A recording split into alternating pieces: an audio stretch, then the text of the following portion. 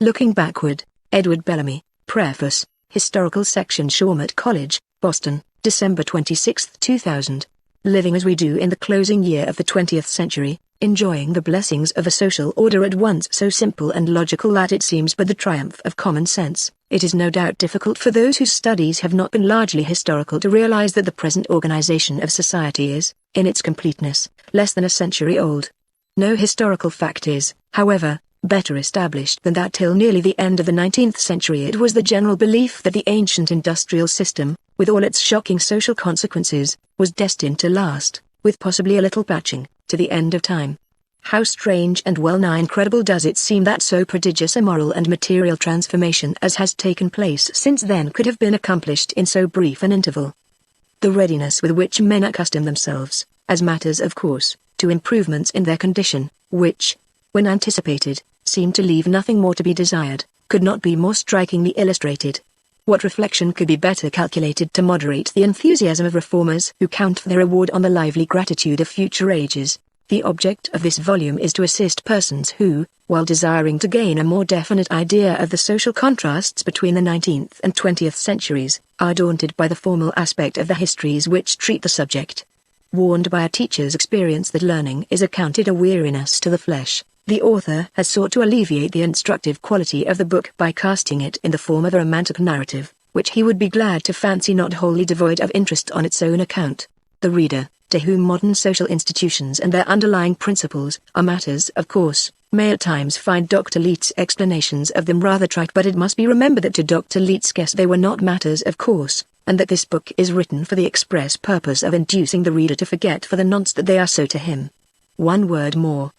The almost universal theme of the writers and orators who have celebrated this bimillennial epoch has been the future rather than the past, not the advance that has been made, but the progress that shall be made, ever onward and upward, till the race shall achieve its ineffable destiny. This is well, wholly well, but it seems to me that nowhere can we find more solid ground for daring anticipations of human development during the next 1,000 years, than by looking backward upon the progress of the last 100. That this volume may be so fortunate as to find readers whose interest in the subject shall incline them to overlook the deficiencies of the treatment is the hope in which the author steps aside and leaves Mr. Julian West to speak for himself. Chapter 1. I first saw the light in the city of Boston in the year 1857. What? You say, 1857? That is an odd slip. He means 1957, of course. I beg pardon. But there is no mistake. It was about 4 in the afternoon of December the 26th, one day after Christmas, in the year 1857, not 1957, that I first breathed the east wind of Boston, which, I assure reader, was at that remote period marked by the same penetrating quality characterizing it in the present year of grace, 2000. These statements seem so absurd on their face, especially when I add that I am a young man apparently of about 30 years of age, that no person can be blamed for refusing to read another word of what promises to be a mere imposition upon his credulity. Nevertheless, I earnestly assure the reader that no imposition is intended, and will undertake, if he shall follow me a few pages, to entirely convince him of this. If I may, then, provisionally assume, with the pledge of justifying the assumption, that I know better than the reader when I was born, I will go on with my narrative. As every schoolboy knows, in the latter part of the 19th century the civilization of today, or anything like it, did not exist, although the elements which were to develop it were already in ferment. Nothing had, however, occurred to modify the immemorial division of society into the 4 classes, or nations, as they may be more fitly called, since the differences between them were far greater than those between any nations nowadays, of the rich and the poor, the educated and the ignorant. I myself was rich and also educated, and possessed, therefore, all the elements of happiness enjoyed by the most fortunate in that age. Living in luxury, and occupied only with the pursuit of the pleasures and refinements of life, I derived the means of my support from the labor of others, rendering no sort of service in return. My parents and grandparents had lived in the same way, and I expected that my descendants, if I had any, would enjoy a like easy existence. But how could I live without service to the world? You ask. Why should the world have supported in utter idleness one who was able to render service? The answer is that my great-grandfather had accumulated a sum of money on which his descendants had ever since lived. The sum, you will naturally infer, must have been very large not to have been exhausted in supporting 3 generations in idleness. This, however, was not the fact. The sum had been originally by no means large. It was, in fact, much larger now that 3 generations had been supported upon it in idleness, than it was at first. This mystery of use without consumption, of warmth without combustion, seems like magic, but was merely an ingenious application of the art now happily lost but carried to great perfection by your ancestors, of shifting the burden of one's support on the shoulders of others. The man who had accomplished this, and it was the end all sought, was said to live on the income of his investments. To explain at this point how the ancient methods of industry made this possible would delay us too much. I shall only stop now to say that interest on investments was a species of tax in perpetuity upon the product of those engaged in industry which a person possessing or inheriting money was able to levy. It must not be supposed that an arrangement which seems so unnatural and preposterous according to modern notions was never criticized by your ancestors. It had been the effort of lawgivers and prophets from the earliest ages to abolish interest, or at least to limit it to the smallest possible rate. All these efforts had, however, failed, as they necessarily must so long as the ancient social organizations prevailed. At the time of which I write, the latter part of the 19th century, governments had generally given up trying to regulate the subject at all. By way of attempting to give the reader some general impression of the way people lived together in those days, and especially of the relations of the rich and poor to one another, perhaps I cannot do better than to compare society as it then was to a prodigious coach which the masses of humanity were harnessed to and dragged toilsomely along a very hilly and sandy road. The driver was Hunger, and permitted no lagging, though the pace was necessarily very slow. Despite the difficulty of drawing the coach at all along so hard a road, the top was covered with passengers who never got down, even at the steepest ascents. These seats on top were very breezy and comfortable. Well up out of the dust, their occupants could enjoy the scenery at their leisure, or critically discuss the merits of the straining team. Naturally such places were in great demand and the competition for them was keen, everyone seeking as the first end in life to secure a seat on the coach for himself and to leave it to his child after him. By the rule of the coach a man could leave his seat to whom he wished, but on the other hand there were many accidents by which he might at any time be wholly lost. For all that they were so easy, the seats were very insecure, and at every sudden jolt of the coach persons were slipping out of them and falling to the ground, where they were instantly compelled to take hold of the rope and help to drag the coach on which they had before ridden so pleasantly. It was naturally regarded as a terrible misfortune to lose one's seat, and the apprehension that this might happen to them or their friends was a constant cloud upon the happiness of those who rode. But did they think only of themselves? You ask. Was not their very luxury rendered intolerable to them by comparison with the lot of their brothers and sisters in the harness, and the knowledge that their own weight added to their toil? Had they no compassion for fellow beings from whom fortune only distinguished them? Oh, yes, commiseration was frequently expressed by those who rode for those who had to pull the coach, especially when the vehicle came to a bad place in the road, as it was constantly doing, or to a particularly steep hill. At such times, the desperate straining of the team, their agonized leaping and plunging under the pitiless lashing of Hunger, the many who fainted at the rope and were trampled in the mire, made a very distressing spectacle, which often called forth highly creditable displays of feeling on the top of the coach. At such times the passengers would call down encouragingly to the toilers of the rope, exhorting them to patience, and holding out hopes of possible compensation in another world for the hardness of their lot, while others contributed to buy salves and liniments for the crippled and injured. It was agreed that it was a great pity that the coach should be so hard to pull, and there was a sense of general relief when the specially bad piece of road was gotten over. This relief was not, indeed, wholly on account of the team, for there was always some danger at these bad places of a general overturn in which all would lose their seats. It must in truth be admitted that the main effect of the spectacle of the misery of the toilers at the rope was to enhance the passengers' sense of the value of their seats upon the coach, and to cause them to hold on to them more desperately than before.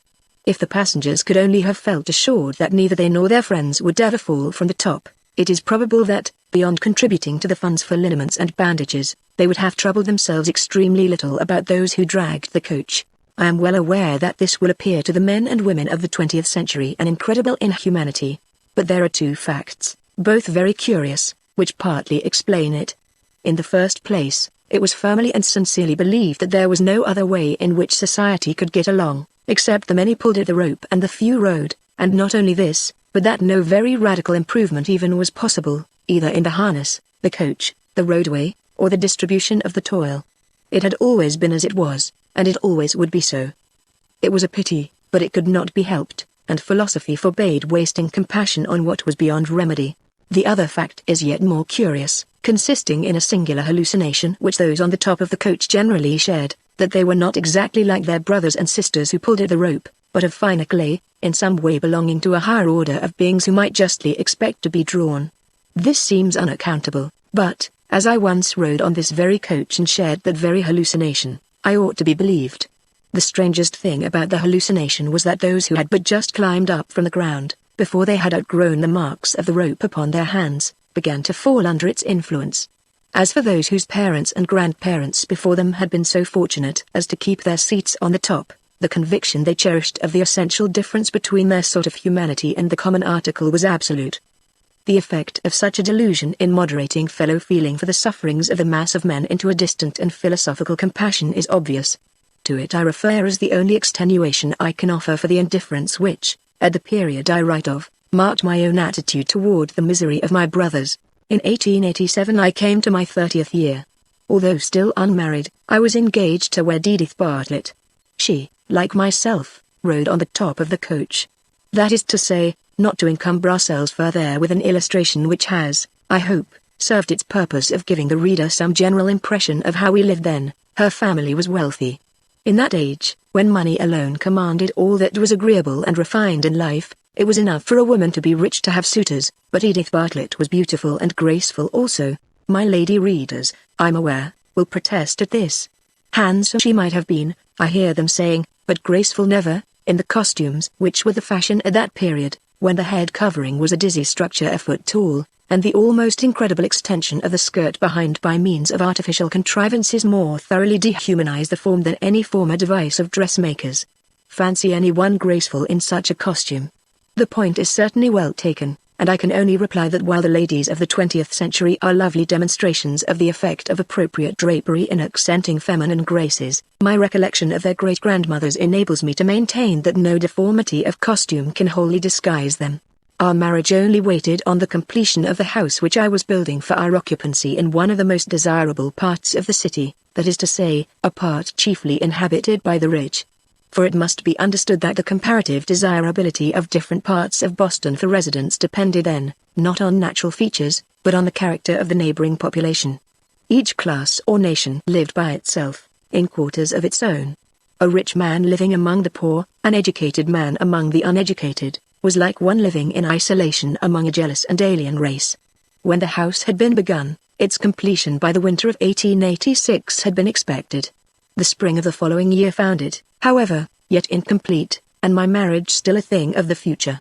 The cause of a delay calculated to be particularly exasperating to an ardent lover was a series of strikes, that is to say, concerted refusals to work on the part of the bricklayers, masons, carpenters, painters, plumbers, and other trades concerned in house building. What the specific causes of these strikes were I do not remember. Strikes had become so common at that period that people had ceased to inquire into their particular grounds. In one department of industry or another, they had been nearly incessant ever since the great business crisis of 1873. In fact, it had come to be the exceptional thing to see any class of laborers pursue their avocation steadily for more than a few months at a time. The reader who observes the dates alluded to will of course recognize in these disturbances of industry the first and incoherent phase of the great movement which ended in the establishment of the modern industrial system with all its social consequences. This is also plain in the retrospect that a child can understand it, but not being prophets, we of that day had no clear idea what was happening to us. What we did see was that industrially the country was in a very queer way. The relation between the workingman and the employer, between labor and capital, appeared in some unaccountable manner to have become dislocated. The working classes had quite suddenly and very generally become infected with a profound discontent with their condition, and an idea that it could be greatly bettered if they only knew how to go about it. On every side, with one accord, they preferred demands for higher pay, shorter hours, better dwellings, better educational advantages, and a share in the refinements and luxuries of life. Demands which it was impossible to see the way to granting unless the world were to become a great deal richer than it then was. Though they knew something of what they wanted, they knew nothing of how to accomplish it, and the eager enthusiasm with which they thronged about anyone who seemed likely to give them any light on the subject lent sudden reputation to many would-be leaders, some of whom had little enough light to give. However chimerical the aspirations of the laboring classes might be deemed, the devotion with which they supported one another in the strikes, which were their chief weapon, and the sacrifices which they underwent to carry them out left no doubt of their dead earnestness. As to the final outcome of the labor troubles, which was the phrase by which the movement I have described was most commonly referred to, the opinions of the people of my class differed according to individual temperament. The sanguine argued very forcibly that it was in the very nature of things impossible that the new hopes of the workingmen could be satisfied, simply because the world had not the wherewithal to satisfy them.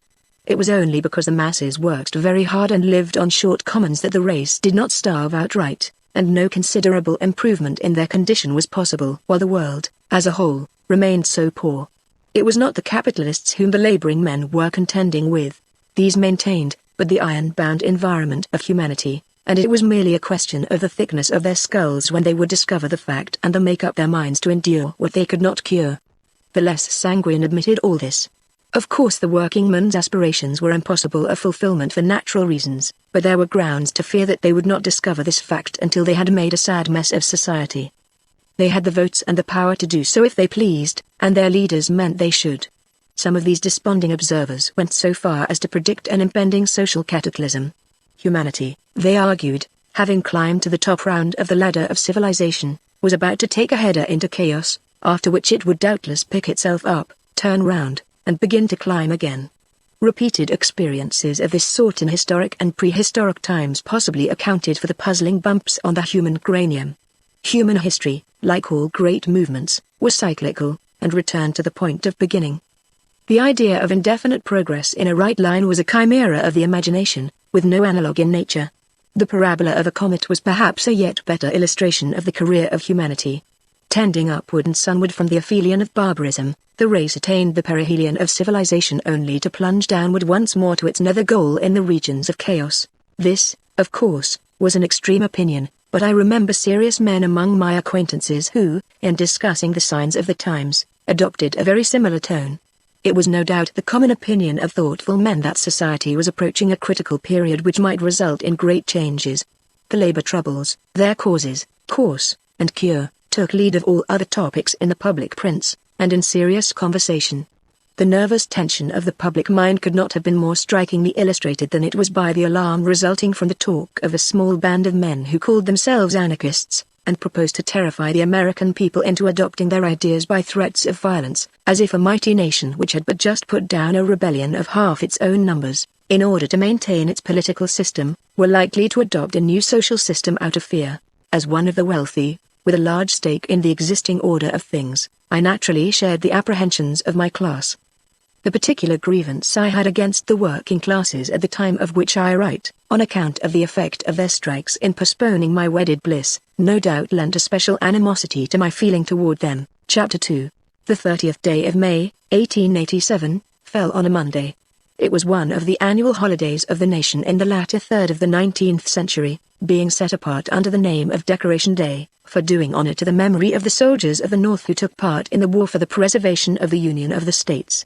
The survivors of the war, escorted by military and civic processions and bands of music, were wont on this occasion to visit the cemeteries and lay wreaths of flowers upon the graves of their dead comrades, the ceremony being a very solemn and touching one. The eldest brother of Edith Bartlett had fallen in the war, and on Decoration Day the family was in the habit of making a visit to Mount Auburn, where he lay.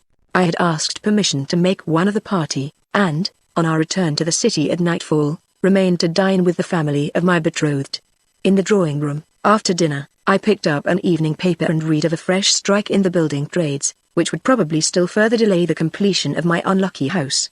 I remember distinctly how exasperated I was at this, and the objurgations, as forcible as the presence of the ladies permitted, which I lavished upon workmen in general, and these strikers in particular. I had abundant sympathy from those about me, and the remarks made in the desultory conversation which followed, upon the unprincipled conduct of the labor agitators, were calculated to make those gentlemen's ears tingle.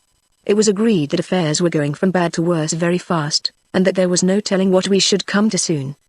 The worst of it, I remember Mrs. Bartlett's saying, is that the working classes all over the world seem to be going crazy at once. In Europe it is far worse even than here. I'm sure I should not dare to live there at all. I asked Mr. Bartlett the other day where we should emigrate to if all the terrible things took place which those socialists threaten. He said he did not know any place now where society could be called stable except Greenland, Patagonia, and the Chinese Empire. Those Chinamen knew what they were about, somebody added, when they refused to let in our Western civilization. They knew what it would lead to better than we did. They saw it was nothing but dynamite in disguise. After this, I remember drawing Edith apart and trying to persuade her that it would be better to be married at once without waiting for the completion of the house, spending the time in travel till our home was ready for us. She was remarkably handsome that evening, the morning costume that she wore in recognition of the day setting off to great advantage the purity of her complexion. I can see her even now with my mind's eye just as she looked that night. When I took my leave she followed me into the hall and I kissed her goodbye as usual. There was no circumstance out of the common to distinguish this parting from previous occasions when we had bade each other goodbye for a night or a day. There was absolutely no premonition in my mind, or I am sure in hers, that this was more than an ordinary separation. Well. The hour at which I had left my betrothed was a rather early one for a lover, but the fact was no reflection on my devotion. I was a confirmed sufferer from insomnia, and although otherwise perfectly well had been completely fagged out that day, from having slept scarcely at all the 2 previous nights. Edith knew this and had insisted on sending me home by 9 o'clock, with strict orders to go to bed at once. The house in which I lived had been occupied by 3 generations of the family of which I was the only living representative in the direct line. It was a large, ancient wooden mansion, very elegant in an old-fashioned way within, but situated in a quarter that had long since become undesirable for residence, from its invasion by tenement houses and manufactories. It was not a house to which I could think of bringing a bride, much less so dainty a one as Edith Bartlett. I had advertised it for sale, and meanwhile merely used it for sleeping purposes, dining at my club. One servant, a faithful colored man by the name of Sawyer, lived with me and attended to my few wants. One feature of the house I expected to miss greatly when I should leave it, and this was the sleeping chamber which I had built under the foundations. I could not have slept in the city at all, with its never-ceasing nightly noises, if I had been obliged to use an upstairs chamber. But to this subterranean room no murmur from the upper world ever penetrated. When I had entered it and closed the door, I was surrounded by the silence of the tomb.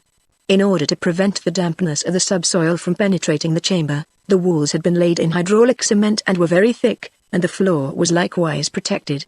In order that the room might serve also as a vault equally proof against violence and flames, for the storage of valuables, I had roofed it with stone slabs hermetically sealed, and the outer door was of iron with a thick coating of asbestos. A small pipe, communicating with a windmill on the top of the house, ensured the renewal of air.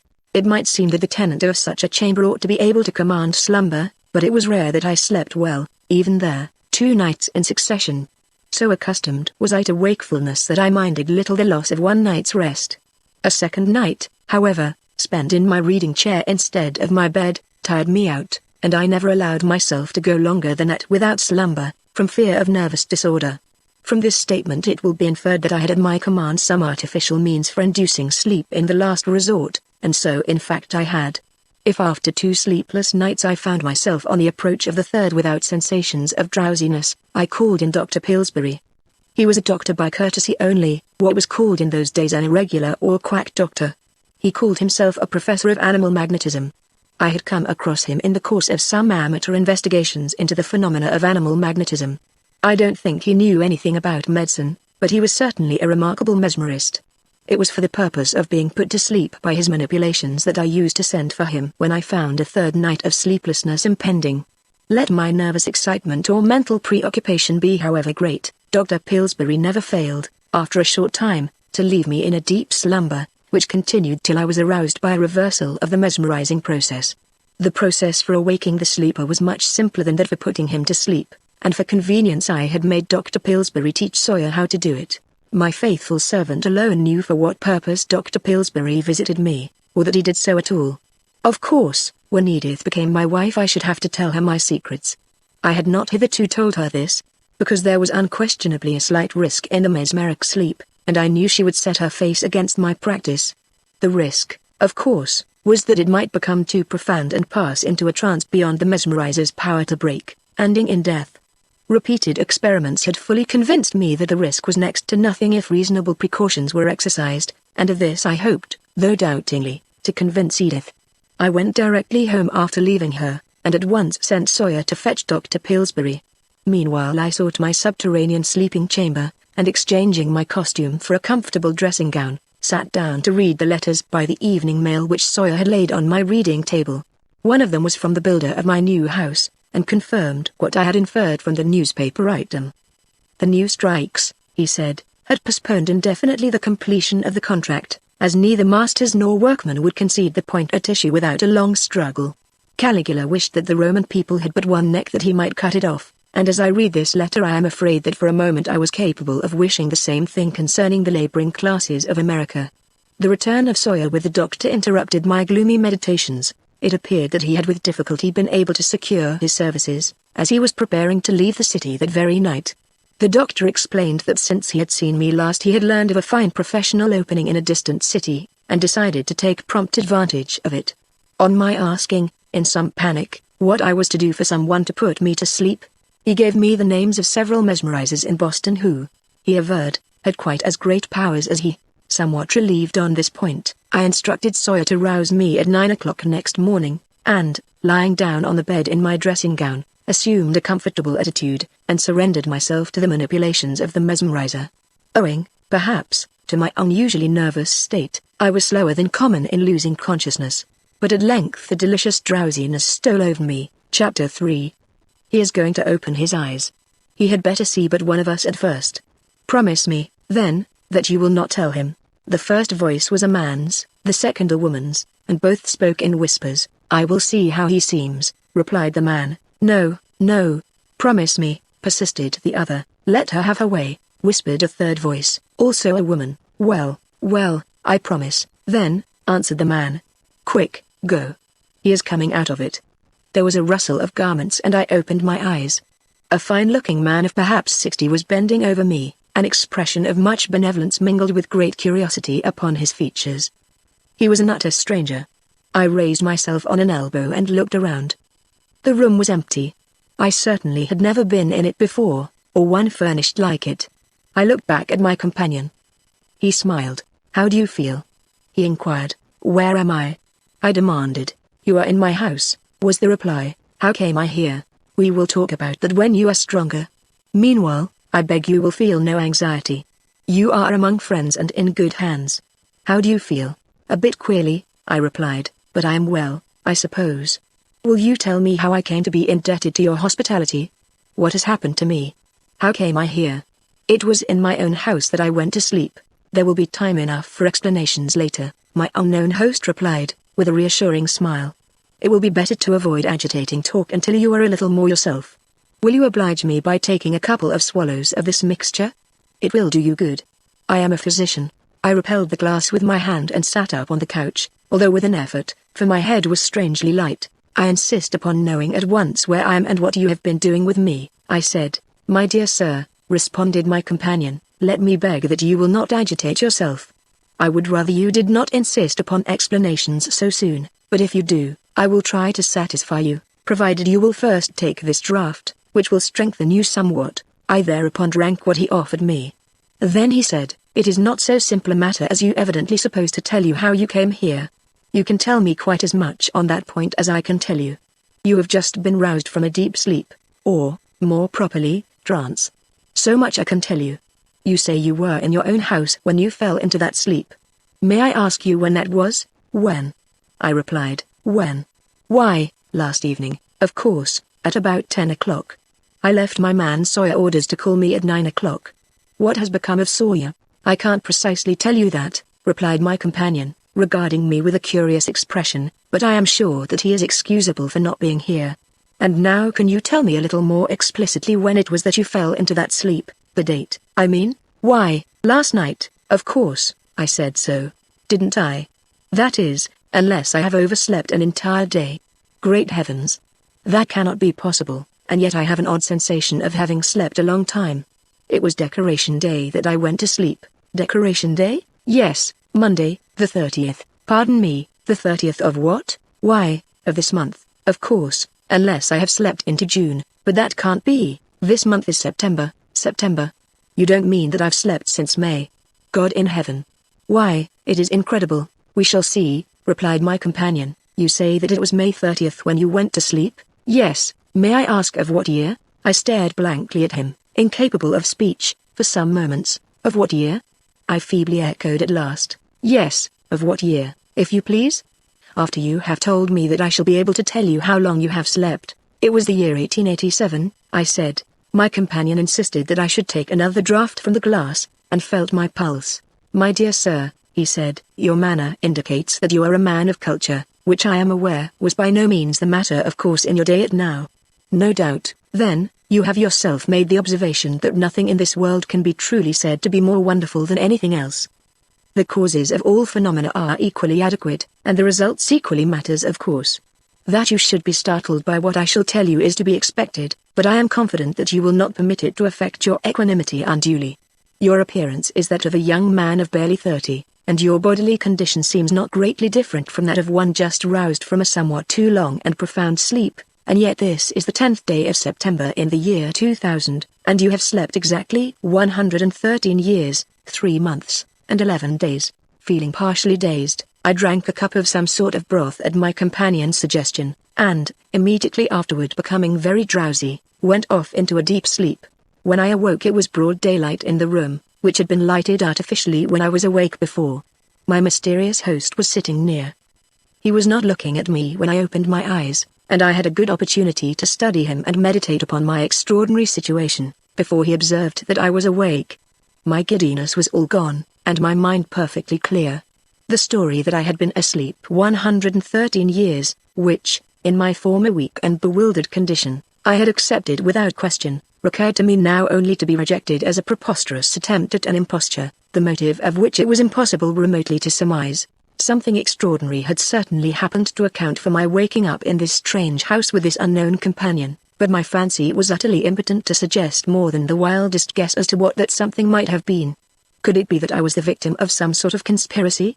It looked so, certainly, and yet, if human lineaments ever gave true evidence, it was certain that this man by my side, with a face so refined and ingenuous, was no party to any scheme of crime or outrage. Then it occurred to me to question if I might not be the butt of some elaborate practical joke on the part of friends who had somehow learned the secret of my underground chamber and taken this means of impressing me with the peril of mesmeric experiments. There were great difficulties in the way of this theory. Sawyer would never have betrayed me, nor had I any friends at all likely to undertake such an enterprise. Nevertheless, the supposition that I was the victim of a practical joke seemed on the whole the only one tenable. Half expecting to catch a glimpse of some familiar face grinning from behind a chair or curtain, I looked carefully about the room. When my eyes next rested on my companion, he was looking at me. "You have had a fine nap of 12 hours, he said briskly, "and I can see that it has done you good. You look much better. Your color is good and your eyes are bright. How do you feel?" "I never felt better," I said, sitting up. "You remember your first waking, no doubt," he pursued, "and your surprise when I told you how long you had been asleep. You said, I believe, that I had slept 113 years, exactly. You will admit," I said, with an ironical smile, "that the story was rather an improbable one." "Extraordinary, I admit," he responded, "but given the proper conditions, not improbable nor inconsistent with what we know of the trance state. When complete, as in your case, the vital functions are absolutely suspended, and there is no waste of the tissues. No limit can be set to the possible duration of a trance when the external conditions protect the body from physical injury. This trance of yours is indeed the longest of which there is any positive record, but there is no known reason wherefore, had you not been discovered and had the chamber in which we found you continued intact, you might not have remained in a state of suspended animation till, at the end of indefinite ages, the gradual refrigeration of the earth had destroyed the bodily tissues and set the spirit free. I had to admit that, if I were indeed the victim of a practical joke, its authors had chosen an admirable agent for carrying out their imposition. The impressive and even eloquent manner of this man would have lent dignity to an argument that the moon was made of cheese. The smile with which I had regarded him as he advanced his trance hypothesis did not appear to confuse him in the slightest degree. "Perhaps," I said, "you will go on and favor me with some particulars as to the circumstances under which you discover this chamber of which you speak, and its contents. I enjoy good fiction." "In this case," was the grave reply, "no fiction could be so strange as the truth. You must know that these many years I have been cherishing the idea of building a laboratory in the large garden beside this house, for the purpose of chemical experiments for which I have a taste. Last Thursday the excavation for the cellar was at last begun. It was completed by that night, and Friday the masons were to have come. Thursday night we had a tremendous deluge of rain, and Friday morning I found my cellar a frog pond and the walls quite washed down. My daughter, who had come out to view the disaster with me, called my attention to a corner of masonry laid bare by the crumbling away of one of the walls. I cleared a little earth from it, and, finding that it seemed part of a large mass, determined to investigate it. The workmen I sent for unearthed an oblong vault some 8 feet below the surface, and set in the corner of what had evidently been the foundation walls of an ancient house. A layer of ashes and charcoal on the top of the vault showed that the house above had perished by fire. The vault itself was perfectly intact, the cement being as good as when first applied. It had a door, but this we could not force, and found entrance by removing one of the flagstones which formed the roof. The air which came up was stagnant but pure, dry and not cold. Descending with a lantern, I found myself in an apartment fitted up as a bedroom in the style of the 19th century. On the bed lay a young man. That he was dead and must have been dead a century was of course to be taken for granted, but the extraordinary state of preservation of the body struck me and the medical colleagues whom I had summoned with amazement. That the art of such embalming as this had ever been known we should not have believed, yet here seemed conclusive testimony that our immediate ancestors had possessed it. My medical colleagues, whose curiosity was highly excited, were at once for undertaking experiments to test the nature of the process employed, but I withheld them. My motive in so doing, at least the only motive I now need speak of, was the recollection of something I once had read about the extent to which your contemporaries have cultivated the subject of animal magnetism. It had occurred to me as just conceivable that you might be in a trance, and that the secret of your bodily integrity after so long a time was not the craft of an embalmer, but life. So extremely fanciful did this idea seem, even to me, that I did not risk the ridicule of my fellow physicians by mentioning it, but gave some other reason for postponing their experiments. No sooner, however, had they left me, than I set on foot a systematic attempt at resuscitation, of which you know the result. Had its theme been yet more incredible, the circumstantiality of this narrative, as well as the impressive manner and personality of the narrator, might have staggered a listener, and I had begun to feel very strangely, when, as he closed, I chanced to catch a glimpse of my reflection in a mirror hanging on the wall of the room. I rose and went up to it. The face I saw was the face to a hair and a line and not a day older than the one I had looked at as I tied my cravat before going to Edith at Decoration Day, which, as this man would have me believe, was celebrated 113 years before. At this, the colossal character of the fraud which was being attempted on me, came over me afresh. Indignation mastered my mind as I realized the outrageous liberty that had been taken. "You are probably surprised," said my companion, "to see that, although you are a century older than when you lay down to sleep in that underground chamber, your appearance is unchanged. That should not amaze you. It is by virtue of the total arrest of the vital functions that you have survived this great period of time.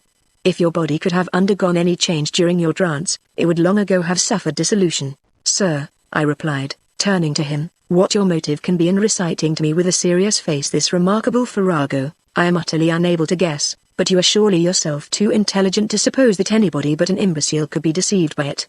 Spare me any more of this elaborate nonsense and once for all tell me whether you refuse to give me an intelligible account of where I am and how I came here.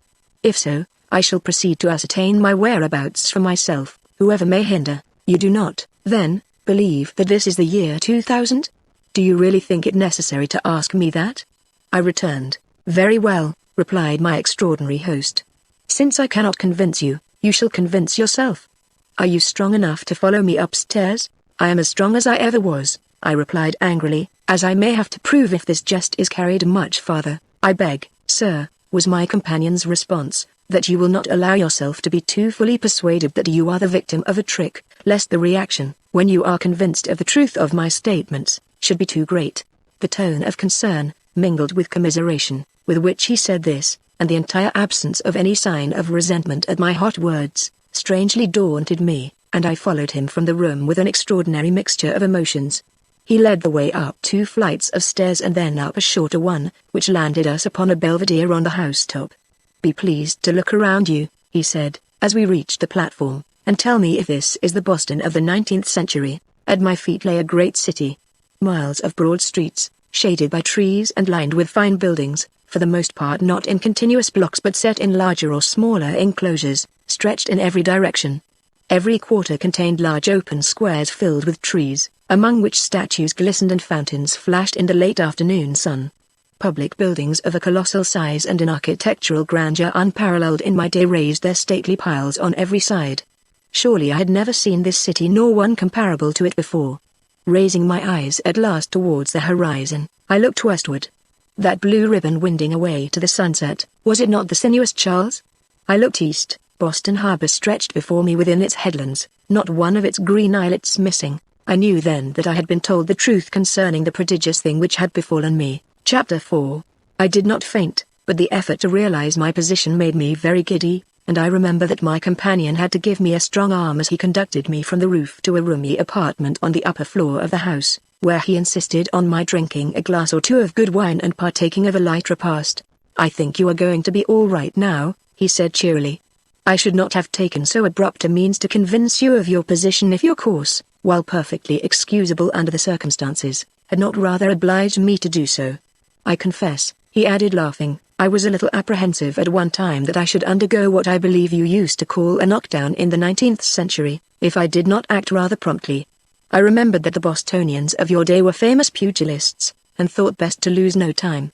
I take it you are now ready to acquit me of the charge of hoaxing you." "If you had told me," I replied, profoundly awed, "that 1,000 years instead of 100 had elapsed since I last looked on this city, I should now believe you." "Only a century has passed," he answered, "but many a millennium in the world's history has seen changes less extraordinary. And now," he added, extending his hand with an air of irresistible cordiality, "let me give you a hearty welcome to the Boston of the 20th century and to this house. My name is Leete, Dr. Leete they call me." "My name," I said as I shook his hand, "is Julian West. I'm most happy in making your acquaintance, Mr. West," he responded. "Seeing that this house is built on the site of your own, I hope you will find it easy to make yourself at home in it." After my refreshment, Dr. Leete offered me a bath and a change of clothing, of which I gladly availed myself. It did not appear that any very startling revolution in men's attire had been among the great changes my host had spoken of, for, barring a few details, my new habiliments did not puzzle me at all. Physically, I was now myself again. But mentally, how was it with me, the reader will doubtless wonder. What were my intellectual sensations, he may wish to know, on finding myself so suddenly dropped as it were into a new world? In reply let me ask him to suppose himself suddenly, in the twinkling of an eye, transported from earth, say, to paradise or Hades. What does he fancy would be his own experience? Would his thoughts return at once to the earth he had just left, or would he, after the first shock, well nigh forget his former life for a while, albeit to be remembered later, in the interest excited by his new surroundings?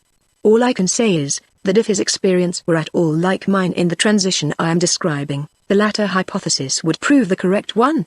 The impressions of amazement and curiosity which my new surroundings produced occupied my mind, after the first shock, to the exclusion of all other thoughts. For the time the memory of my former life was, as it were, in abeyance. No sooner did I find myself physically rehabilitated through the kind offices of my host, than I became eager to return to the housetop, and presently we were comfortably established there in easy chairs, with the city beneath and around us. After Dr. Leete had responded to numerous questions on my part, as to the ancient landmarks I missed and the new ones which had replaced them, he asked me what point of the contrast between the new and the old city struck me most forcibly. "To speak of small things before great," I responded, "I really think that the complete absence of chimneys and their smoke is the detail that first impressed me." "Ah!" ejaculated my companion with an air of much interest, "I had forgotten the chimneys, it is so long since they went out of use.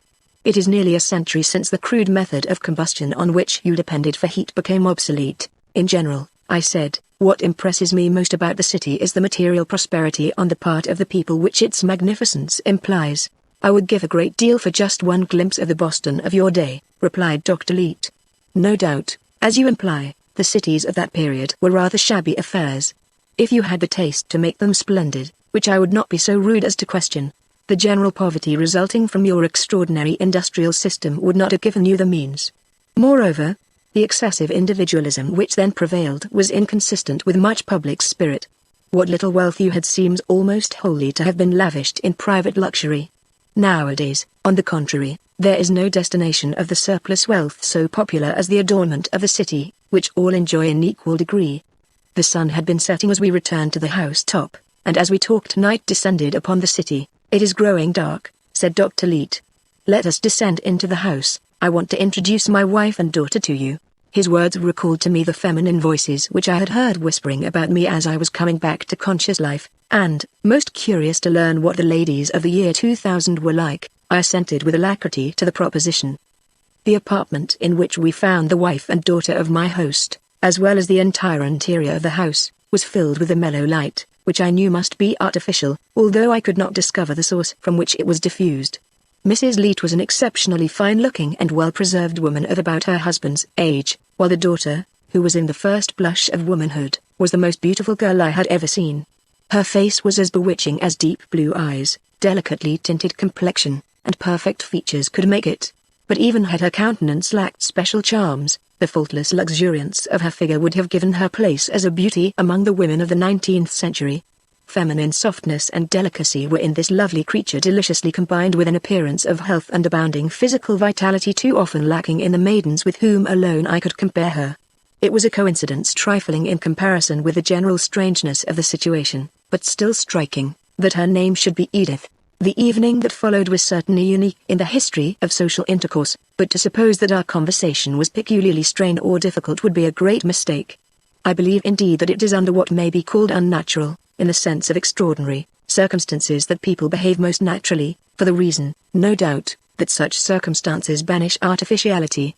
I know at any rate that my intercourse that evening with these representatives of another age and world was marked by an ingenuous sincerity and frankness such as but rarely crown long acquaintance. No doubt the exquisite tact of my entertainers had much to do with this. Of course there was nothing we could talk of but the strange experience by virtue of which I was there, but they talked of it with an interest so naive and direct in its expression as to relieve the subject to a great degree of the element of the weird and the uncanny which might so easily have been overpowering. One would have supposed that they were quite in the habit of entertaining waifs from another century, so perfect was their tact. For my own part, never do I remember the operations of my mind to have been more alert and acute than that evening, or my intellectual sensibilities more keen. Of course I do not mean that the consciousness of my amazing situation was for a moment out of mind, but its chief effect thus far was to produce a feverish elation, a sort of mental intoxication. 1. Within a block of my home in the old Boston I could have found social circles vastly more foreign to me. The speech of the Bostonians of the 20th century differs even less from that of their cultured ancestors of the 19th than did that of the latter from the language of Washington and Franklin, while the differences between the style of dress and furniture of the two epochs are not more marked than I have known fashion to make in the time of one generation. Edith Leete took little part in the conversation, but when several times the magnetism of her beauty drew my glance to her face, I found her eyes fixed on me with an absorbed intensity, almost like fascination. It was evident that I had excited her interest to an extraordinary degree, as was not astonishing, supposing her to be a girl of imagination. Though I supposed curiosity was the chief motive of her interest, it could but affect me as it would not have done had she been less beautiful. Dr. Leete, as well as the ladies, seemed greatly interested in my account of the circumstances under which I had gone to sleep in the underground chamber. All had suggestions to offer to account for my having been forgotten there, and the theory which we finally agreed on offers at least a plausible explanation, although whether it be in its details the true one, nobody, of course, will ever know. The layer of ashes found above the chamber indicated that the house had been burned down. Let it be supposed that the conflagration had taken place the night I fell asleep. It only remains to assume that Sawyer lost his life in the fire or by some accident connected with it, and the rest follows naturally enough.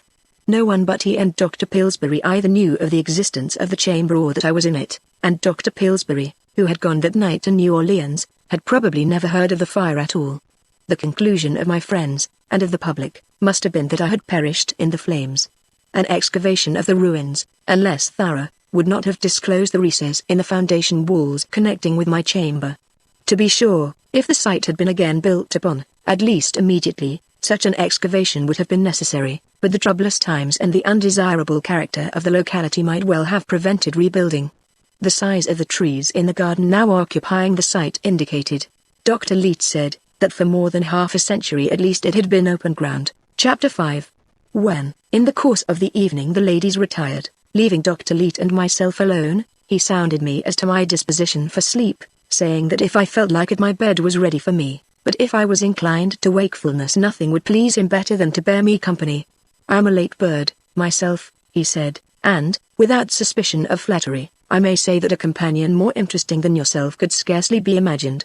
It is decidedly not often that one has a chance to converse with a man of the 19th century. Now I had been looking forward all the evening with some dread to the time when I should be alone, on retiring for the night. Surrounded by these most friendly strangers, stimulated and supported by their sympathetic interest, I had been able to keep my mental balance.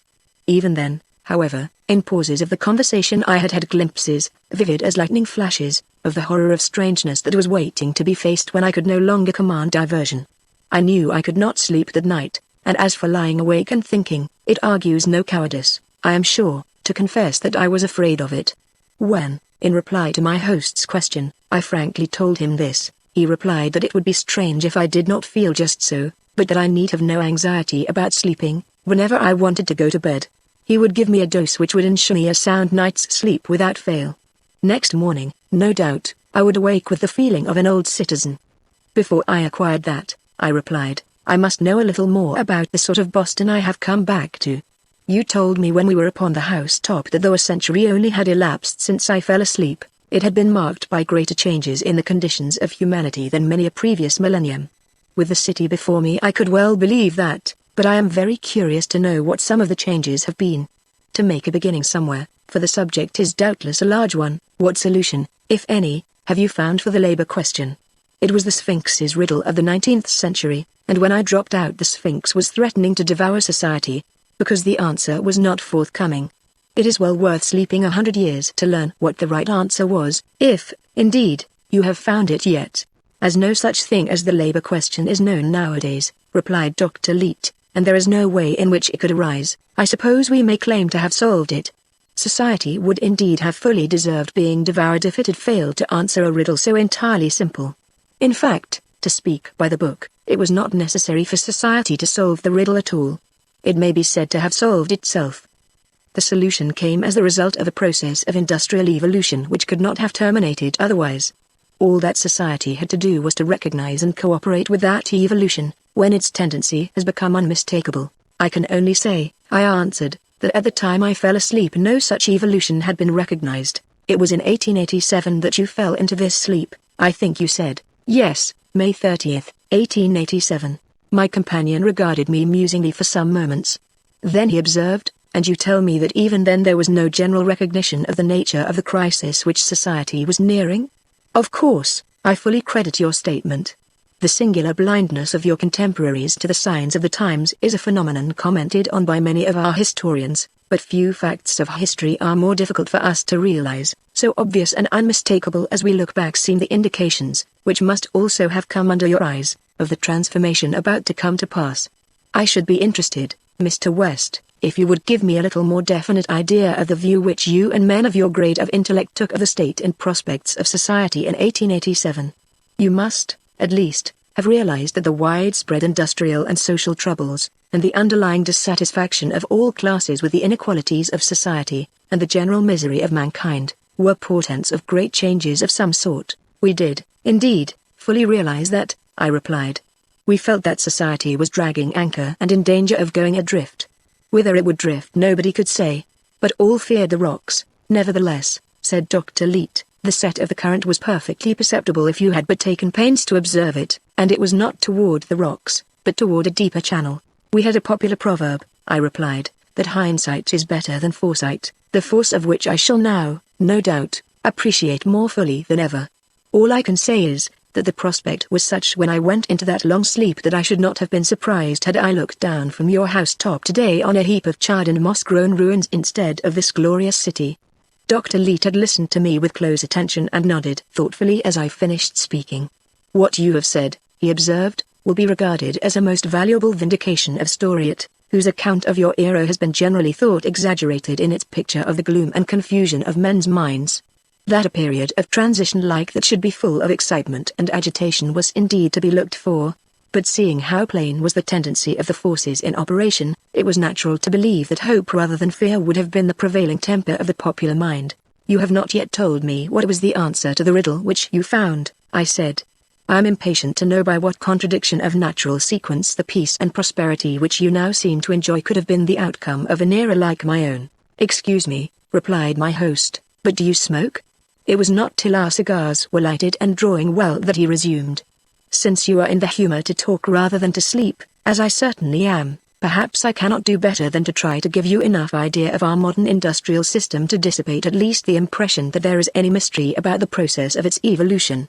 The Bostonians of your day had the reputation of being great askers of questions, and I am going to show my dissent by asking you one to begin with.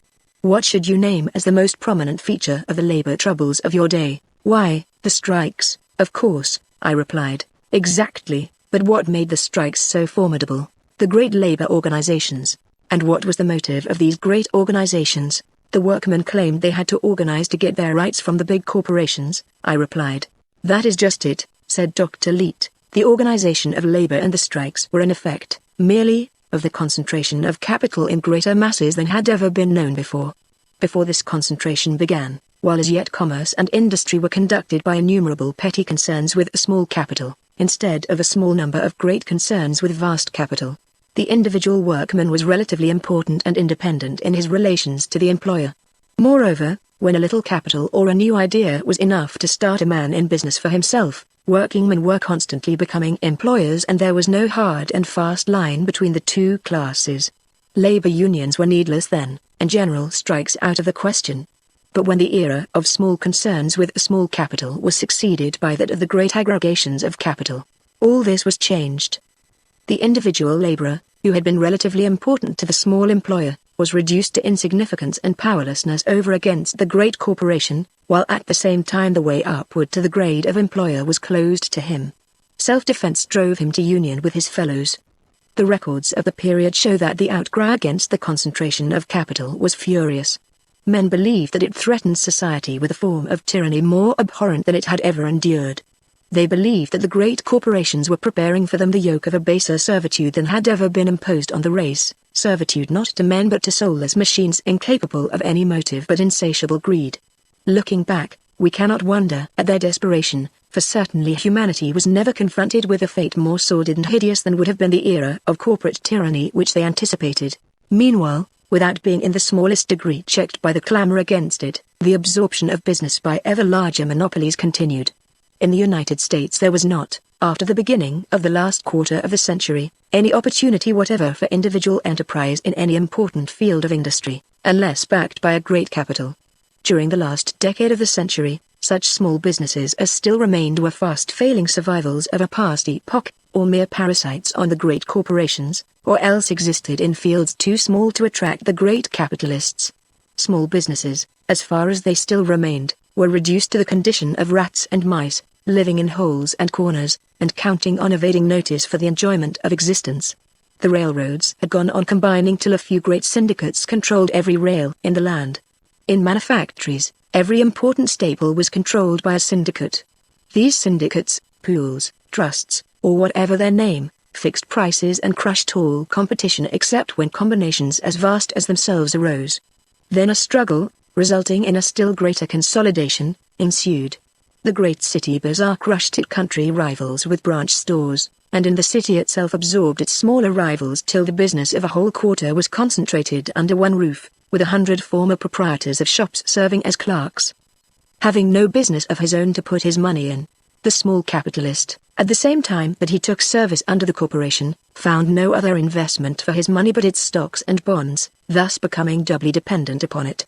The fact that the desperate popular opposition to the consolidation of business in a few powerful hands had no effect to check it proves that there must have been a strong economical reason for it. The small capitalists, with their innumerable petty concerns, had in fact yielded the field to the great aggregations of capital, because they belonged to a day of small things and were totally incompetent to the demands of an age of steam and telegraphs and the gigantic scale of its enterprises. To restore the former order of things, even if possible, would have involved returning to the day of stagecoaches. Oppressive and intolerable as was the regime of the great consolidations of capital, even its victims, while they cursed it, were forced to admit the prodigious increase of efficiency which had been imparted to the national industries, the vast economies effected by concentration of management and unity of organization, and to confess that since the new system had taken the place of the old, the wealth of the world had increased at a rate before undreamed of. To be sure, this vast increase had gone chiefly to make the rich richer, increasing the gap between them and the poor, but the fact remained that, as a means merely of producing wealth, capital had been proved efficient in proportion to its consolidation. The restoration of the old system with the subdivision of capital, if it were possible, might indeed bring back a greater equality of conditions, with more individual dignity and freedom, but it would be at the price of general poverty and the arrest of material progress. Was there, then, no way of commanding the services of the mighty wealth-producing principle of consolidated capital without bowing down to a plutocracy like that of Carthage? As soon as men began to ask themselves these questions, they found the answer ready for them. The movement toward the conduct of business by larger and larger aggregations of capital, the tendency toward monopolies, which had been so desperately and vainly resisted, was recognized at last, in its true significance, as a process which only needed to complete its logical evolution to open a golden future to humanity. Early in the last century the evolution was completed by the final consolidation of the entire capital of the nation. The industry and commerce of the country, ceasing to be conducted by a set of irresponsible corporations and syndicates of private persons at their caprice and for their profit, were entrusted to a single syndicate representing the people, to be conducted in the common interest for the common profit. The nation, that is to say, organized as the one great business corporation in which all other corporations were absorbed, it became the one capitalist in the place of all other capitalists, the sole employer, the final monopoly in which all previous and lesser monopolies were swallowed up, a monopoly in the profits and economies of which all citizens shared. The epoch of trusts had ended in the Great Trust.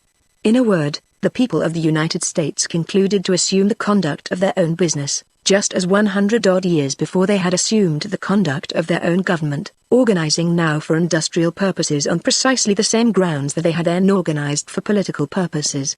At last, strangely late in the world's history, the obvious fact was perceived that no business is so essentially the public business as the industry and commerce on which the people's livelihood depends, and that to entrust it to private persons to be managed for private profit is a folly similar in kind, though vastly greater in magnitude, to that of surrendering the functions of political government to kings and nobles to be conducted for their personal glorification. Such a stupendous change as you describe, said I, did not, of course, take place without great bloodshed and terrible convulsions. On the contrary, replied Dr. Leete, there was absolutely no violence. The change had been long foreseen. Public opinion had become fully ripe for it, and the whole mass of the people was behind it. There was no more possibility of opposing it by force than by argument. On the other hand, the popular sentiment toward the great corporations and those identified with them had ceased to be one of bitterness, as they came to realize their necessity as a link, a transition phase, in the evolution of the true industrial system. The most violent foes of the great private monopolies were now forced to recognize how invaluable and indispensable had been their office in educating the people up to the point of assuming control of their own business. 50 years before, the consolidation of the industries of the country under national control would have seemed a very daring experiment to the most sanguine. But by a series of object lessons, seen and studied by all men, the great corporations had taught the people an entirely new set of ideas on this subject. They had seen for many years syndicates handling revenues greater than those of states, and directing the labors of hundreds of thousands of men with an efficiency and economy unattainable in smaller operations. It had come to be recognized as an axiom that the larger the business the simpler the principles that can be applied to it, that, as the machine is truer than the hand, so the system, which in a great concern does the work of the master's eye in a small business, turns out more accurate results. Thus it came about that, thanks to the corporations themselves, when it was proposed that the nation should assume their functions, the suggestion implied nothing which seemed impracticable even to the timid. To be sure, it was a step beyond any yet taken, a broader generalization, but the very fact that the nation would be the sole corporation in the field would, it was seen, relieve the undertaking of many difficulties with which the partial monopolies have contended. Chapter 6. Dr. Leete ceased speaking, and I remained silent, endeavoring to form some general conception of the changes in the arrangements of society implied in the tremendous revolution which he had described. Finally I said, the idea of such an extension of the functions of government is, to say the least, rather overwhelming. Extension. He repeated, where is the extension? In my day, I replied, it was considered that the proper functions of government, strictly speaking, were limited to keeping the peace and defending the people against the public enemy, that is, to the military and police powers. And, in heaven's name, who are the public enemies? Exclaimed Dr. Leete. Are they France, England, Germany, or hunger, cold, and nakedness? In your day governments were accustomed, on the slightest international misunderstanding, to seize upon the bodies of citizens and deliver them over by hundreds of thousands to death and mutilation, wasting their treasures the while like water, and all this oftenest for no imaginable profit to the victims. We have no wars now, and our governments no war powers, but in order to protect every citizen against hunger, cold, and nakedness, and provide for all his physical and mental needs, the function is assumed of directing his industry for a term of years. No, Mr. West, I am sure on reflection you will perceive that it was in your age, not in ours, that the extension of the functions of governments was extraordinary. Not even for the best ends would men now allow their governments such powers as were then used for the most maleficent. Leaving comparisons aside, I said, the demagoguery and corruption of our public men would have been considered, in my day, insuperable objections to any assumption by government of the charge of the national industries. We should have thought that no arrangement could be worse than to entrust the politicians with control of the wealth-producing machinery of the country. Its material interests were quite too much the football of parties as it was. No doubt you were right, rejoined Dr. Leete, but all that is changed now. We have no parties or politicians, and as for demagoguery and corruption, they are words having only an historical significance. Human nature itself must have changed very much, I said. Not at all, was Dr. Leete's reply, but the conditions of human life have changed, and with them the motives of human action. The organization of society with you is such that officials were under a constant temptation to misuse their power for the private profit of themselves or others. Under such circumstances it seems almost strange that you dared entrust them with any of your affairs. Nowadays, on the contrary, society is so constituted that there is absolutely no way in which an official, however ill-disposed, could possibly make any profit for himself or anyone else by a misuse of his power. Let him be as bad an official as you please, he cannot be a corrupt one. There is no motive to be. The social system no longer offers a premium on dishonesty. But these are matters which you can only understand as you come, with time, to know us better. But you have not yet told me how you have settled the labor problem. It is the problem of capital which we have been discussing, I said. After the nation had assumed conduct of the mills, machinery, railroads, farms, mines, and capital in general of the country, the labor question still remained. In assuming the responsibilities of capital, the nation had assumed the difficulties of the capitalist's position. The moment the nation assumed the responsibilities of capital, those difficulties vanished, replied Dr. Leete. The national organization of labor under one direction was the complete solution of what was, in your day and under your system, justly regarded as the insoluble labor problem. When the nation became the sole employer, all the citizens, by virtue of their citizenship, became employees, to be distributed according to the needs of industry. That is, I suggested, you have simply applied the principle of universal military service, as it was understood in our day, to the labor question. Yes, said Dr. Leete, that was something which followed as a matter of course as soon as the nation had become the sole capitalist. The people were already accustomed to the idea that the obligation of every citizen, not physically disabled, to contribute his military services to the defense of the nation was equal and absolute. That it was equally the duty of every citizen to contribute his quota of industrial or intellectual services to the maintenance of the nation was equally evident, though it was not until the nation became the employer of labor that citizens were able to render this sort of service with any pretense either of the universality or equity. No organization of labor was possible when the employing power was divided among hundreds or thousands of individuals and corporations, between which concert of any kind was neither desired, nor indeed feasible. It constantly happened then that vast numbers who desired to labor could find no opportunity, and on the other hand, those who desired to evade a part or all of their debt could easily do so. Service, now, I suppose, is compulsory upon all, I suggested. It is rather a matter of course than of compulsion, replied Dr. Leete.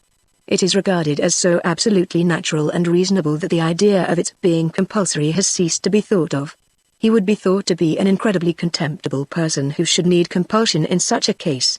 Nevertheless, to speak of service being compulsory would be a weak way to state its absolute inevitableness.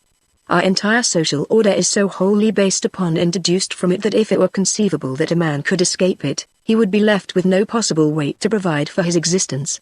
He would have excluded himself from the world, cut himself off from his kind, in a word, committed suicide. Is the term of service in this industrial army for life? Oh, no, it both begins later and ends earlier than the average working period in your day. Your workshops were filled with children and old men, but we hold the period of youth sacred to education, and the period of maturity, when the physical forces begin to flag, equally sacred to ease and agreeable relaxation. The period of industrial service is 24 years, beginning at the close of the course of education at 21 and terminating at 45. After 45, while discharged from labor, the citizen still remains liable to special calls, in case of emergencies causing a sudden great increase in the demand for labor, till he reaches the age of 55, but such calls are rarely, in fact almost never, made. The 15th day of October of every year is what we call muster day, because those who have reached the age of 21 are then mustered into the industrial service, and at the same time those who, after 24 years' service, have reached the age of 45, are honorably mustered out.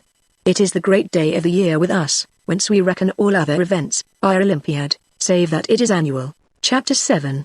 It is after you have mustered your industrial army into service, I said, that I should expect the chief difficulty to arise, for that its analogy with a military army must cease. Soldiers have all the same thing, and a very simple thing, to do, namely, to practice the manual of arms, to march and stand guard.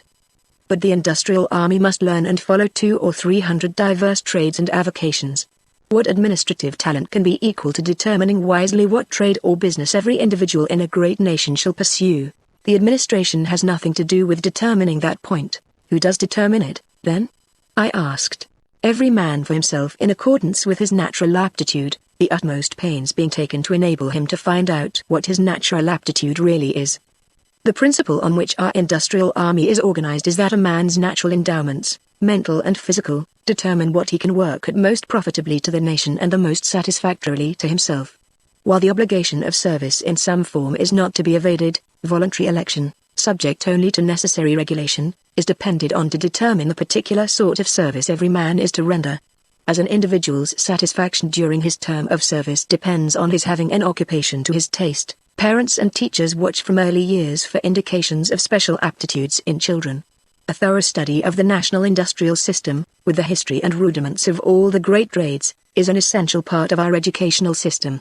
While manual training is not allowed to encroach on the general intellectual culture to which our schools are devoted, it is carried far enough to give our youth, in addition to their theoretical knowledge of the national industries, mechanical and agricultural, a certain familiarity with their tools and methods. Our schools are constantly visiting our workshops, and often are taken on long excursions to inspect particular industrial enterprises. In your day a man was not ashamed to be grossly ignorant of all trades except his own, but such ignorance would not be consistent with our idea of placing everyone in a position to select intelligently the occupation for which he has most taste. Usually long before he is mustered into service a young man has found out the pursuit he wants to follow, has acquired a great deal of knowledge about it, and is waiting impatiently the time when he can enlist in its ranks. Surely, I said, it can hardly be that the number of volunteers for any trade is exactly the number needed in that trade. It must be generally either under or over the demand. The supply of volunteers is always expected to fully equal the demand, replied Dr. Leete. It is the business of the administration to see that this is the case. The rate of volunteering for each trade is closely watched. If there be a noticeably greater excess of volunteers over men needed in any trade, it is inferred that the trade offers greater attractions than others. On the other hand, if the number of volunteers for a trade tends to drop below the demand, it is inferred that it is thought more arduous. It is the business of the administration to seek constantly to equalize the attractions of the trades, so far as the conditions of labor in them are concerned, so that all trades shall be equally attractive to persons having natural tastes for them. This is done by making the hours of labor in different trades to differ according to their arduousness. The lighter trades, prosecuted under the most agreeable circumstances, have in this way the longest hours, while an arduous trade, such as mining, has very short hours. There is no theory, no a priori rule, by which the respective attractiveness of industries is determined. The administration, in taking burdens off one class of workers and adding them to other classes, simply follows the fluctuations of opinion among the workers themselves as indicated by the rate of volunteering. The principle is that no man's work ought to be, on the whole, harder for him than any other man's for him, the workers themselves to be the judges. There are no limits to the application of this rule. If any particular occupation is in itself so arduous or so oppressive that, in order to induce volunteers, the day's work in it had to be reduced to 10 minutes, it would be done. If, even then, no man was willing to do it, it would remain undone. But of course, in point of fact, a moderate reduction in the hours of labor, or addition of other privileges, suffices to secure all needed volunteers for any occupation necessary to men. If, indeed, The unavoidable difficulties and dangers of such a necessary pursuit were so great that no inducement of compensating advantages would overcome men's repugnance to it. The administration would only need to take it out of the common order of occupations by declaring it extra hazardous, and those who pursued it especially worthy of the national gratitude, to be overrun with volunteers. Our young men are very greedy of honor, and do not let slip such opportunities. Of course you will see that dependence on the purely voluntary choice of avocations involves the abolition in all of anything like unhygienic conditions or special peril to life and limb. Health and safety are conditions common to all industries. The nation does not maim and slaughter its workmen by thousands, as did the private capitalists and corporations of your day. When there are more who want to enter a particular trade than there is room for, how do you decide between the applicants? I inquired. Preference is given to those who have acquired the most knowledge of the trade they wish to follow. No man, however, who through successive years remains persistent in his desire to show what he can do at any particular trade, is in the end denied an opportunity. Meanwhile, if a man cannot at first win entrance into the business he prefers, he has usually one or more alternative preferences, pursuits for which he has some degree of aptitude, although not the highest. Everyone, indeed, is expected to study his aptitudes so as to have not only a first choice as to occupation, but a second or third, so that if, either at the outset of his career or subsequently, owing to the progress of invention or changes in demand, he is unable to follow his first vocation, he can still find reasonably congenial employment. This principle of secondary choices as to occupation is quite important in our system. I should add, in reference to the counter possibility of some sudden failure of volunteers in a particular trade, or some sudden necessity of an increased force, that the administration, while depending on the voluntary system for filling up the trades as a rule, holds always in reserve the power to call for special volunteers, or draft any force needed from any quarter. Generally, however, all needs of this sort can be met by details from the class of unskilled or common laborers. How is this class of common laborers recruited? I asked. Surely nobody voluntarily enters that. It is the grade to which all new recruits belong for the first 3 years of their service. It is not till after this period, during which he is assignable to any work at the discretion of his superiors, that the young man is allowed to elect a special avocation. These are 3 years of stringent discipline none are exempt from, and very glad our young men are to pass from this severe school into the comparative liberty of the trades. If a man were so stupid as to have no choice as to occupation, he would simply remain a common laborer, but such cases, as you may suppose, are not common. Having once elected and entered on a trade or occupation, I remarked, I suppose he has to stick to it the rest of his life. Not necessarily, replied Dr. Leete. While frequent and merely capricious changes of occupation are not encouraged or even permitted, every worker is allowed, of course, under certain regulations and in accordance with the exigencies of the service, to volunteer for another industry which he thinks would suit him better than his first choice. In this case his application is received just as if he were volunteering for the first time, and on the same terms. Not only this, but a worker may likewise, under suitable regulations and not too frequently, obtain a transfer to an establishment of the same industry in another part of the country which for any reason he may prefer. Under your system a discontented man could indeed leave his work at will, but he left his means of support at the same time, and took his chances as to future livelihood. We find that the number of men who wish to abandon an accustomed occupation for a new one, and old friends and associations for strange ones, is small. It is only the poorer sort of workmen who desire to change even as frequently as our regulations permit. Of course transfers or discharges, when health demands them, are always given. As an industrial system, I should think this might be extremely efficient, I said, but I don't see that it makes any provision for the professional classes, the men who serve the nation with brains instead of hands. Of course you can't get along without the brain workers. How, then, are they selected from those who are to serve as farmers and mechanics? That must require a very delicate sort of sifting process, I should say. So it does, replied Dr. Leete. The most delicate possible test is needed here, and so we leave the question whether a man shall be a brain or hand worker entirely to him to settle. At the end of the term of 3 years as a common laborer, which every man must serve, it is for him to choose, in accordance to his natural tastes, whether he will fit himself for an art or profession, or be a farmer or mechanic. If he feels that he can do better work with his brains than his muscles, he finds every facility provided for testing the reality of his supposed bent, of cultivating it, and if fit of pursuing it as his avocation. The schools of technology, of medicine, of art, of music, of histrionics, and of higher liberal learning are always open to aspirants without condition, and not the schools flooded with young men whose only motive is to avoid work? Dr. Leete smiled a little grimly. No one is at all likely to enter the professional schools for the purpose of avoiding work, I assure you, he said.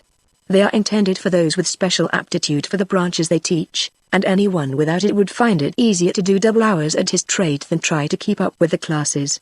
Of course, many honestly mistake their vocation, and, finding themselves unequal to the requirements of the schools, drop out and return to the industrial service. No discredit attaches to such persons, for the public policy is to encourage all to develop suspected talents which only actual tests can prove the reality of.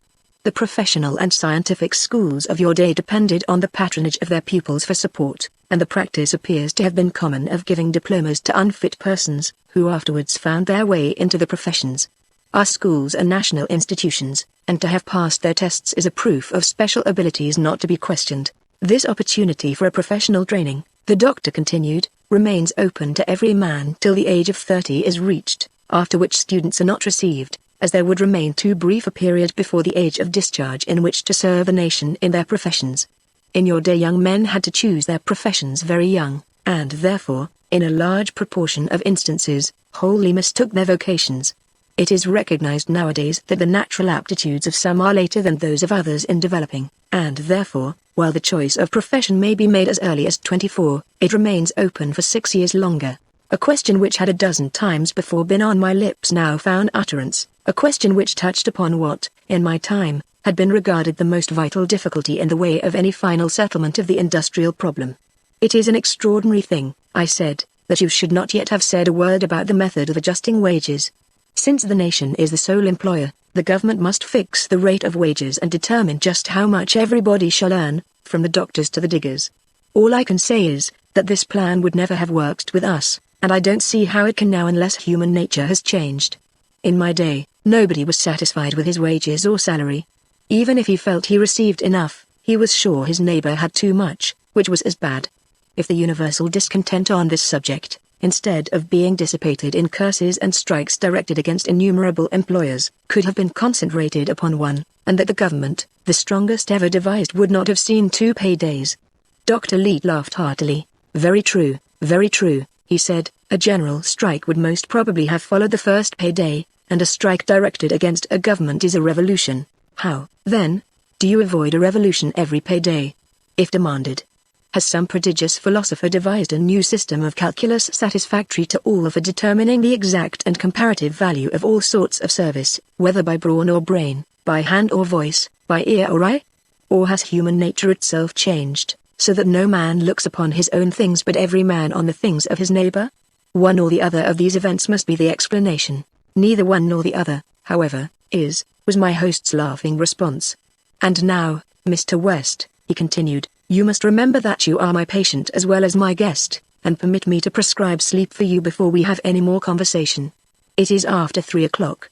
The prescription is, no doubt, a wise one, I said. I only hope it can be filled. I will see to that, the doctor replied, and he did, for he gave me a wineglass of something or other which sent me to sleep as soon as my head touched the pillow. Chapter 8.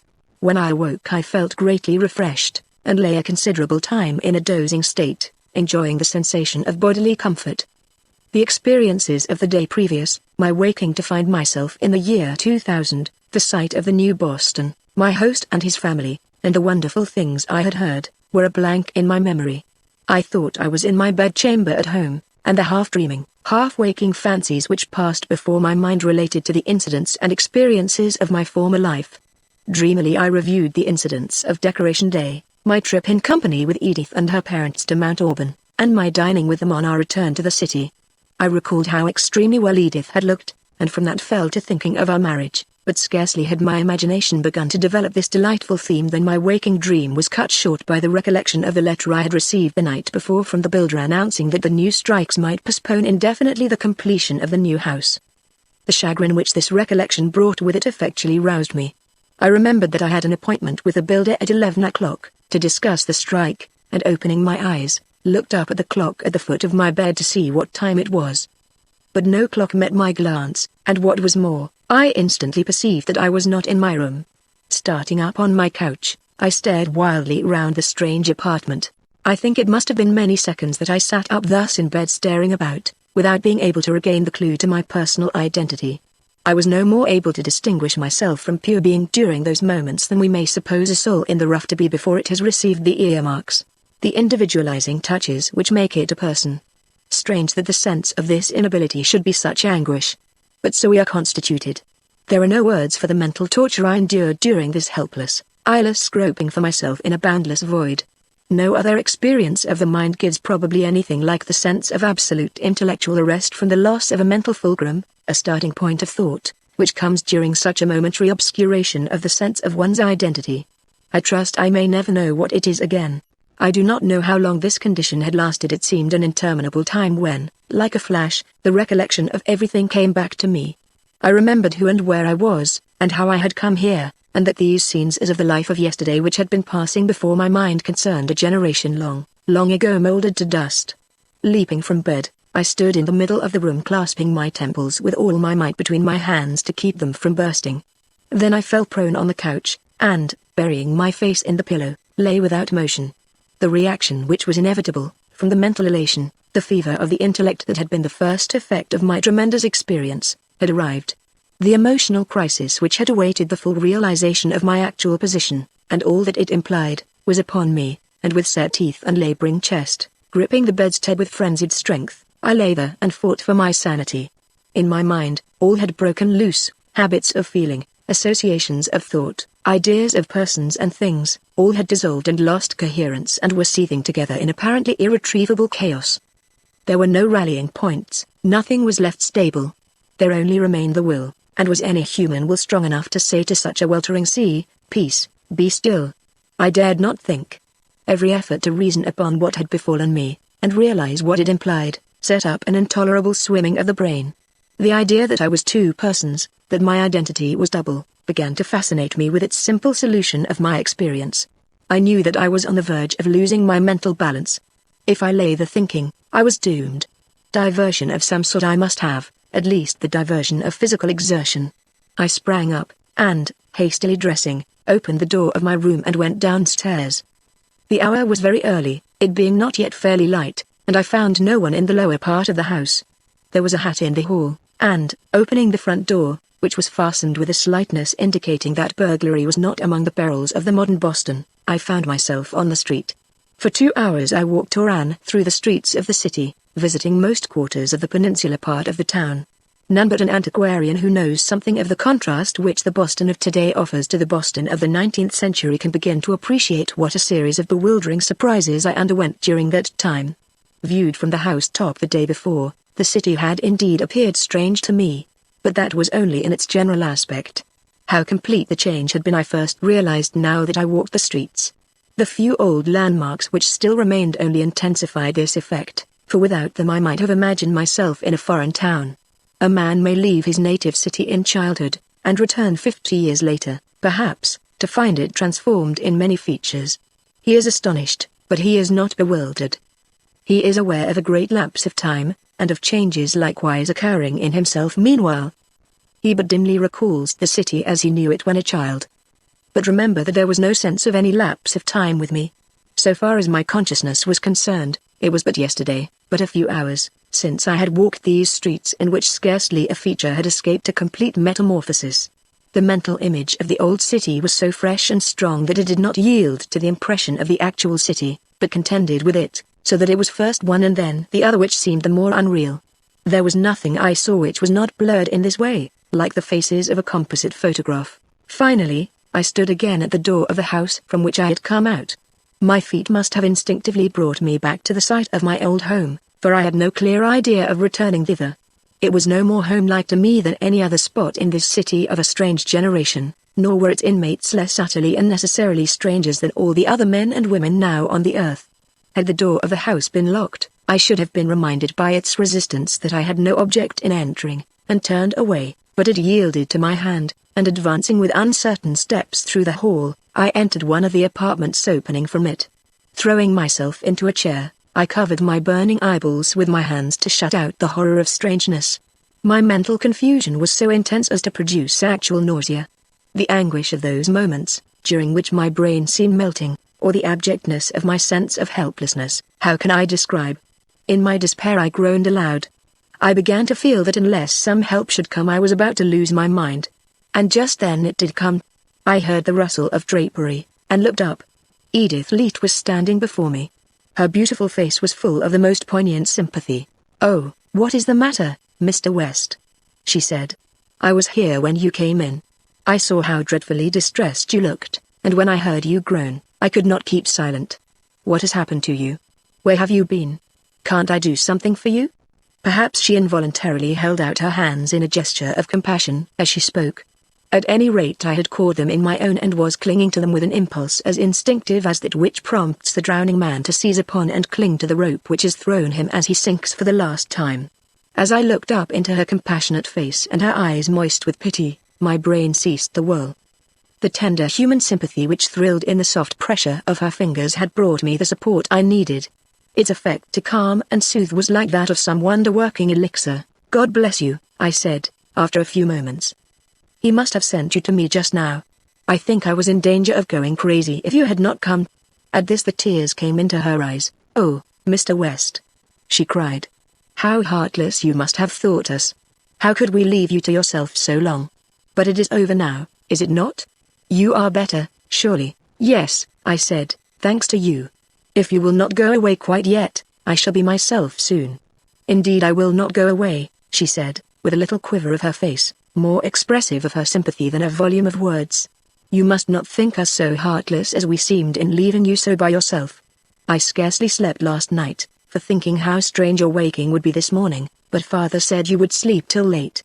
He said that it would be better not to show too much sympathy with you at first, but to try to divert your thoughts and make you feel that you were among friends." "You have indeed made me feel that," I answered. "But you see it is a good deal of a jolt to drop 100 years, and although I did not seem to feel it so much last night, I have had very odd sensations this morning." While I held her hands and kept my eyes on her face, I could already even jest a little at my plight. "No one thought of such a thing as your going out in the city alone so early in the morning," she went on. "Oh, Mr. West, where have you been?" Then I told her of my morning's experience, from my first waking till the moment I had looked up to see her before me, just as I have told it here. She was overcome by distressful pity during the recital, and, though I had released one of her hands, did not try to take from me the other, seeing, no doubt, how much good it did me to hold it. "I can think a little what this feeling must have been like," she said. "It must have been terrible. And to think you were left alone to struggle with it. Can you ever forgive us? But it is gone now. You have driven it quite away for the present," I said. "You will not let it return again?" she queried anxiously. "I can't quite say that," I replied. "It might be too early to say that, considering how strange everything will still be to me." "But you will not try to contend with it alone again, at least," she persisted. "Promise that you will come to us, and let us sympathize with you, and try to help you. Perhaps we can't do much, but it will surely be better than to try to bear such feelings alone." "I will come to you if you will let me," I said. "Oh yes, yes, I beg you will," she said eagerly. "I would do anything to help you that I could. All you need do is to be sorry for me, as you seem to be now," I replied. "It is understood, then," she said, smiling with wet eyes, "that you are to come and tell me next time, and not run all over Boston among strangers." This assumption that we were not strangers seemed scarcely strange, so near within these few minutes had my trouble and her sympathetic tears brought us. "I will promise, when you come to me," she added, with an expression of charming archness, passing, as she continued, into one of enthusiasm, "to seem as sorry for you as you wish, but you must not for a moment suppose that I am really sorry for you at all, or that I think you will long be sorry for yourself. I know, as well as I know that the world now is heaven compared with what it was in your day, that the only feeling you will have after a little while will be one of thankfulness to God that your life in that age was so strangely cut off, to be returned to you in this." Chapter 9. Dr. and Mrs. Leete were evidently not a little startled to learn, when they presently appeared, that I had been all over the city alone that morning, and it was apparent that they were agreeably surprised to see that I seemed so little agitated after the experience. "Your stroll could scarcely have failed to be a very interesting one," said Mrs. Leete, as we sat down to table soon after. "You must have seen a good many new things." "I saw very little that was not new," I replied. "But I think what surprised me as much as anything was not to find any stores on Washington Street, or any banks on State." "What have you done with the merchants and bankers?" "Hung them all," Perhaps, as the anarchists wanted to do in my day? Not so bad as that, replied Dr. Leet. We have simply dispensed with them. Their functions are obsolete in the modern world. Who sells you things when you want to buy them? I inquired. There is neither selling nor buying nowadays. The distribution of goods is effected in another way. As to the bankers, having no money we have no use for those gentry. Miss Leet, said I, turning to Edith, I am afraid that your father is making sport of me. I don't blame him, for the temptation my innocence offers must be extraordinary. But, really, there are limits to my credulity as to possible alterations in the social system. Father has no idea of jesting, I am sure, she replied, with a reassuring smile. The conversation took another turn then, the point of ladies' fashions in the 19th century being raised, if I remember rightly, by Mrs. Leet, and it was not till after breakfast, when the doctor had invited me up to the house-top, which appeared to be a favourite resort of his, that he recurred to the subject. You were surprised, he said, at my saying that we got along without money or trade, but a moment's reflection will show that trade existed and money was needed in your day simply because the business of production was left in private hands, and that, consequently, they are superfluous now. I do not at once see how that follows, I replied. It is very simple, said Dr. Leet. When innumerable different and independent persons produced the various things needful to life and comfort, endless exchanges between individuals were requisite in order that they might supply themselves with what they desired. These exchanges constituted trade, and money was essential as their medium. But as soon as the nation became the sole producer of all sorts of commodities, there was no need of exchanges between individuals that they might get what they required. Everything was procurable from one source, and nothing could be procured anywhere else.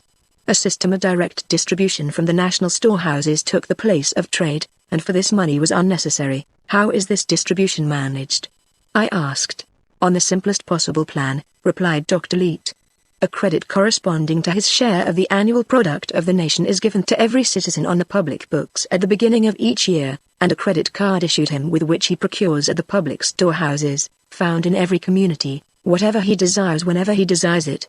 This arrangement, you will see, totally obviates the necessity for business transactions of any sort between individuals and consumers. Perhaps you would like to see what our credit cards are like. You observe, he pursued as I was curiously examining the piece of pasteboard he gave me, that this card is issued for a certain number of dollars. We have kept the old word, but not the substance. The term, as we use it, answers to no real thing, but merely serves as an algebraical symbol for comparing the values of products with one another. For this purpose they are all priced in dollars and cents, just as in your day. The value of what I procure on this card is checked off by the clerk, who pricks out of these tiers of squares the price of what I order. If you wanted to buy something of your neighbor, could you transfer part of your credit to him as consideration? I inquired.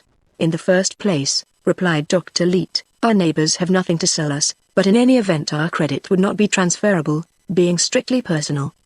Before the nation could even think of honoring any such transfer as you speak of, it would be bound to inquire into all the circumstances of the transaction, so as to be able to guarantee its absolute equity. It would have been reason enough, had there been no other, for abolishing money, that its possession was no indication of rightful title to it. In the hands of the man who had stolen it or murdered for it, it was as good as in those which had earned it by industry. People nowadays interchange gifts and favors out of friendship, but buying and selling is considered absolutely inconsistent with the mutual benevolence and disinterestedness which should prevail between citizens and the sense of community of interest which supports our social system. According to our ideas, buying and selling is essentially antisocial in all its tendencies. It is an education in self-seeking at the expense of others, and no society whose citizens are trained in such a school can possibly rise above a very low grade of civilization. What if you have to spend more than your card in any one year? I asked. The provision is so ample that we are more likely not to spend it all, replied Dr. Leet. But if extraordinary expenses should exhaust it, we can obtain a limited advance on the next year's credit, though this practice is not encouraged, and a heavy discount is charged to check it. Of course, if a man showed himself a reckless spendthrift he would receive his allowance monthly or weekly instead of yearly, or if necessary not be permitted to handle it all. If you don't spend your allowance, I suppose it accumulates. That is also permitted to a certain extent when a special outlay is anticipated. But unless notice to the contrary is given, it is presumed that the citizen who does not fully expend his credit did not have occasion to do so, and the balance is turned into the general surplus. Such a system does not encourage saving habits on the part of citizens, I said. It is not intended to, was the reply. The nation is rich, and does not wish the people to deprive themselves of any good thing. In your day, men were bound to lay up goods and money against coming failure of the means of support and for their children. This necessity made parsimony a virtue. But now it would have no such laudable object, and, having lost its utility, it has ceased to be regarded as a virtue. No man any more has any care for the morrow, either for himself or his children, for the nation guarantees the nurture, education, and comfortable maintenance of every citizen from the cradle to the grave. That is a sweeping guarantee. I said. What certainty can there be that the value of a man's labor will recompense the nation for its outlay on him? On the whole, society may be able to support all its members, but some must earn less than enough for their support, and others more, and that brings us back once more to the wages question, on which you have hitherto said nothing. It was at just this point, if you remember, that our talk ended last evening, and I say again, as I did then, that here I should suppose a national industrial system like yours would find its main difficulty. How, I ask once more, can you adjust satisfactorily the comparative wages or remuneration of the multitude of avocations, so unlike and so incommensurable, which are necessary for the service of society? In our day the market rate determined the price of labor of all sorts, as well as of goods. The employer paid as little as he could, and the worker got as much. It was not a pretty system ethically, I admit, but it did, at least, furnish us a rough and ready formula for settling a question which must be settled 10,000 times a day if the world was ever going to get forward. There seemed to us no other practicable way of doing it. Yes, replied Dr. Leete, it was the only practicable way under a system which made the interests of every individual antagonistic to those of every other, but it would have been a pity if humanity could never have devised a better plan, for yours was simply the application to the mutual relations of men of the devil's maxim, your necessity is my opportunity. The reward of any service depended not upon its difficulty, danger, or hardship, for throughout the world it seems that the most perilous, severe, and repulsive labor was done by the worst paid classes, but solely upon the straight of those who needed the service. All that is conceded, I said. But, with all its defects, the plan of settling prices by the market rate was a practical plan, and I cannot conceive what satisfactory substitute you can have devised for it. The government being the only possible employer, there is of course no labor market or market rate. Wages of all sorts must be arbitrarily fixed by the government. I cannot imagine a more complex and delicate function than that must be, or one, however performed, more certain to breed universal dissatisfaction. I beg your pardon, replied Dr. Leete, but I think you exaggerate the difficulty. Suppose a board of fairly sensible men were charged with settling the wages for all sorts of trades under a system which, like ours, guaranteed employment to all, while permitting the choice of avocations. Don't you see that, however unsatisfactory the first adjustment might be, the mistakes would soon correct themselves? The favored trades would have too many volunteers, and those discriminated against would lack them till the errors were set right. But this is aside from the purpose, for, though this plan would, I fancy, be practicable enough, it is no part of our system. How, then, do you regulate wages? I once more asked. Dr. Leete did not reply till after several moments of meditative silence. I know, of course, he finally said, enough of the old order of things to understand just what you mean by that question, and yet the present order is so utterly different at this point that I am a little at loss how to answer you best. You ask me how we regulate wages. I can only reply that there is no idea in the modern social economy which at all corresponds with what was meant by wages in your day. I suppose you mean that you have no money to pay wages in, said I. But the credit given the worker at the government storehouse answers to his wages with us. How is the amount of the credit given respectively to the workers in different lines determined? By what title does the individual claim his particular share? What is the basis of allotment? His title, replied Dr. Leete, is his humanity. The basis of his claim is the fact that he is a man, the fact that he is a man. I repeated, incredulously. Do you possibly mean that all have the same share? Most assuredly. The readers of this book, never having practically known any other arrangement, or perhaps very carefully considered the historical accounts of former epochs in which a very different system prevailed, cannot be expected to appreciate the stupor of amazement into which Dr. Leete's simple statement plunged me. You see, he said, smiling, that it is not merely that we have no money to pay wages in, but, as I said, we have nothing at all answering to your idea of wages. By this time I had pulled myself together sufficiently to voice some of the criticisms which, man of the 19th century as I was, came uppermost in my mind, upon this to me astounding arrangement. Some men do twice the work of others, I exclaimed. Are the clever workmen content with a plan that ranks them with the indifferent? We leave no possible ground for any complaint of injustice, replied Dr. Leet, by requiring precisely the same measure of service from all. How can you do that, I should like to know, when no two men's powers are the same? Nothing could be simpler, was Dr. Leet's reply. We require of each that he shall make the same effort, that is, we demand of him the best service it is in his power to give. And supposing all do the best they can, I answered, the amount of the product resulting is twice greater from one man than from another. Very true, replied Dr. Leet, but the amount of the resulting product has nothing whatever to do with the question, which is one of desert. Desert is a moral question, and the amount of the product a material quantity. It would be an extraordinary sort of logic which should try to determine a moral question by a material standard. The amount of the effort alone is pertinent to the question of desert. All men who do their best, do the same. A man's endowments, however godlike, merely fix the measure of his duty. The man of great endowments who does not do all he might, though he may do more than a man of small endowments who does his best, is deemed a less deserving worker than the latter, and dies a debtor to his fellows. The Creator sets men's tasks for them by the faculties he gives them, we simply exact their fulfillment. No doubt that is very fine philosophy, I said, nevertheless it seems hard that the man who produces twice as much as another, even if both do their best, should have only the same share. Does it, indeed, seem so to you? Responded Dr. Leet. Now, do you know, that seems very curious to me. The way it strikes people nowadays is, that a man who can produce twice as much as another with the same effort, instead of being rewarded for doing so, ought to be punished if he does not do so. In the 19th century, when a horse pulled a heavier load than a goat, I suppose you rewarded him. Now, we should have whipped him soundly if he had not, on the ground that, being much stronger, he ought to. It is singular how ethical standards change. The doctor said this with such a twinkle in his eye that I was obliged to laugh. I suppose, I said, that the real reason that we rewarded men for their endowments, while we considered those of horses and goats merely as fixing the service to be severally required of them, was that the animals, not being reasoning beings, naturally did the best they could, whereas men could only be induced to do so by rewarding them according to the amount of their product. That brings me to ask why, unless human nature has mightily changed in 100 years, you are not under the same necessity. We are, replied Dr. Leet. I don't think there has been any change in human nature in that respect since your day.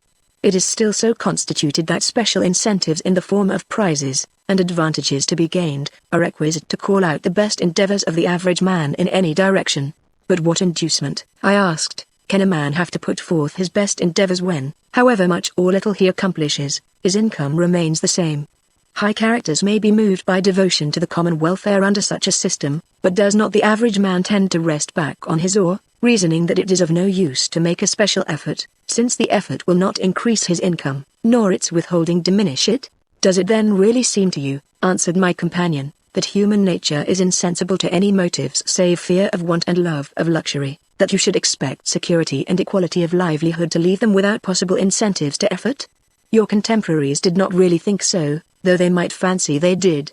When it was a question of the grandest class of efforts, the most absolute self-devotion, they depended on quite other incentives.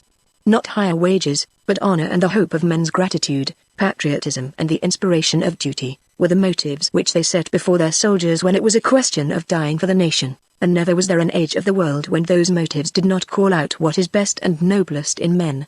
And not only this, but when you come to analyze the love of money which was the general impulse to effort in your day, you find that the dread of wanton desire of luxury was but one of several motives which the pursuit of money represented, the others, and with many the more influential, being desire of power, of social position, and reputation for ability and success. So you see that though we have abolished poverty and the fear of it, and inordinate luxury with the hope of it, we have not touched the greater part of the motives which underlay the love of money in former times, or any of those which prompted the supremer sorts of effort. The coarser motives, which no longer move us, have been replaced by higher motives wholly unknown to the mere wage earners of your age. Now that industry of whatever sort is no longer self-service, but service of the nation, patriotism, passion for humanity, impel the worker as in your day they did the soldier. The army of industry is an army, not alone by virtue of its perfect organization, but by reason also of the ardor of self-devotion which animates its members. but as you used to supplement the motives of patriotism with the love of glory, in order to stimulate the valor of your soldiers, so do we. Based as our industrial system is on the principle of requiring the same unit of effort from every man, that is, the best he can do, you will see that the means by which we spur the workers to do their best must be a very essential part of our scheme. With us, diligence in the national service is the sole and certain way to public repute, social distinction, and official power. The value of a man's services to society fixes his rank in it. Compared with the effect of our social arrangements in impelling men to be zealous in business, we deem the object lessons of biting poverty and wanton luxury on which you depended a device as weak and uncertain as it was barbaric. The lust of honor even in your sordid day notoriously impelled men to more desperate effort than the love of money could. I should be extremely interested, I said, to learn something of what these social arrangements are. The scheme in its details, replied the doctor, is of course very elaborate, for it underlies the entire organization of our industrial army, but a few words will give you a general idea of it. At this moment our talk was charmingly interrupted by the emergence upon the aerial platform where we sat of Edith Leete. She was dressed for the street, and had come to speak to her father about some commission she was to do for him. By the way, Edith, he exclaimed, as she was about to leave us to ourselves, I wonder if Mr. West would not be interested in visiting the store with you? I have been telling him something about our system of distribution, and perhaps he might like to see it in practical operation. My daughter, he added, turning to me, is an indefatigable shopper, and can tell you more about the stores than I can. The proposition was naturally very agreeable to me, and Edith being good enough to say that she should be glad to have my company, we left the house together. Chapter 10. If I am going to explain our way of shopping to you, said my companion, as we walked along the street, you must explain your way to me. I have never been able to understand it from all I have read on the subject. For example, when you had such a vast number of shops, each with its different assortment, how could a lady ever settle upon any purchase till she had visited all the shops? For, until she had, she could not know what there was to choose from. It was as you suppose, that was the only way she could know, I replied. Father calls me an indefatigable shopper, but I should soon be a very fatigued one if I had to do as they did, was Edith's laughing comment. The loss of time in going from shop to shop was indeed a waste which the busy bitterly complained of, I said, but as for the ladies of the idle class, though they complained also, I think the system was really a godsend by furnishing a device to kill time. But say there were 1,000 shops in a city, hundreds, perhaps, of the same sort, how could even the idlest find time to make their rounds? They really could not visit all, of course, I replied.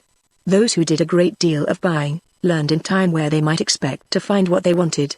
This class had made a science of the specialties of the shops, and bought at advantage, always getting the most and best for the least money. It required, however, long experience to acquire this knowledge. Those who were too busy, or bought too little to gain it, took their chances and were generally unfortunate, getting the least and worst for the most money.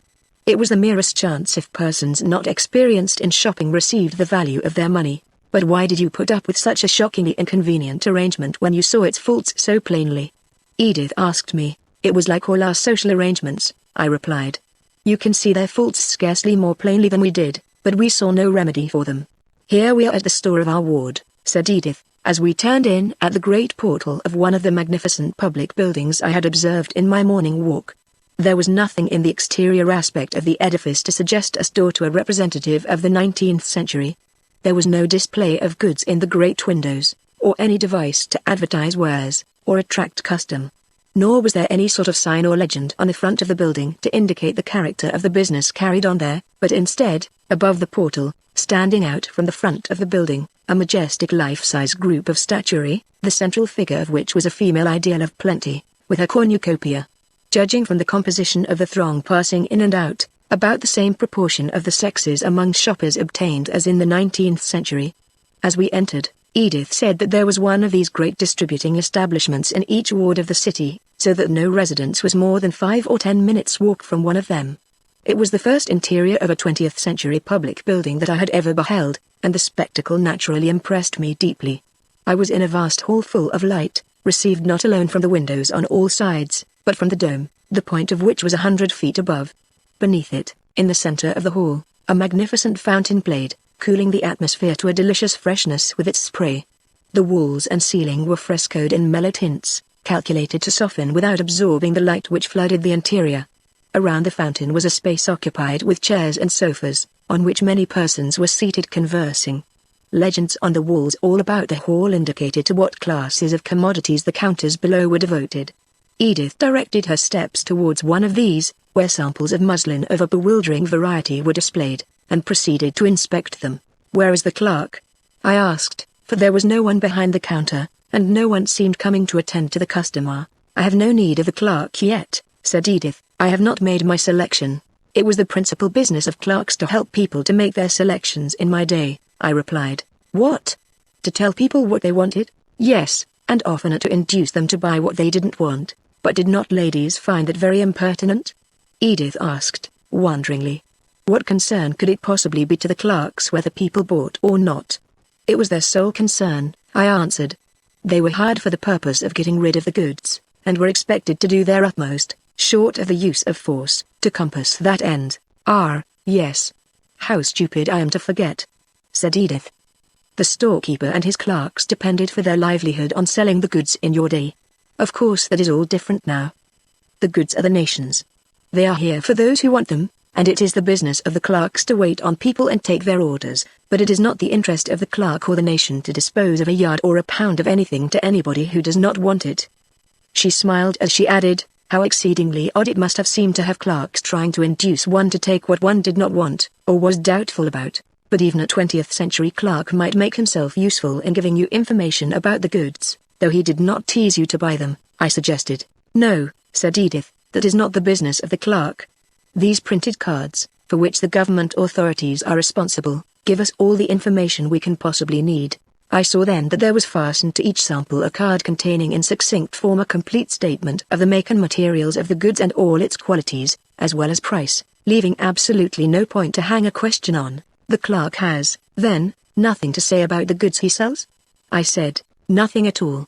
It is not necessary that he should know or profess to know anything about them. Courtesy and accuracy in taking orders are all that are required of him." "What a prodigious amount of lying that simple arrangement saves!" I ejaculated. "Do you mean that all the clerks misrepresented their goods in your day?" Edith asked. "God forbid that I should say so," I replied, "for there were many who did not, and they were entitled to a special credit, for when one's livelihood and that of his wife and babies depended on the amount of goods he could dispose of, the temptation to deceive the customer or let him deceive himself was well nigh overwhelming. But, Miss Leete, I am distracting you from your task with my talk." "Not at all. I have made my selections."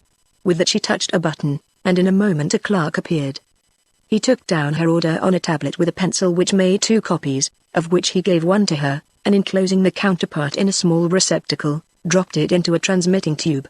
"The duplicate of the order," said Edith as she turned away from the counter, after the clerk had punched the value of her purchase out of the credit card she gave him, "is given to the purchaser, so that any mistakes in filling it can be easily traced and rectified." "You are very quick about your selections," I said.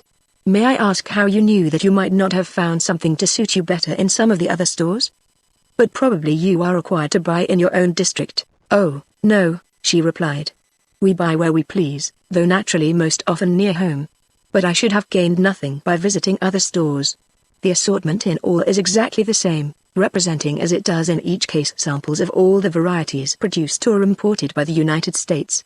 That is why one can decide quickly, and never need visit 2 stores. And is this merely a sample store? I see no clerks cutting off goods or marking bundles. All our stores are sample stores, except as to a few classes of articles. The goods, with these exceptions, are all at the great central warehouse of the city, to which they are shipped directly from the producers. We order from the sample and the printed statement of texture, make, and qualities. The orders are sent to the warehouse, and the goods distributed from there. That must be a tremendous saving of handling," I said. "By our system, the manufacturer sold to the wholesaler to the retailer, and the retailer to the consumer, and the goods had to be handled each time. You avoid one handling of the goods, and eliminate the retailer altogether, with his big profit and the army of clerks it goes to support. Why, Miss Leete, this store is merely the order department of a wholesale house, with no more than a wholesaler's complement of clerks. Under our system of handling the goods, persuading the customer to buy them, cutting them off, and packing them, 10 clerks would not do what one does here.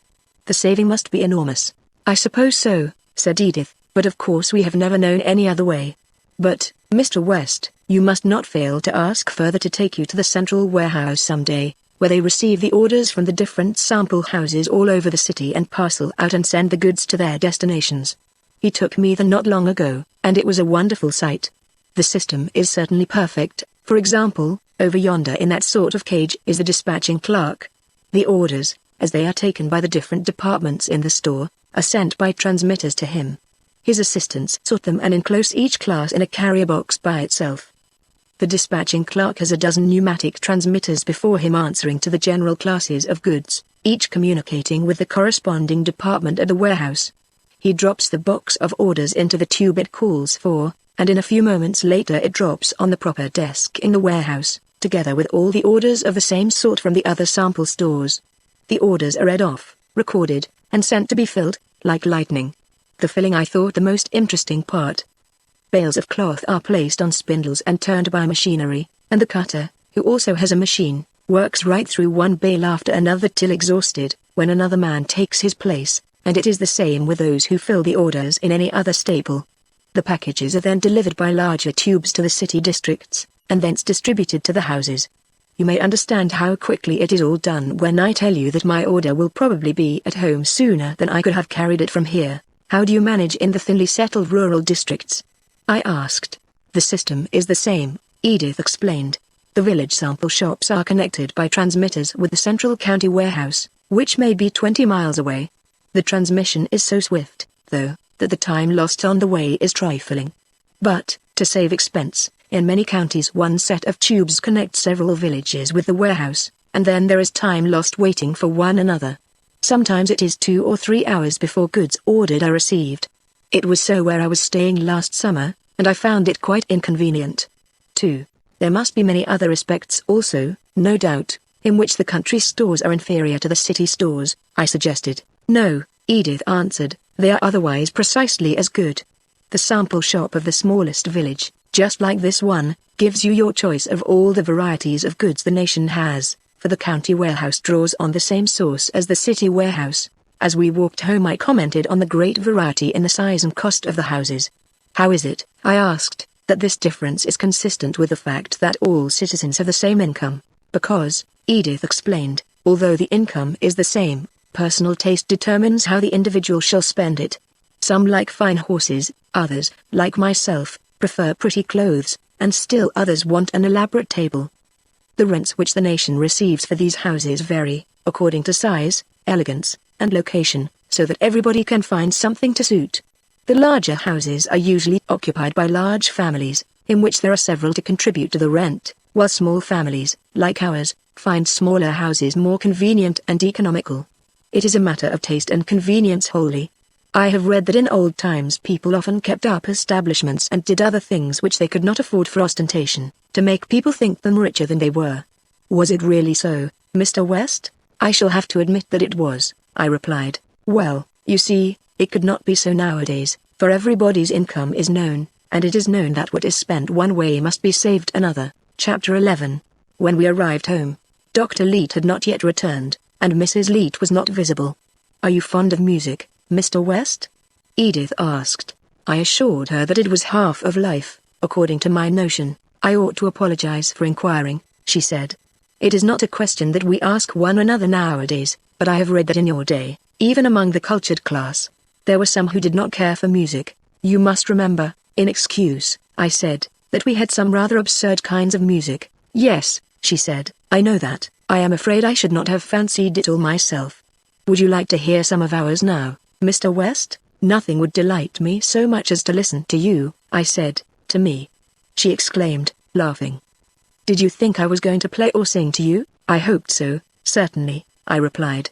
Seeing that I was a little abashed, she subdued her merriment and explained. Of course, we all sing nowadays as a matter of course in the training of the voice, and some learn to play instruments for their private amusement, but the professional music is so much grander and more perfect than any performance of ours, and so easily commanded when we wish to hear it, that we don't think of calling our singing or playing music at all. All the really fine singers and players are in the musical service, and the rest of us hold our peace for the main part. But would you really like to hear some music?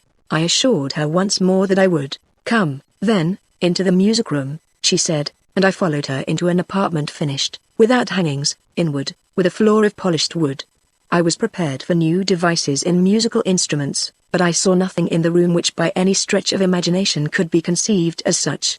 It was evident that my puzzled appearance was affording intense amusement to Edith. "Please look at today's music," she said, handing me a card, "and tell me what you would prefer.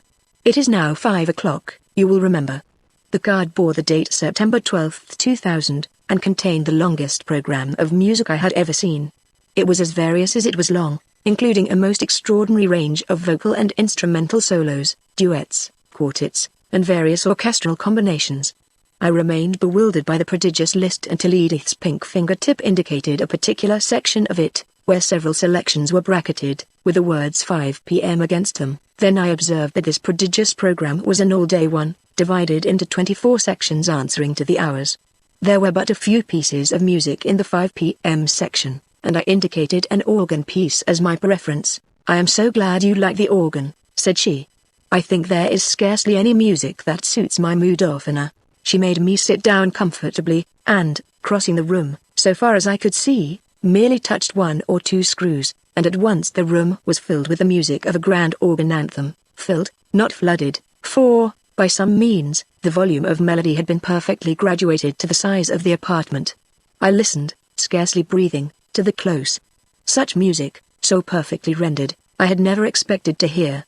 "Grand!" I cried, as the last great wave of sound broke and ebbed away into silence. "Bach must be at the keys of that organ, but where is the organ?" "Wait a moment, please," said Edith. "I want to have you listen to this waltz before you ask any questions. I think it is perfectly charming," and as she spoke the sound of violins filled the room with the witchery of a summer night. When this had also ceased, she said, "There is nothing in the least mysterious about the music, as you seem to imagine. It is not made by fairies or genii, but by good, honest, and exceedingly clever human hands. We have simply carried the idea of labor saving by cooperation into our musical service as into everything else. There are a number of music rooms in the city, perfectly adapted acoustically to the different sorts of music. These halls are connected by telephone with all the houses of the city whose people care to pay the small fee, and there are none, you may be sure, who do not. The corps of musicians attached to each hall is so large that, although no individual performer, or group of performers, has more than a brief part, each day's program lasts through the 24 hours. There are on that card for today, as you will see if you observe closely, distinct programs of 4 of these concerts, each of a different order of music from the others, being now simultaneously performed, and any one of the 4 pieces now going on that you prefer, you can hear by merely pressing the button which will connect your house wire with the hall where it is being rendered. The programs are so coordinated that the pieces at any one time simultaneously proceeding in the different halls usually offer a choice, not only between instrumental and vocal, and between different sorts of instruments, but also between different motives from grave to gay, so that all tastes and moods can be suited. "It appears to me, Miss Leet," I said, "that if we could have devised an arrangement for providing everybody with music in their homes, perfect in quality, unlimited in quantity, suited to every mood, and beginning and ceasing at will, we should have considered the limit of human felicity already attained, and ceased to strive for further improvements. I am sure I never could imagine how those among you who depended at all on music managed to endure the old-fashioned system for providing it," replied Edith. "Music really worth hearing must have been, I suppose, wholly out of the reach of the masses, and attainable by the most favored only occasionally, at great trouble, prodigious expense, and then for brief periods, arbitrarily fixed by somebody else, and in connection with all sorts of undesirable circumstances. Your concerts, for instance, and operas. How perfectly exasperating it must have been, for the sake of a piece or 2 of music that suited you, to have to sit for hours listening to what you did not care for. Now, at a dinner one can skip the courses one does not care for. Who would ever dine, however hungry, if required to eat everything brought on the table? And I am sure one's hearing is quite as sensitive as one's taste. I suppose it was these difficulties in the way of commanding really good music which made you endure so much playing and singing in your homes by people who had only the rudiments of the art." "Yes," I replied, "it was that sort of music or none for most of us. Well," Edith sighed, "when one really considers, it is not so strange that people in those days so often did not care for music. I dare say I should have detested it, too. Did I understand you rightly," I inquired, "that this musical program covers the entire 24 hours? It seems to on this card, Certainly, but who is there to listen to music between say midnight and morning? Oh, many, Edith replied.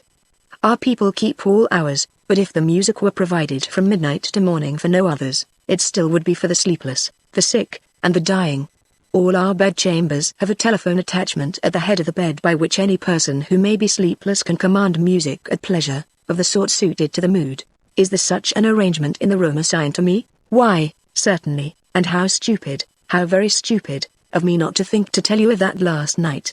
Father will show you about the adjustment before you go to bed tonight, however, and with a receiver at your ear, I am quite sure you will be able to snap your fingers at all sorts of uncanny feelings if they trouble you again. That evening Dr. Leete asked us about our visit to the store, and in the course of a desultory comparison of the ways of the 19th century and the 20th, which followed, something raised the question of inheritance.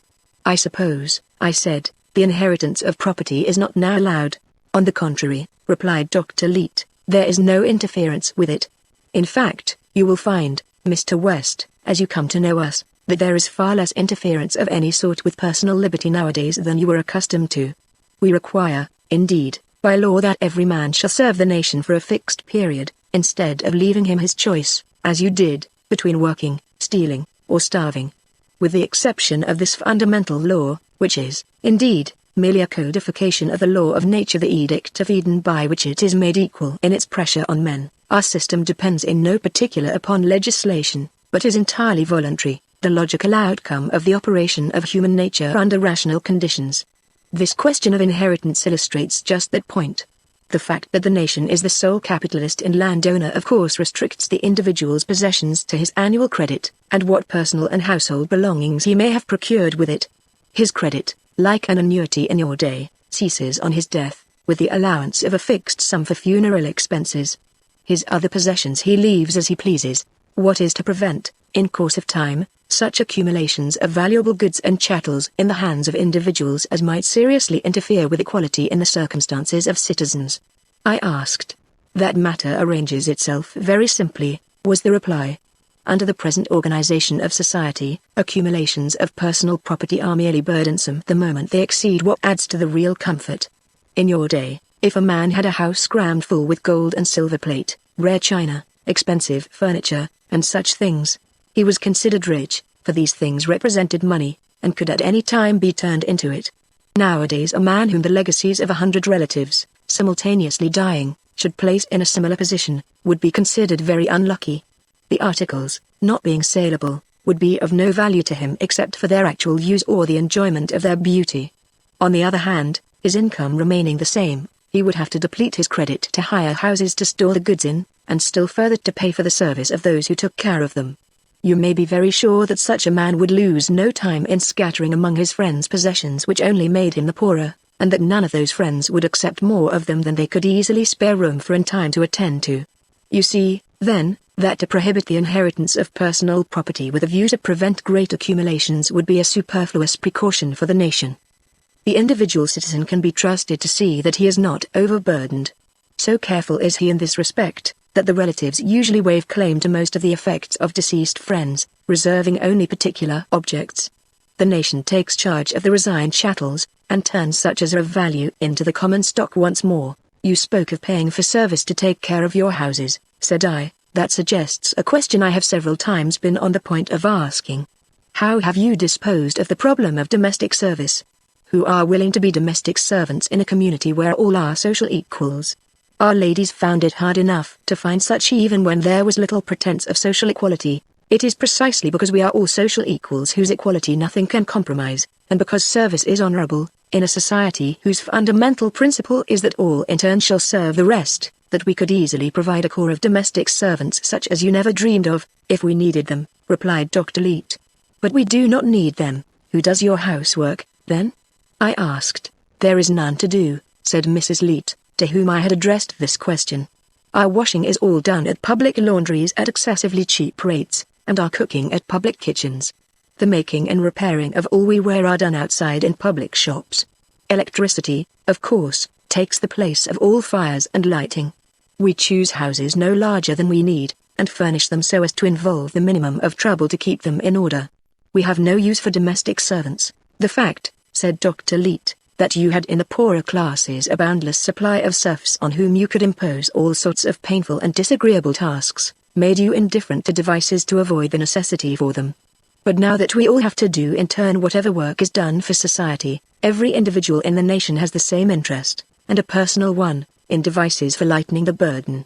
This fact has given a prodigious impulse to labor-saving inventions in all sorts of industry, of which the combination of the maximum of comfort and minimum of trouble in household arrangements was one of the earliest results. In case of special emergencies in the household, pursued Dr. Leet, such as extensive cleaning or renovation, or sickness in the family, we can always secure assistance from the industrial force. But how do you recompense these assistants? Since you have no money, we do not pay them, of course, but the nation for them. Their services can be obtained by application at the proper bureau, and their value is pricked off the credit card of the applicant. What a paradise for womankind the world must be now! I exclaimed.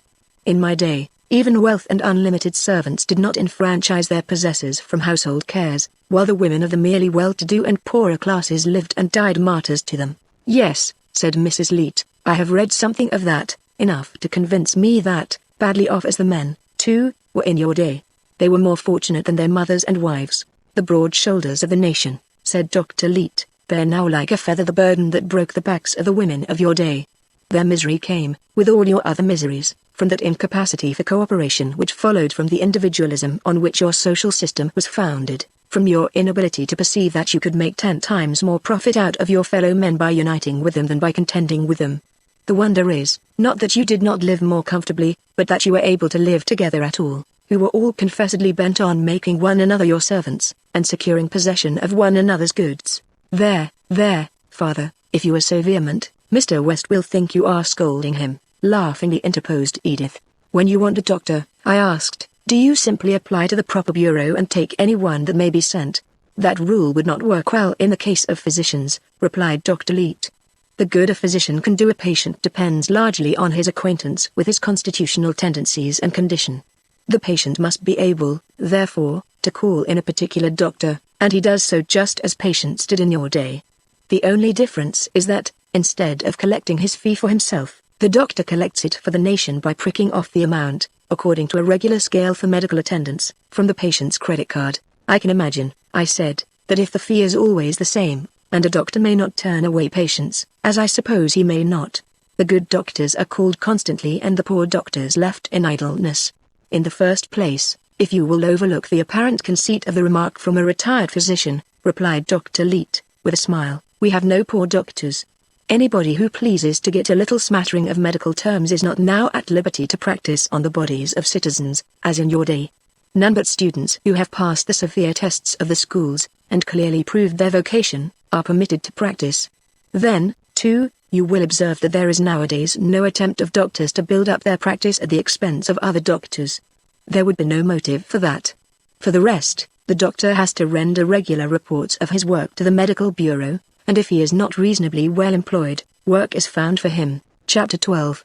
The questions which I needed to ask before I could acquire even an outline acquaintance with the institutions of the 20th century being endless, and Dr. Leet's good nature appearing equally so, we sat up talking for several hours after the ladies left us. Reminding my host of the point at which our talk had broken off that morning, I expressed my curiosity to learn how the organization of the industrial army was made to afford a sufficient stimulus to diligence in the lack of any anxiety on the worker's part as to his livelihood. You must understand in the first place, replied the doctor, that the supply of incentives to effort is but one of the objects sought in the organization we have adopted for the army. The other, and equally important, is to secure for the file leaders and captains of the force, and the great officers of the nation, men of proven abilities, who are pledged by their own careers to hold their followers up to their highest standard of performance and permit no lagging. With a view to these two ends the industrial army is organized. First comes the unclassified grade of common laborers, men of all work, to which all recruits during their first 3 years belong. This grade is a sort of school, and a very strict one, in which the young men are taught habits of obedience, subordination, and devotion to duty. While the miscellaneous nature of the work done by this force prevents the systematic grading of the workers which is afterwards possible, yet individual records are kept, and excellence receives distinction corresponding with the penalties that negligence incurs. It is not, however, policy with us to permit youthful recklessness or indiscretion, when not deeply culpable, to handicap the future careers of young men, and all who have passed through the unclassified grade without serious disgrace have an equal opportunity to choose the life employment they have most liking for. Having selected this, they enter upon it as apprentices. The length of the apprenticeship naturally differs in different occupations. At the end of it the apprentice becomes a full workman, and a member of his trade or guild. Now not only are the individual records of the apprentices for ability and industry strictly kept, and excellence distinguished by suitable distinctions, but upon the average of his record during apprenticeship the standing given the apprentice among the full workmen depends. While the internal organizations of different industries, mechanical and agricultural, differ according to their peculiar conditions, they agree in a general division of their workers into first, second, and third grades, according to ability, and these grades are in many cases subdivided into first and second classes. According to his standing as an apprentice, a young man is assigned his place as a first, second, or third grade worker. Of course only men of unusual ability pass directly from apprenticeship into the first grade of the workers. The most fall into the lower grades, working up as they grow more experienced, at the periodical regradings. These regradings take place in each industry at intervals corresponding with the length of the apprenticeship to that industry, so that merit never need wait long to rise, nor can any rest on past achievements unless they would drop into a lower rank. One of the notable advantages of a high grading is the privilege it gives the worker in electing which of the various branches or processes of his industry he will follow as his specialty. Of course it is not intended that any of these processes shall be disproportionately arduous, but there is often much difference between them, and the privilege of election is accordingly highly prized. So far as possible, indeed, the preferences even of the poorest workmen are considered in assigning them their line of work, because not only their happiness but their usefulness is thus enhanced. While, however, the wish of the lower grade man is consulted so far as the exigencies of the service permit, he is considered only after the upper grade men have been provided for, and often he has to put up with second or third choice, or even with an arbitrary assignment when help is needed. This privilege of election attends every regrading, and when a man loses his grade he also risks having to exchange the sort of work he likes for some other less to his taste. The results of each regrading, giving the standing of every man in his industry, are gazetted in the public prints, and those who have won promotion since the last regrading receive the nation's thanks and are publicly invested with the badge of their new rank. What may this badge be? I asked. Every industry has its emblematic device, replied Dr. Leet, and this, in the shape of a metallic badge so small that you might not see it unless you knew where to look, is all the insignia which the men of the army wear, except where public convenience demands a distinctive uniform. This badge is the same in form for all grades of industry, but while the badge of the third grade is iron, that of the second grade is silver, and that of the first is gilt.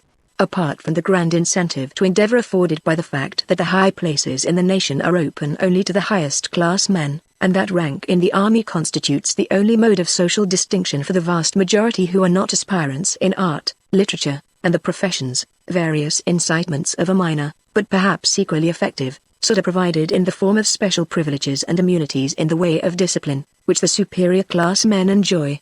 These, while intended to be as little as possible invidious to the less successful, have the effect of keeping constantly before every man's mind the great desirability of attaining the grade next above his own. It is obviously important that not only the good but also the indifferent and poor workmen should be able to cherish the ambition of rising.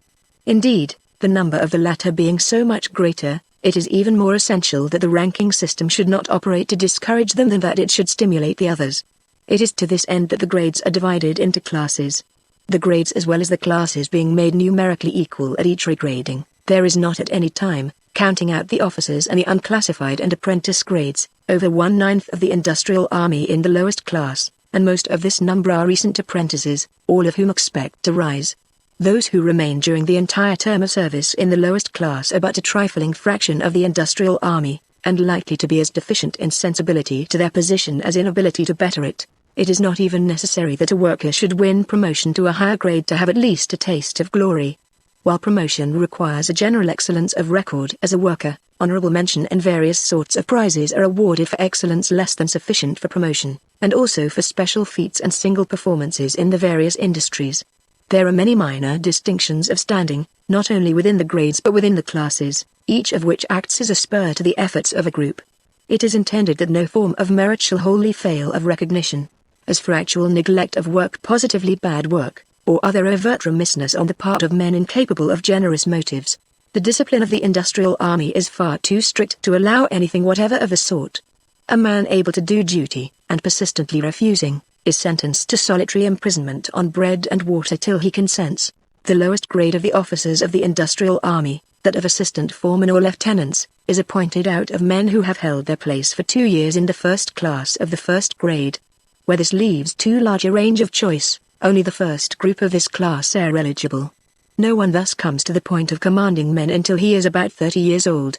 After a man becomes an officer, his rating of course no longer depends on the efficiency of his own work, but on that of his men.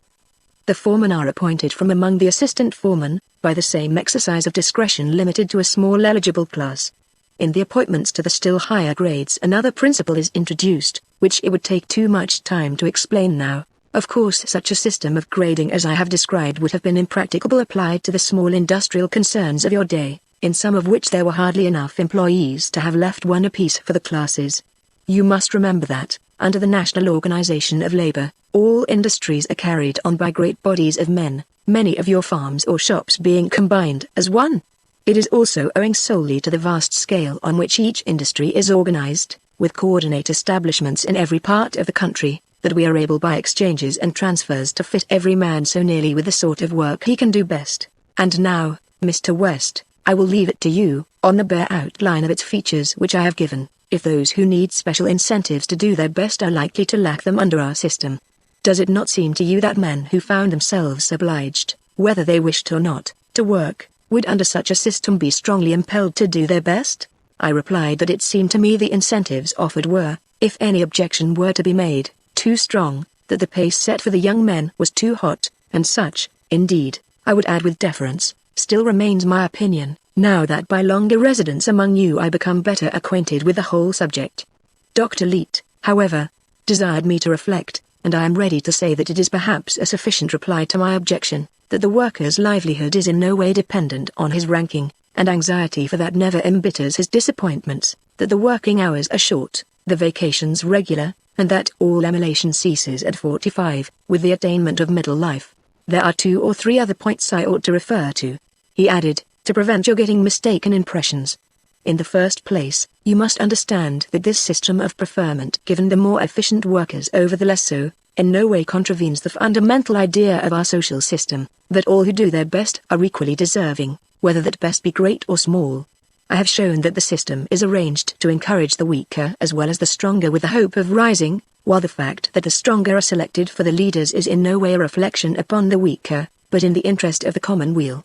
Do not imagine, either, because emulation is given free play as an incentive under our system, that we deem it a motive likely to appeal to the nobler sort of men, or worthy of them. Such as these find their motives within, not without, and measure their duty by their own endowments, not by those of others. So long as their achievement is proportioned to their powers, they would consider it preposterous to expect praise or blame because it chanced to be great or small. To such natures emulation appears philosophically absurd, and despicable in a moral aspect by its substitution of envy for admiration, and exultation for regret, in one's attitude toward the successes and the failures of others. But all men, even in the last year of the 20th century, are not of this high order, and the incentives to endeavor requisite for those who are not must be of a sort adapted to their inferior natures. For these, then, emulation of the keenest edge is provided as a constant spur. Those who need this motive will feel it. Those who are above its influence do not need it. I should not fail to mention, resumed the doctor, that for those too deficient in mental or bodily strength to be fairly graded with the main body of workers, we have a separate grade, unconnected with the others, a sort of invalid corps, the members of which are provided with a light class of tasks fitted to their strength. All are sick in mind and body, all are deaf and dumb, and lame and blind and crippled, and even are insane, belong to this invalid corps, and bear its insignia. The strongest often do nearly a man's work, the feeblest, of course, nothing, but none who can do anything are willing quite to give up. In their lucid intervals, even our insane are eager to do what they can. That is a pretty idea of the invalid corps, I said. Even a barbarian from the 19th century can appreciate that. It is a very graceful way of disguising charity, and must be grateful to the feelings of its recipients. Charity, repeated Dr. Leete. Did you suppose that we consider the incapable class we are talking of objects of charity? Why, naturally, I said, inasmuch as they are incapable of self-support. But here the doctor took me up quickly. Who is capable of self-support? He demanded. There is no such thing in a civilized society as self-support. In a state of society so barbarous as not even to know family cooperation, each individual may possibly support himself, though even then for a part of his life only. But from the moment that men begin to live together, and constitute even the rudest sort of society, self-support becomes impossible. As men grow more civilized, and the subdivision of occupations and services is carried out, a complex mutual dependence becomes the universal rule. Every man, however solitary may seem his occupation, is a member of a vast industrial partnership, as large as the nation, as large as humanity. The necessity of mutual dependence should imply the duty and guarantee of mutual support, and that it did not in your day constituted the essential cruelty and unreason of your system. That may all be so, I replied, but it does not touch the case of those who are unable to contribute anything to the product of industry. Surely I told you this morning, at least I thought I did, replied Dr. Leet, that the right of a man to maintenance at the nation's table depends on the fact that he is a man, and not on the amount of health and strength he may have, so long as he does his best. You said so, I answered, but I suppose the rule applied only to the workers of different ability. Does it also hold of those who can do nothing at all? Are they not also men? I am to understand, then, that the lame, the blind, the sick, and the impotent, are as well off as the most efficient and have the same income? Certainly, was the reply. The idea of charity on such a scale, I answered, would have made our most enthusiastic philanthropists gasp. If you had a sick brother at home, replied Dr. Leet, unable to work, would you feed him on less dainty food, and lodge and clothe him more poorly, than yourself? More likely far, you would give him the preference, nor would you think of calling it charity. Would not the word, in that connection, fill you with indignation? Of course, I replied, but the cases are not parallel. There is a sense, no doubt, in which all men are brothers, but this general sort of brotherhood is not to be compared, except for rhetorical purposes, to the brotherhood of blood, either as to its sentiment or its obligations. Thus speaks the 19th century. Exclaimed Dr. Leet. Ah, Mr. West, there is no doubt as to the length of time that you slept. If I were to give you, in one sentence, a key to what may seem the mysteries of our civilization as compared with that of your age, I should say that it is the fact that the solidarity of the race and the brotherhood of man, which to you are but fine phrases, are, to our thinking and feeling, ties as real and as vital as physical fraternity.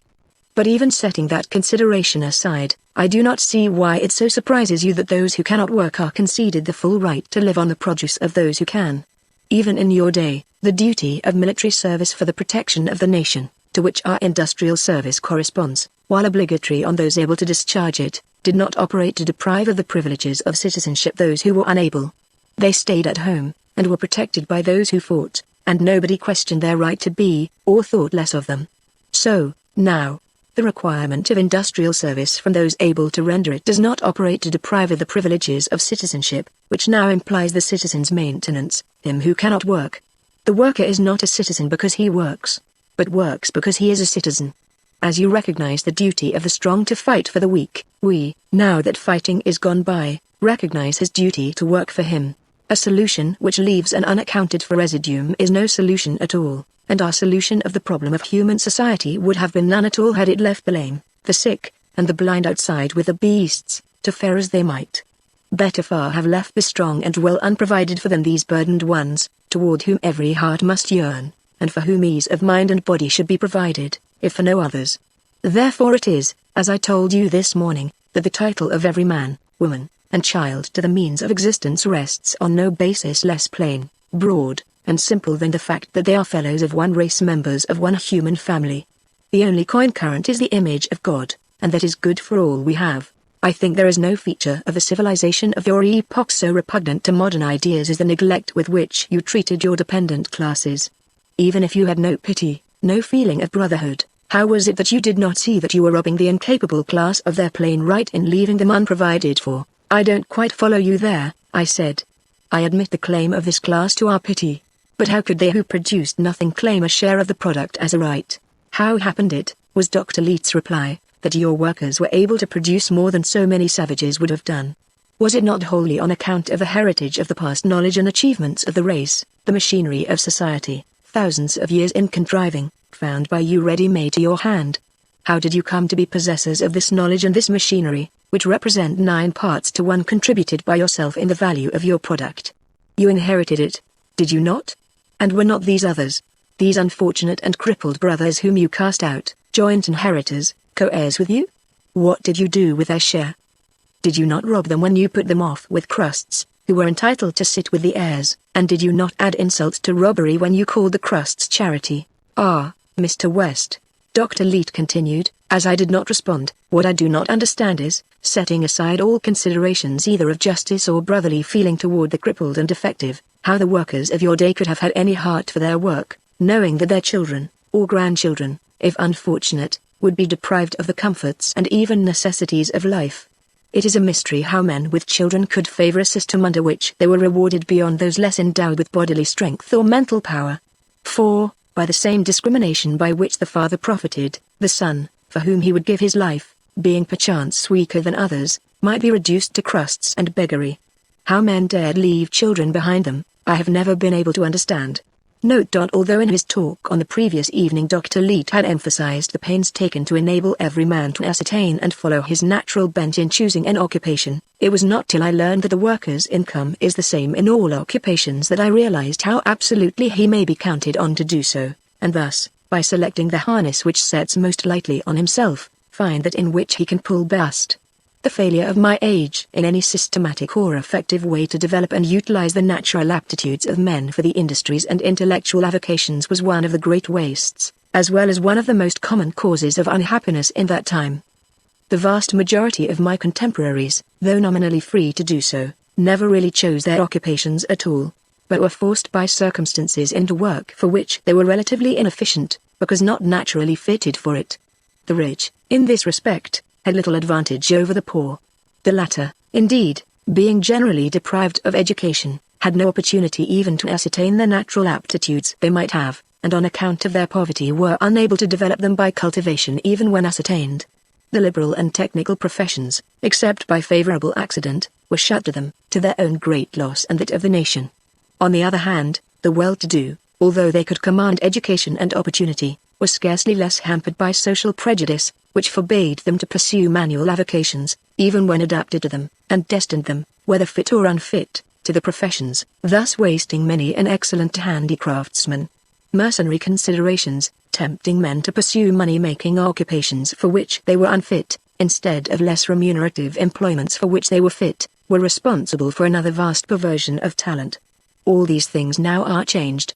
Equal education and opportunity must needs bring to light whatever aptitudes a man has, and neither social prejudices nor mercenary considerations hamper him in the choice of his life work. Chapter 13. As Edith had promised he should do, Dr. Leete accompanied me to my bedroom when I retired, to instruct me as to the adjustment of the musical telephone. He showed how, by turning a screw, the volume of the music could be made to fill the room, or die away to an echo so faint and far that one could scarcely be sure whether he heard or imagined it. If, of 2 persons side by side, one desired to listen to music and the other to sleep, it could be made audible to one and inaudible to another. I should strongly advise you to sleep if you can tonight, Mr. West, in preference to listening to the finest tunes in the world, the doctor said, after explaining these points. In the trying experience you are just now passing through, sleep is a nerve tonic for which there is no substitute. Mindful of what had happened to me that very morning, I promised to heed his counsel. Very well, he said, then I will set the telephone at 8 o'clock. What do you mean? I asked. He explained that, by a clockwork combination, a person could arrange to be awakened at any hour by the music. It began to appear, as has since fully proved to be the case, that I had left my tendency to insomnia behind me with the other discomforts of existence in the 19th century, for though I took no sleeping draught this time, yet, as the night before, I had no sooner touched the pillow than I was asleep. I dreamed that I sat on the throne of the Abencerrages in the banqueting hall of the Alhambra, feasting my lords and generals, who next day were to follow the crescent against the Christian dogs of Spain. The air, cooled by the spray of fountains, was heavy with the scent of flowers. A band of nautch girls, round-limbed and luscious-lipped, danced with voluptuous grace to the music of brazen and stringed instruments. Looking up to the latticed galleries, one caught a gleam now and then from the eye of some beauty of the royal harem, looking down upon the assembled flower of Moorish chivalry. Louder and louder clashed the cymbals, wilder and wilder grew the strain, till the blood of the desert race could no longer resist the martial delirium. and the swart nobles leapt to their feet, 1,000 cimeters were bared, and the cry, Allah-il-Allah, shook the hall and awoke me, to find it broad daylight, and the room tingling with the electric music of the Turkish reveille. At the breakfast table, when I told my host of my morning's experience, I learned that it was not a mere chance that the piece of music which awakened me was a reveille. The airs played at one of the halls during the waking hours of the morning were always of an inspiring type. By the way, I said, I have not thought to ask you anything about the state of Europe. Have the societies of the old world also been remodeled? Yes, replied Dr. Leete, the great nations of Europe as well as Australia, Mexico, and parts of South America, are now organized industrially like the United States, which was the pioneer of the evolution. The peaceful relations of these nations are assured by a loose form of federal union of worldwide extent. An international council regulates the mutual intercourse and commerce of the members of the union and their joint policy toward the more backward races, which are gradually being educated up to civilized institutions. Complete autonomy within its own limits is enjoyed by every nation. How do you carry on commerce without money? I said. In trading with other nations, you must use some sort of money, although you dispense with it in the internal affairs of the nation. Oh, no, money is as superfluous in our foreign as in our internal relations. When foreign commerce was conducted by private enterprise, money was necessary to adjust it on account of the multifarious complexity of the transactions, but nowadays it is a function of the nations as units. There are thus only a dozen or so merchants in the world, and their business being supervised by the International Council, a simple system of book accounts serves perfectly to regulate their dealings. Customs duties of every sort are of course superfluous. A nation simply does not import what its government does not think requisite for the general interest. Each nation has a Bureau of Foreign Exchange, which manages its trading. For example, the American Bureau, estimating such and such quantities of French goods necessary to America for a given year, sends the order to the French Bureau, which in turn sends its order to our Bureau. The same is done mutually by all the nations. But how are the prices of foreign goods settled, since there is no competition? The price at which one nation supplies another with goods, replied Dr. Leete, must be that at which it supplies its own citizens. So you see there is no danger of misunderstanding. Of course no nation is theoretically bound to supply another with the product of its own labor, but it is for the interest of all to exchange some commodities. If a nation is regularly supplying another with certain goods, notice is required from either side of any important change in the relation. But what if a nation, having a monopoly of some natural product, should refuse to supply it to the others, or to one of them? Such a case has never occurred, and could not without doing the refusing party vastly more harm than the others, replied Dr. Leete. In the first place, no favoritism could be legally shown. The law requires that each nation shall deal with the others, in all respects, on exactly the same footing. Such a course as you suggest would cut off the nation adopting it from the remainder of the earth for all purposes whatever. The contingency is one that need not give us much anxiety. But, said I, supposing a nation, having a natural monopoly in some product of which it exports more than it consumes, should put the price away up, and thus, without cutting off the supply, make a profit out of its neighbor's necessities? Its own citizens would of course have to pay the higher price on that commodity, but as a body would make more out of foreigners than they would be out of pocket themselves. When you come to know how prices of all commodities are determined nowadays, you will perceive how impossible it is that they could be altered, except with reference to the amount or arduousness of the work required respectively to produce them, was Dr. Leete's reply. This principle is an international as well as a national guarantee, but even without it the sense of community of interest, international as well as national, and the conviction of the folly of selfishness, are too deep nowadays to render possible such a piece of sharp practice as you apprehend.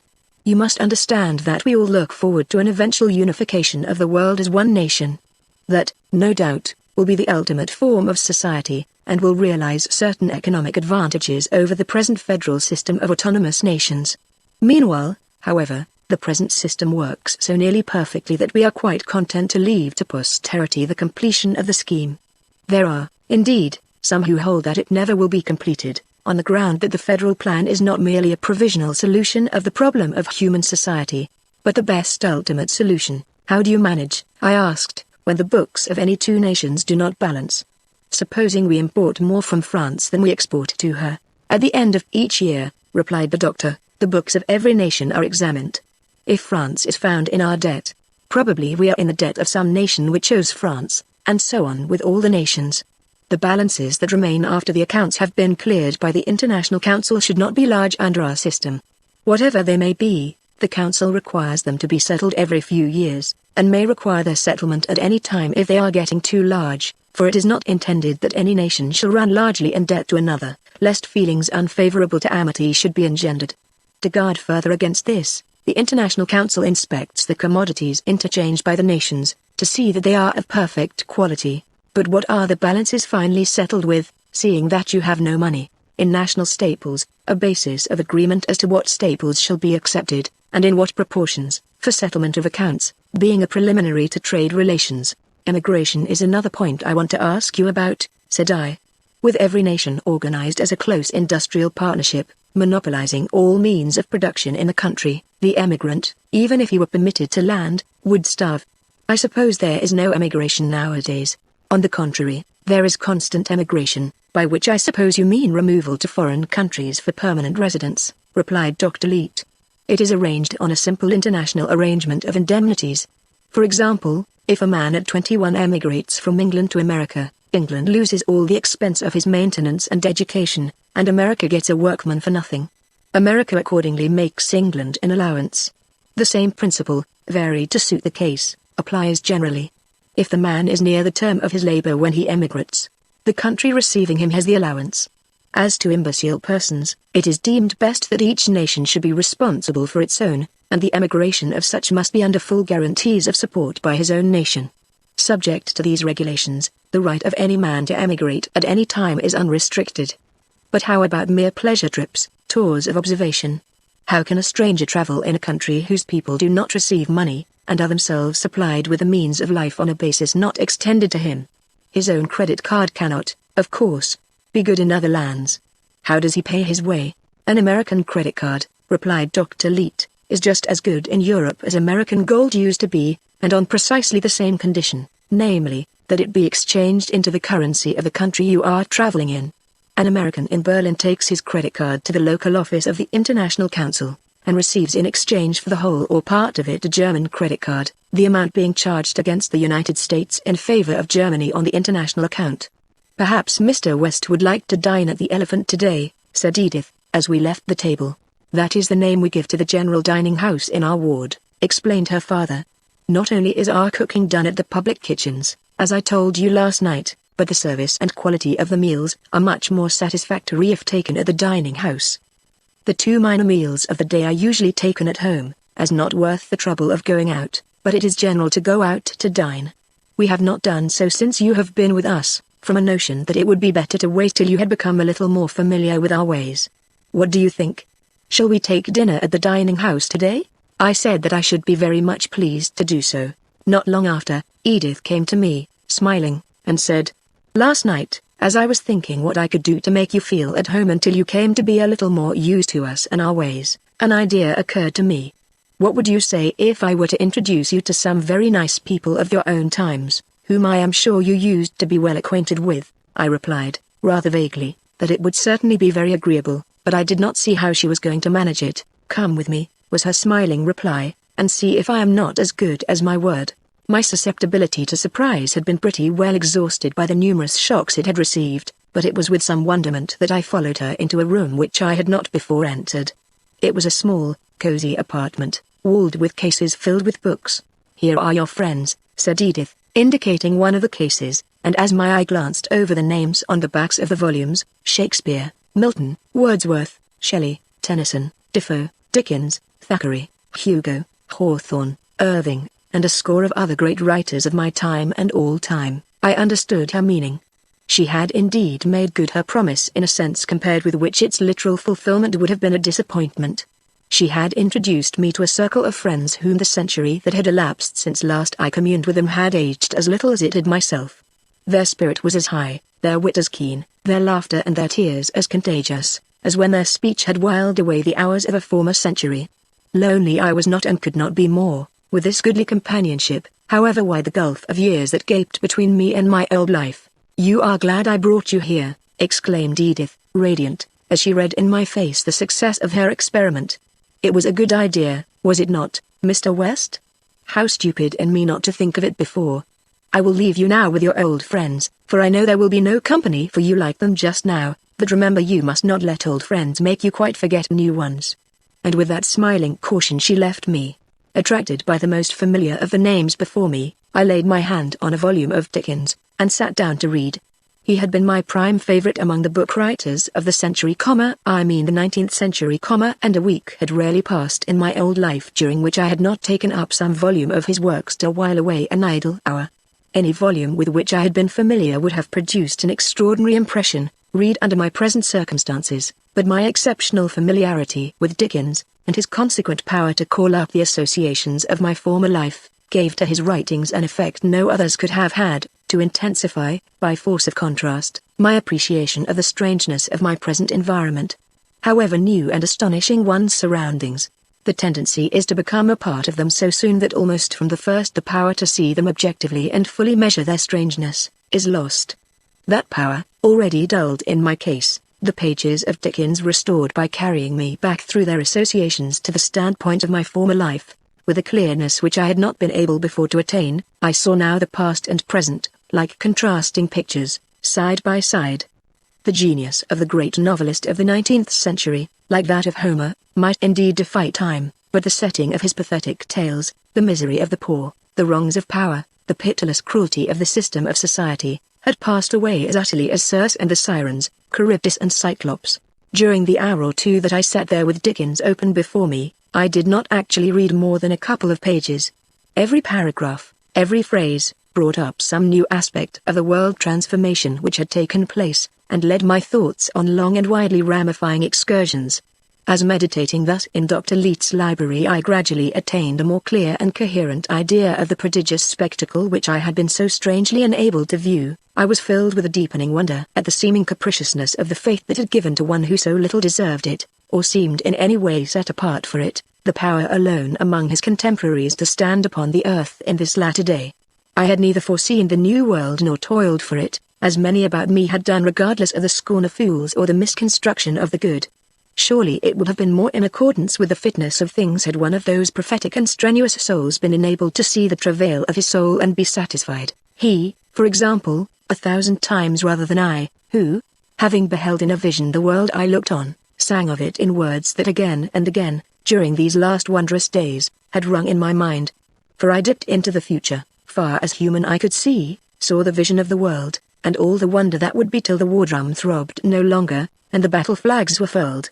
In the Parliament of Man, the Federation of the World, then the common sense of most shall hold a fretful realm in awe, and the kindly earth shall slumber, lapped in universal law. For I doubt not through the ages one increasing purpose runs, and the thoughts of men are widened with the process of the suns. What though, in his old age, he momentarily lost faith in his own prediction, as prophets in their hours of depression and doubt generally do, the words had remained eternal testimony to the seership of a poet's heart, the insight that is given to faith. I was still in the library when some hours later Dr. Leete sought me there. "Edith told me of her idea," he said, "and I thought it an excellent one. I had a little curiosity what writer you would first turn to." "Ah, Dickens. You admired him, then? That is where we moderns agree with you. Judged by our standards, he overtops all the writers of his age, not because his literary genius was highest, but because his great heart beat for the poor, because he made the cause of the victims of society his own, and devoted his pen to exposing its cruelties and shams. No man of his time did so much as he to turn men's minds to the wrong and wretchedness of the old order of things, and open their eyes to the necessity of the great change that was coming, although he himself did not clearly foresee it." Chapter 14. A heavy rainstorm came up during the day, and I had concluded that the condition of the streets would be such that my hosts would have to give up the idea of going out to dinner, although the dining hall I had understood to be quite near. I was much surprised when at the dinner hour the ladies appeared prepared to go out, but without either rubbers or umbrellas. The mystery was explained when we found ourselves on the street, for a continuous waterproof covering had been let down so as to enclose the sidewalk and turn it into a well-lighted and perfectly dry corridor, which was filled with a stream of ladies and gentlemen dressed for dinner. At the comers the entire open space was similarly roofed in. Edith Leete, with whom I walked, seemed much interested in learning what appeared to be entirely new to her, that in the stormy weather the streets of the Boston of my day had been impassable, except to persons protected by umbrellas, boots, and heavy clothing. Were sidewalk coverings not used at all? she asked. They were used, I explained, but in a scattered and utterly unsystematic way, being private enterprises. She said to me that at the present time all the streets were provided against inclement weather in the manner I saw, the apparatus being rolled out of the way when it was unnecessary. She intimated that it would be considered an extraordinary imbecility to permit the weather to have any effect on the social movements of the people. Dr. Leet, who was walking ahead, overhearing something of our talk, turned to say that the difference between the age of individualism and that of concert was well characterized by the fact that, in the 19th century, when it rained, the people of Boston put up 300,000 umbrellas over as many heads, and in the 20th century they put up one umbrella over all the heads. As we walked on, Edith said, "The private umbrella is father's favorite figure to illustrate the old way when everybody lived for himself and his family. There is a 19th century painting at the art gallery representing a crowd of people in the rain, each one holding his umbrella over himself and his wife, and giving his neighbors the drippings, which he claims must have been meant by the artist as a satire on his times." We now entered a large building into which a stream of people was pouring. I could not see the front, owing to the awning, but, if in correspondence with the interior, which was even finer than the store I visited the day before, it would have been magnificent. My companion said that the sculptured group over the entrance was especially admired. Going up a grand staircase we walked some distance along a broad corridor with many doors opening upon it. At one of these, which bore my host's name, we turned in, and I found myself in an elegant dining room containing a table for 4. Windows opened on a courtyard where a fountain played to a great height and music made the air electric. "You seem at home here," I said, as we seated ourselves at table, and Dr. Leet touched an annunciator. "This is, in fact, a part of our house, slightly detached from the rest," he replied. "Every family in the ward has a room set apart in this great building for its permanent and exclusive use for a small annual rental. For transient guests and individuals there is accommodation on another floor. If we expect to dine here, we put in our orders the night before, selecting anything in market, according to the daily reports in the papers. The meal is as expensive or as simple as we please, though of course everything is vastly cheaper as well as better than it would be prepared at home. There is actually nothing which our people take more interest in than the perfection of the catering and cooking done for them, and I admit that we are a little vain of the success that has been attained by this branch of the service. Ah, my dear Mr. West, though other aspects of your civilization were more tragical, I can imagine that none could have been more depressing than the poor dinners you had to eat, that is, all of you who had not great wealth. You would have found none of us disposed to disagree with you on that point," I said. The waiter, a fine-looking young fellow, wearing a slightly distinctive uniform, now made his appearance. I observed him closely, as it was the first time I had been able to study particularly the bearing of one of the enlisted members of the industrial army. This young man, I knew from what I had been told, must be highly educated, and the equal, socially and in all respects, of those he served. But it was perfectly evident that to neither side was the situation in the slightest degree embarrassing. Dr. Leet addressed the young man in a tone devoid, of course, as any gentleman's would be, of superciliousness, but at the same time not in any way deprecatory, while the manner of the young man was simply that of a person intent on discharging correctly the task he was engaged in, equally without familiarity or obsequiousness. It was, in fact, the manner of a soldier on duty, but without the military stiffness. As the youth left the room, I said, "I cannot get over my wonder at seeing a young man like that serving so contentedly in a menial position." "What is that word menial?" "I never heard it," said Edith. "It is obsolete now," remarked her father. "If I understand it rightly, it applied to persons who performed particularly disagreeable and unpleasant tasks for others, and carried with it an implication of contempt.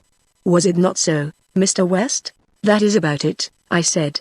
"Personal service, such as waiting on tables, was considered menial, and held in such contempt, in my day, that persons of culture and refinement would suffer hardship before condescending to it." "What a strangely artificial idea," exclaimed Mrs. Leet wonderingly. "And yet these services had to be rendered," said Edith. "Of course," I replied. "But we imposed them on the poor, and those who had no alternative but starvation, and increased the burden you imposed on them by adding your contempt," remarked Dr. Leet. "I don't think I clearly understand," said Edith. "Do you mean that you permitted people to do things for you which you despised them for doing, or that you accepted services from them which you would have been unwilling to render them? You can't surely mean that, Mr. West?" I was obliged to tell her that the fact was just as she had stated. Dr. Leet, however, came to my relief. To understand why Edith is surprised, he said. "You must know that nowadays it is an axiom of ethics that to accept a service from another which we would be unwilling to return in kind, if need were, is like borrowing with the intention of not repaying, while to enforce such a service by taking advantage of the poverty or necessity of a person would be an outrage like forcible robbery. It is the worst thing about any system which divides men, or allows them to be divided, into classes and castes, that it weakens the sense of a common humanity. Unequal distribution of wealth, and, still more effectually, unequal opportunities of education and culture, divided society in your day into classes which in many respects regarded each other as distinct races. There is not, after all, such a difference as might appear between our ways of looking at this question of service. Ladies and gentlemen of the cultured class in your day would no more have permitted persons of their own class to render them services they would scorn to return than we would permit anybody to do so. The poor and the uncultured, however, they looked upon as of another kind from themselves. The equal wealth and equal opportunities of culture which all persons now enjoy have simply made us all members of one class, which corresponds to the most fortunate class with you. Until this equality of condition had come to pass, the idea of the solidarity of humanity, the brotherhood of all men, could never have become the real conviction and practical principle of action it is nowadays. In your day the same phrases were indeed used, but they were phrases merely. Do the waiters, also, volunteer? No, replied Dr. Leete. The waiters are young men in the unclassified grade of the industrial army who are assignable to all sorts of miscellaneous occupations not requiring special skill. Waiting on table is one of these, and every young recruit is given a taste of it. I myself served as a waiter for several months in this very dining house some 40 years ago. Once more you must remember that there is recognized no sort of difference between the dignity of the different sorts of work required by the nation. The individual is never regarded, nor regards himself, as the servant of those he serves, nor is he in any way dependent upon them. It is always the nation which he is serving. No difference is recognized between a waiter's functions and those of any other worker. The fact that his is a personal service is indifferent from our point of view. So is a doctor's. I should as soon expect our waiter today to look down on me because I served him as a doctor, as think of looking down on him because he serves me as a waiter. After dinner my entertainers conducted me about the building, of which the extent, the magnificent architecture and richness of embellishment, astonished me. It seemed that it was not merely a dining hall, but likewise a great pleasure house and social rendezvous of the quarter, and no appliance of entertainment or recreation seemed lacking. You find illustrated here, said Dr. Leete, when I had expressed my admiration, what I said to you in our first conversation, when you were looking out over the city, as to the splendor of our public and common life as compared with the simplicity of our private and home life, and the contrast which, in this respect, the 20th bears to the 19th century. To save ourselves useless burdens, we have as little gear about us at home as is consistent with comfort, but the social side of our life is ornate and luxurious beyond anything the world ever knew before. All the industrial and professional guilds have clubhouses as extensive as this, as well as country, mountain, and seaside houses for sport and rest in vacations. 3. Chapter 15. When, in the course of our tour of inspection, we came to the library, we succumbed to the temptation of the luxurious leather chairs with which it was furnished, and sat down in one of the book-lined alcoves to rest and chat a while. 4. Edith tells me that you have been in the library all the morning, said Mrs. Leete. Do you know, it seems to me, Mr. West, that you are the most enviable of mortals. I should like to know just why, I replied. Because the books of the last 100 years will be new to you, she answered. You will have so much of the most absorbing literature to read as to leave you scarcely time for meals these 5 years to come. Ah, what would I give if I had not already read Berrien's novels, or Nesmith's, Mamma, added Edith. Yes, or Oates' poems, or Past and Present, or, In the Beginning, or oh, I could name a dozen books, each worth a year of one's life, declared Mrs. Leete, enthusiastically. I judge, then, that there has been some notable literature produced in this century. Yes, said Dr. Leete. It has been an era of unexampled intellectual splendor. Probably humanity never before passed through a moral and material evolution, at once so vast in its scope and brief in its time of accomplishment, as that from the old order to the new in the early part of this century. When men came to realize the greatness of the felicity which had befallen them, and that the change through which they had passed was not merely an improvement in details of their condition, but the rise of the race to a new plane of existence with an illimitable vista of progress, their minds were affected in all their faculties with a stimulus, of which the outburst of the medieval Renaissance offers a suggestion but faint indeed. There ensued an era of mechanical invention, scientific discovery, art, musical and literary productiveness to which no previous age of the world offers anything comparable. By the way, said I, talking of literature, how are books published now? Is that also done by the nation? Certainly, but how do you manage it? Does the government publish everything that is brought it as a matter of course, at the public expense, or does it exercise a censorship and print only what it approves? Neither way. The printing department has no censorial powers. It is bound to print all that is offered it, but prints it only on condition that the author defray the first cost out of his credit. He must pay for the privilege of the public ear, and if he has any message worth hearing we consider that he will be glad to do it. Of course, if incomes were unequal, as in the old times, this rule would enable only the rich to be authors, but the resources of citizens being equal, it merely measures the strength of the author's motive. The cost of an edition of an average book can be saved out of a year's credit by the practice of economy and some sacrifices. The book, on being published, is placed on sale by the nation, the author receiving a royalty on the sales as with us, I suppose, I suggested. Not as with you, certainly, replied Dr. Leete, but nevertheless in one way. The price of every book is made up of the cost of its publication with a royalty for the author. The author fixes this royalty at any figure he pleases.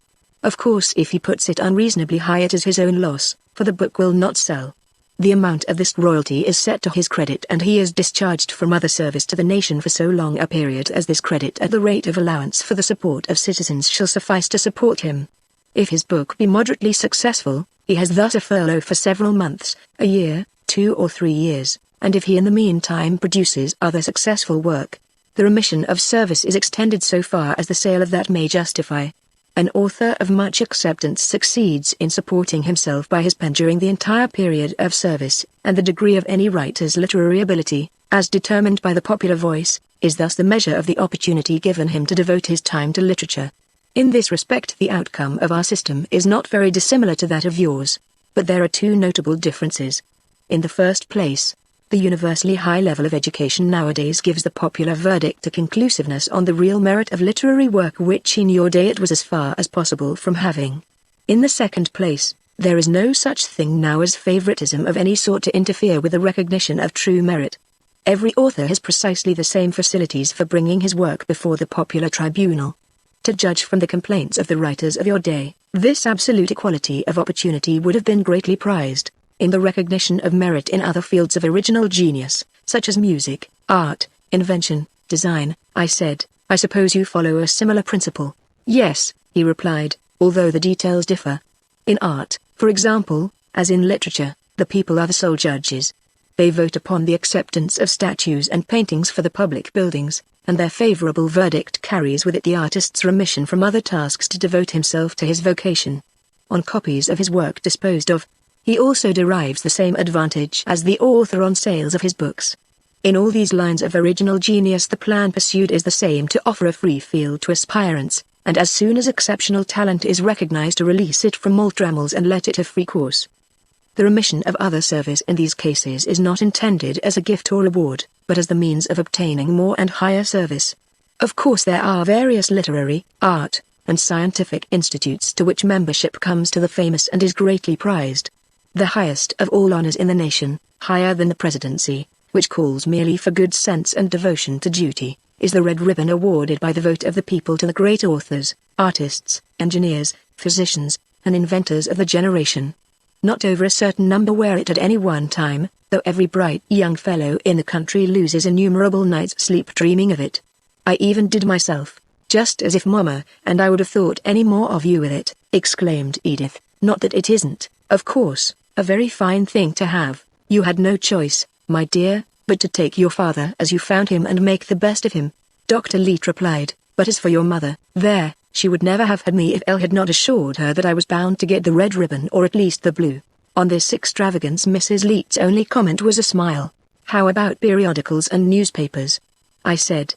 I won't deny that your book publishing system is a considerable improvement on ours, both as to its tendency to encourage a real literary vocation, and, quite as important, to discourage mere scribblers, but I don't see how it can be made to apply to magazines and newspapers. It is very well to make a man pay for publishing a book, because the expense will be only occasional, but no man could afford the expense of publishing a newspaper every day in the year. It took the deep pockets of our private capitalists to do that, and often exhausted even them before the returns came in. If you have newspapers at all, they must, I fancy, be published by the government at the public expense, with government editors, reflecting government opinions.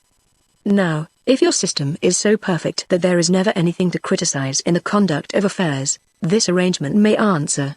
Otherwise, I should think the lack of an independent unofficial medium for the expression of public opinion would have most unfortunate results.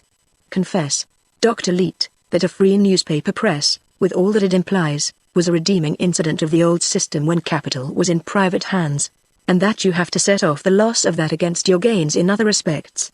I am afraid I can't give you even that consolation, replied Dr. Leet, laughing. In the first place, Mr. West, the newspaper press is by no means the only or, as we look at it, the best vehicle for serious criticism of public affairs. To us, the judgments of your newspapers on such themes seem generally to have been crude and flippant, as well as deeply tinctured with prejudice and bitterness. In so far as they may be taken as expressing public opinion, they give an unfavorable impression of the popular intelligence, while so far as they may have formed public opinion, the nation was not to be felicitated. Nowadays, when a citizen desires to make a serious impression upon the public mind as to any aspect of public affairs, he comes out with a book or pamphlet, published as other books are. But this is not because we lack newspapers and magazines, or that they lack the most absolute freedom. The newspaper press is organized so as to be a more perfect expression of public opinion than it possibly could be in your day, when private capital controlled and managed it primarily as a money-making business, and secondarily only as a mouthpiece for the people. But, said I, if the government prints the papers at the public expense, how can it fail to control their policy? Who appoints the editors, if not the government? The government does not pay the expense of the papers, nor appoint their editors, nor in any way exert the slightest influence on their policy, replied Dr. Leet. The people who take the paper pay the expense of its publication, choose its editor, and remove him when unsatisfactory. You will scarcely say, I think, that such a newspaper press is not a free organ of popular opinion. Decidedly I shall not, I replied. But how is it practicable? Nothing could be simpler. Supposing some of my neighbors or myself think we ought to have a newspaper reflecting our opinions, and devoted especially to our locality, trade, or profession. We go about among the people till we get the names of such a number that their annual subscriptions will meet the cost of the paper, which is little or big according to the largeness of its constituency. The amount of the subscriptions marked off the credits of the citizens guarantees the nation against loss in publishing the paper, its business, you understand, being that of a publisher purely, with no option to refuse the duty required. The subscribers to the paper now elect somebody as editor, who, if he accepts the office, is discharged from other service during his incumbency. Instead of paying a salary to him, as in your day, the subscribers pay the nation an indemnity equal to the cost of his support for taking him away from the general service. He manages the paper just as one of your editors did, except that he has no counting room to obey, or interests of private capital as against the public good to defend.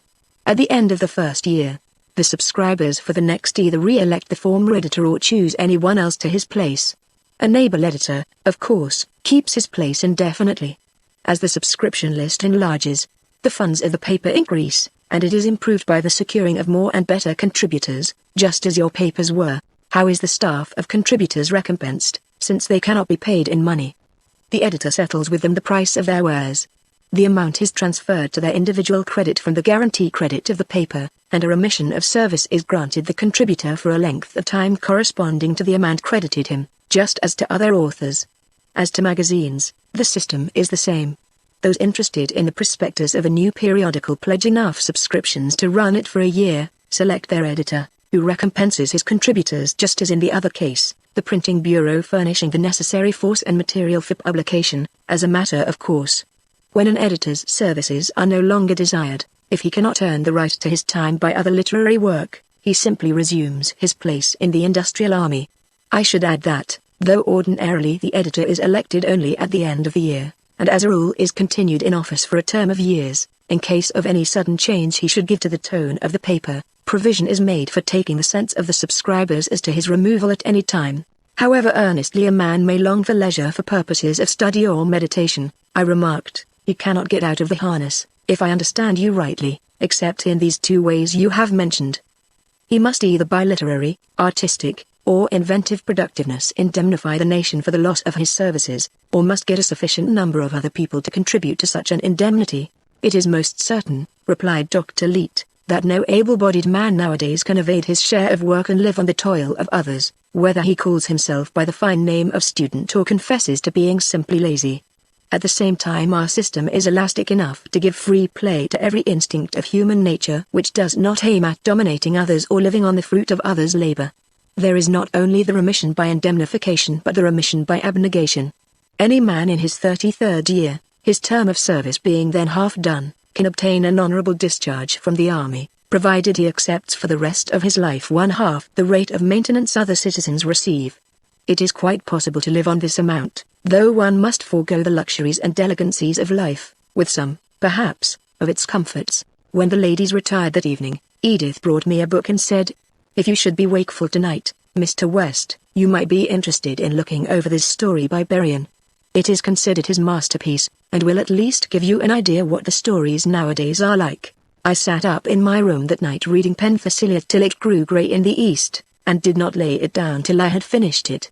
And yet let no admirer of the great romancer of the 20th century resent my saying that at the first reading what most impressed me was not so much what was in the book as what was left out of it. The story writers of my day would have deemed the making of bricks without straw a light task compared with the construction of a romance from which should be excluded all effects drawn from the contrasts of wealth and poverty, education and ignorance, coarseness and refinement, high and low, all motives drawn from social pride and ambition, the desire of being rich or the fear of being poorer, together with sordid anxieties of any sort for oneself or others, a romance in which there should, indeed, be love galore, but love unfretted by artificial barriers created by differences of station or possessions, owning no other law but that of the heart. The reading of Penthesilea was of more value than almost any amount of explanation would have been in giving me something like a general impression of the social aspect of the 20th century. The information Dr. Leete had imparted was indeed extensive as to facts, but they had affected my mind as so many separate impressions, which I had as yet succeeded but imperfectly in making cohere. Berrien put them together for me in a picture. Chapter 16. Next morning I rose somewhat before the breakfast hour. As I descended the stairs, Edith stepped into the hall from the room which had been the scene of the morning interview between us described some chapters back. "Ah!" she exclaimed, with a charmingly arch expression, "you thought to slip out unbeknown for another of those solitary morning rambles which have such nice effects on you. But you see I am up too early for you this time. You are fairly caught. You discredit the efficacy of your own cure," I said, "by supposing that such a ramble would now be attended with bad consequences." "I am very glad to hear that," she said. "I was in here arranging some flowers for the breakfast table when I heard you come down, and fancied I detected something surreptitious in your step on the stairs." "You did me injustice," I replied. "I had no idea of going out at all." Despite her effort to convey an impression that my interception was purely accidental, I had at the time a dim suspicion of what I afterwards learned to be the fact, namely, that this sweet creature, in pursuance of her self-assumed guardianship over me, had risen for the last 2 or 3 mornings at an unheard-of hour, to ensure against the possibility of my wandering off alone in case I should be affected as on the former occasion. Receiving permission to assist her in making up the breakfast bouquet, I followed her into the room from which she had emerged. "Are you sure," she asked, "that you are quite done with those terrible sensations you had that morning?" "I can't say that I do not have times of feeling decidedly queer," I replied, "moments when my personal identity seems an open question. It would be too much to expect after my experience that I should not have such sensations occasionally, but as for being carried entirely off my feet, as I was on the point of being that morning, I think the danger is past. I shall never forget how you looked that morning," she said. "If you had merely saved my life," I continued, "I might, perhaps, find words to express my gratitude, but it was my reason you saved, and there are no words that would not belittle my debt to you." I spoke with emotion, and her eyes grew suddenly moist. "It is too much to believe all this," she said, "but it is very delightful to hear you say it. What I did was very little. I was very much distressed for you, I know.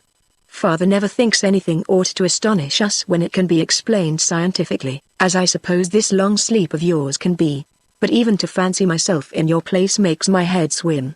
I know that I could not have borne it at all." "That would depend," I replied, "on whether an angel came to support you with her sympathy in the crisis of your condition, as one came to me. If my face at all expressed the feelings I had a right to have toward this sweet and lovely young girl, who had played so angelic a role toward me, Its expression must have been very worshipful just then. The expression, or the words, or both together, caused her now to drop her eyes with a charming blush. For the matter of that, I said, if your experience has not been as startling as mine, it must have been rather overwhelming to see a man belonging to a strange century, and apparently 100 years dead, raised to life. It seemed indeed strange beyond any describing at first, she said, but when we began to put ourselves in your place, and realize how much stranger it must seem to you, I fancy we forgot our own feelings a good deal, at least I know I did. It seemed then not so much astounding as interesting and touching beyond anything ever heard of before. But does it not come over you as astounding to sit at table with me, seeing who I am? You must remember that you do not seem so strange to us as we must to you, she answered. We belong to a future of which you could not form an idea, a generation of which you knew nothing until you saw us. But you belong to a generation of which our forefathers were a part. We know all about it, the names of many of its members are household words with us. We have made a study of your ways of living and thinking. Nothing you say or do surprises us, while we say and do nothing which does not seem strange to you. So you see, Mr. West, that if you feel that you can, in time, get accustomed to us, you must not be surprised that from the first we have scarcely found you strange at all. I had not thought of it in that way, I replied. There is indeed much in what you say. One can look back 1,000 years easier than forward 50. A century is not so very long a retrospect. I might have known your great-grandparents. Possibly I did. Did they live in Boston? I believe so. You are not sure, then? Yes, she replied. Now I think, they did. I had a very large circle of acquaintances in the city, I said. It is not unlikely that I knew of some of them. Perhaps I may have known them well. Wouldn't it be interesting if I should chance to be able to tell you all about your great-grandfather, for instance? Very interesting. Do you know your genealogy well enough to tell me who your forebears were in the Boston of my day? Oh, yes, perhaps, then, you will sometime tell me what some of their names were. She was engrossed in arranging a troublesome spray of green, and did not reply at once. Steps upon the stairway indicated that the other members of the family were descending. Perhaps, sometime, she said, after breakfast, Dr. Leete suggested taking me to inspect the central warehouse and observe actually in operation the machinery of distribution, which Edith had described to me. As we walked away from the house I said, it is now several days that I have been living in your household on a most extraordinary footing, or rather on none at all. I have not spoken of this aspect of my position before because there were so many other aspects yet more extraordinary. But now that I am beginning a little to feel my feet under me, and to realize that, however I came here, I am here, and must make the best of it, I must speak to you on this point. As for your being a guest in my house, replied Dr. Leete, I pray you not to begin to be uneasy on that point, for I mean to keep you a long time yet. With all your modesty, you can but realize that such a guest as yourself is an acquisition not willingly to be parted with. Thanks, Doctor, I said. It would be absurd, certainly, for me to affect any oversensitiveness about accepting the temporary hospitality of one to whom I owe it that I am not still awaiting the end of the world in a living tomb. But if I am to be a permanent citizen of this century I must have some standing in it. Now, in my time a person more or less entering the world, however he got in, would not be noticed in the unorganized throng of men, and might make a place for himself anywhere he chose if he were strong enough. But nowadays everybody is a part of a system with a distinct place and function. I am outside the system, and don't see how I can get in. There seems no way to get in, except to be born in or to come in as an emigrant from some other system. Dr. Leete laughed heartily. I admit, he said, that our system is defective in lacking provision for cases like yours. But you see nobody anticipated additions to the world except by the usual process. You need, however, have no fear that we shall be unable to provide both a place and occupation for you in due time. You have as yet been brought in contact only with the members of my family, but you must not suppose that I have kept your secret. On the contrary, your case, even before your resuscitation, and vastly more since, has excited the profoundest interest in the nation. In view of your precarious nervous condition, it was thought best that I should take exclusive charge of you at first, and that you should, through me and my family, receive some general idea of the sort of world you had come back to before you began to make the acquaintance generally of its inhabitants. As to finding a function for you in society, there was no hesitation as to what that would be. Few of us have it in our power to confer so great a service on the nation as you will be able to when you leave my roof, which, however, you must not think of doing for a good time yet. What can I possibly do? I asked.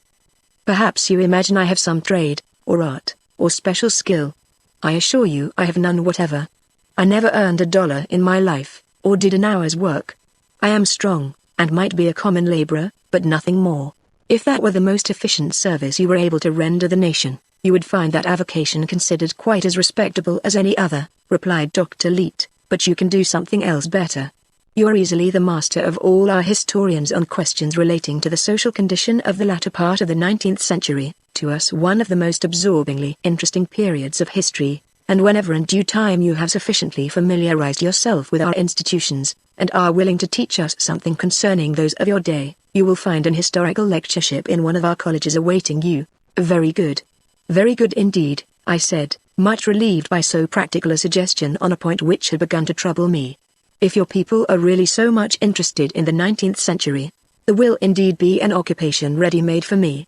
I don't think there is anything else that I could possibly earn my salt at, but I certainly may claim without conceit to have some special qualifications for such a post as you describe. Chapter 17. I found the processes at the warehouse quite as interesting as Edith had described them, and became even enthusiastic over the truly remarkable illustration which is seen there of the prodigiously multiplied efficiency which perfect organization can give to labor.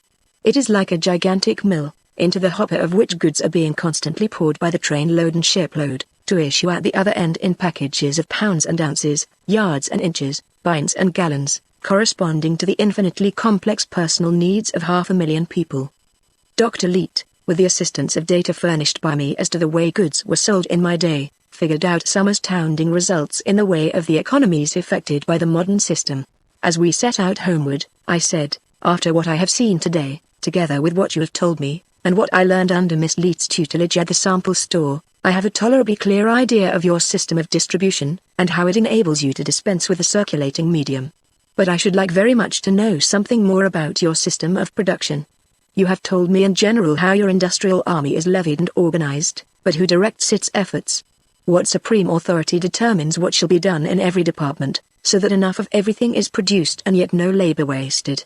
It seems to me that this must be a wonderfully complex and difficult function, requiring very unusual endowments.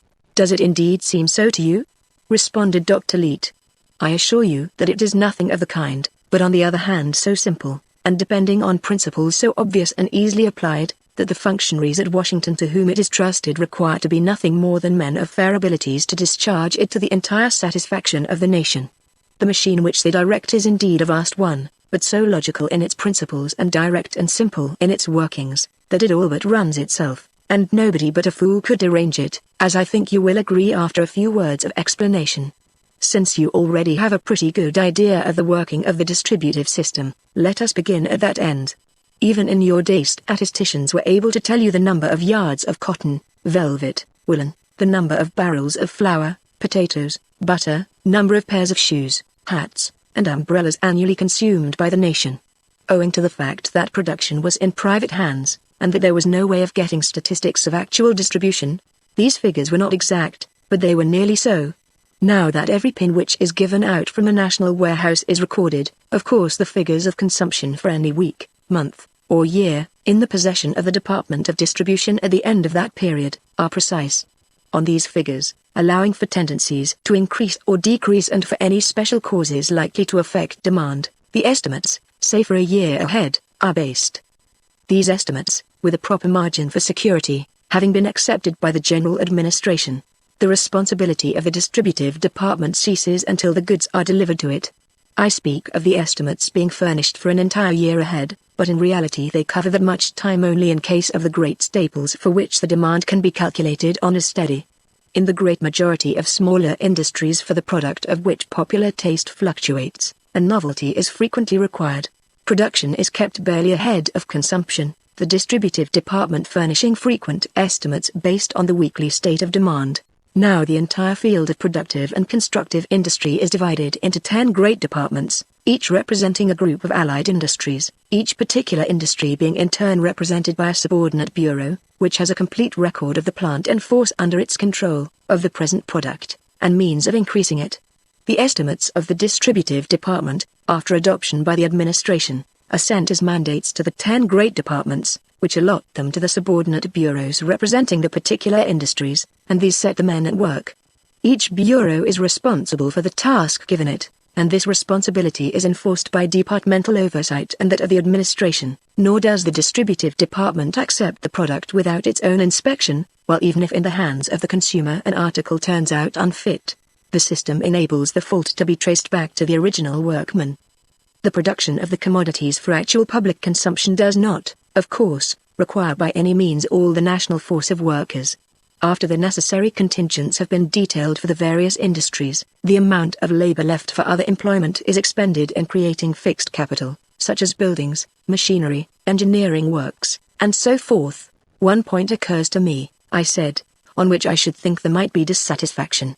Where there is no opportunity for private enterprise, how is there any assurance that the claims of small minorities of the people to have articles produced, for which there is no wide demand, will be respected? An official decree at any moment may deprive them of the means of gratifying some special taste, merely because the majority does not share it. That would be tyranny indeed, replied Dr. Leete, and you may be very sure that it does not happen with us, to whom liberty is as dear as equality or fraternity. As you come to know our system better, you will see that our officials are in fact, and not merely in name, the agents and servants of the people. The administration has no power to stop the production of any commodity for which there continues to be a demand. Suppose the demand for any article declines to such a point that its production becomes very costly. The price has to be raised in proportion, of course, but as long as the consumer cares to pay it, the production goes on. Again, suppose an article not before produced is demanded. If the administration doubts the reality of the demand, a popular petition guaranteeing a certain basis of consumption compels it to produce the desired article.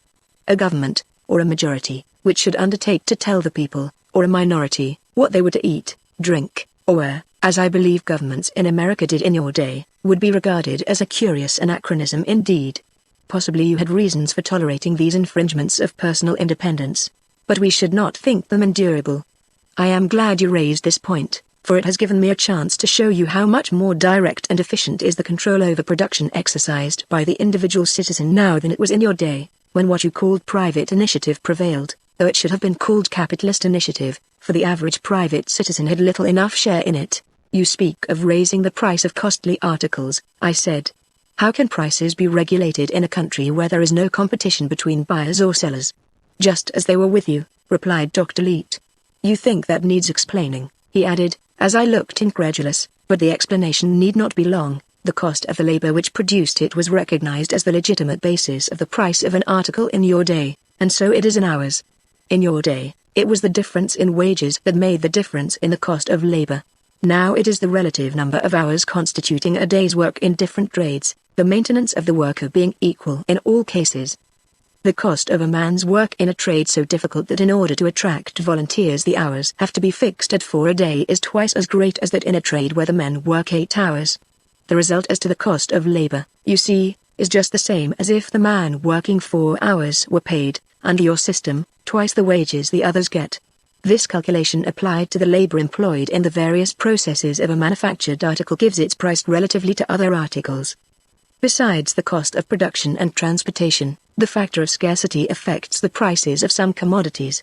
As regards the great staples of life, of which an abundance can always be secured, scarcity is eliminated as a factor. There is always a large surplus kept on hand from which any fluctuations of demand or supply can be corrected, even in most cases of bad crops. The prices of the staples grow less year by year, but rarely, if ever, rise.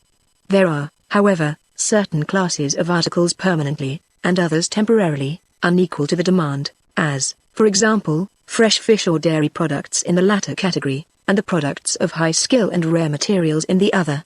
All that can be done here is to equalize the inconvenience of the scarcity.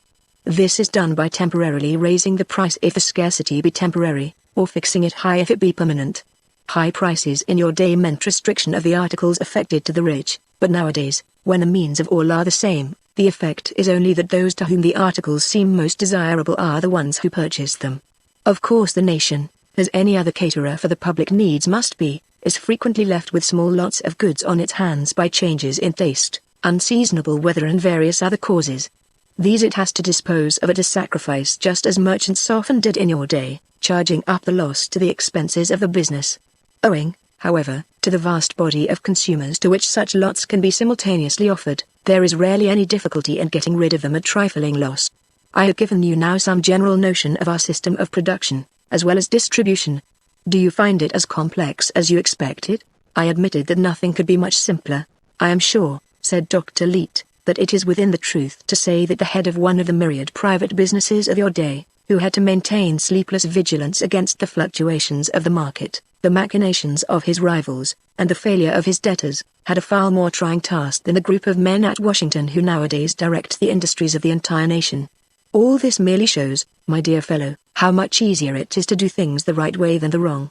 It is easier for a general up in a balloon, with perfect survey of the field, to maneuver 1,000,000 men to victory than for a sergeant to manage a platoon in a thicket. The general of this army, including the flower of the manhood of the nation, must be the foremost man in the country, really greater even than the President of the United States, I said. He is the President of the United States, replied Dr. Leet, or rather the most important function of the presidency is the headship of the industrial army. How is he chosen? I asked. I explained to you before, replied Dr. Leet, when I was describing the force of the motive of emulation among all grades of the industrial army, that the line of promotion for the meritorious lies through 3 grades to the officer's grade, and thence up through the lieutenancies to the captaincy or foremanship, and superintendency or colonel's rank. Next, with an intervening grade in some of the larger trades, comes the general of the guild, under whose immediate control all the operations of the trade are conducted. This officer is at the head of the National Bureau representing his trade, and is responsible for its work to the administration. The general of his guild holds a splendid position, and one which amply satisfies the ambition of most men. But above his rank, which may be compared to follow the military analogies familiar to you to that of a general of division or major general, is that of the chiefs of the 10 great departments, or groups of allied trades. The chiefs of these 10 grand divisions of the industrial army may be compared to your commanders of army corps, or lieutenant generals, each having from a dozen to a score of generals of separate guilds reporting to him. Above these 10 great officers, who form his council, is the general-in-chief, who is the President of the United States. The general-in-chief of the industrial army must have passed through all the grades below him, from the common laborers up. Let us see how he rises. As I have told you, it is simply by the excellence of his record as a worker that one rises through the grades of the privates and becomes a candidate for a lieutenancy.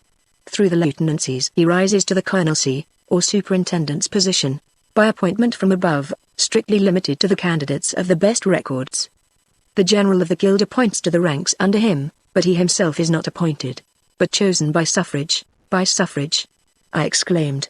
Is not that ruinous to the discipline of the guild, by tempting the candidates to intrigue for the support of the workers under them? So it would be, no doubt, replied Dr. Leet, if the workers had any suffrage to exercise, or anything to say about the choice. But they have nothing. Just here comes in a peculiarity of our system. The general of the guild is chosen from among the superintendents by vote of the honorary members of the guild, that is, of those who have served their time in the guild and received their discharge. As you know, at the age of 45 we are mustered out of the army of industry, and have the residue of life for the pursuit of our own improvement or recreation. Of course, however, the associations of our active lifetime retain a powerful hold on us. The companionships we form then remain our companionships till the end of life. We always continue honorary members of our formers' guilds, and retain the keenest and the most jealous interest in their welfare and repute in the hands of the following generation. In the clubs maintained by the honorary members of the several guilds, in which we meet socially, there are no topics of conversation so common as those which relate to these matters, and the young aspirants for guild leadership who can pass the criticism of us old fellows are likely to be pretty well equipped.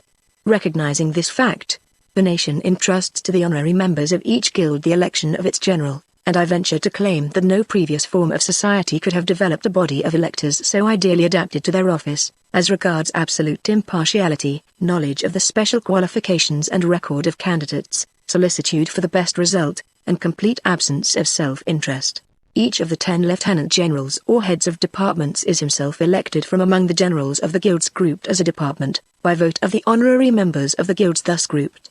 Of course there is a tendency on the part of each guild to vote for its own general, but no guild of any group has nearly enough votes to elect a man not supported by most of the others.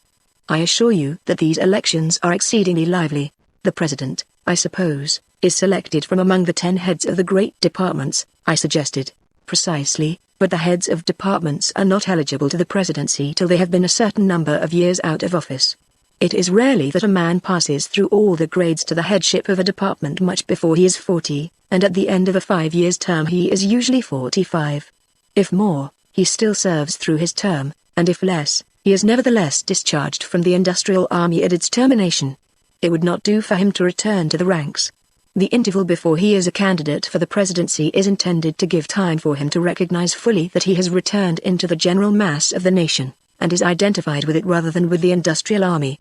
Moreover, it is expected that he will employ this period in studying the general condition of the army, instead of that of the special group of guilds of which he was the head. From among the former heads of departments who may be eligible at the time, the president is elected by vote of all the men of the nation who are not connected with the industrial army. The army is not allowed to vote for president. Certainly not. That would be perilous to its discipline, which it is the business of the president to maintain as the representative of the nation at large. His right hand for this purpose is the inspectorate, a highly important department of our system. To the inspectorate come all complaints or information as to defects in goods, insolence or inefficiency of officials, or dereliction of any sort in the public service. The inspectorate, however, does not wait for complaints.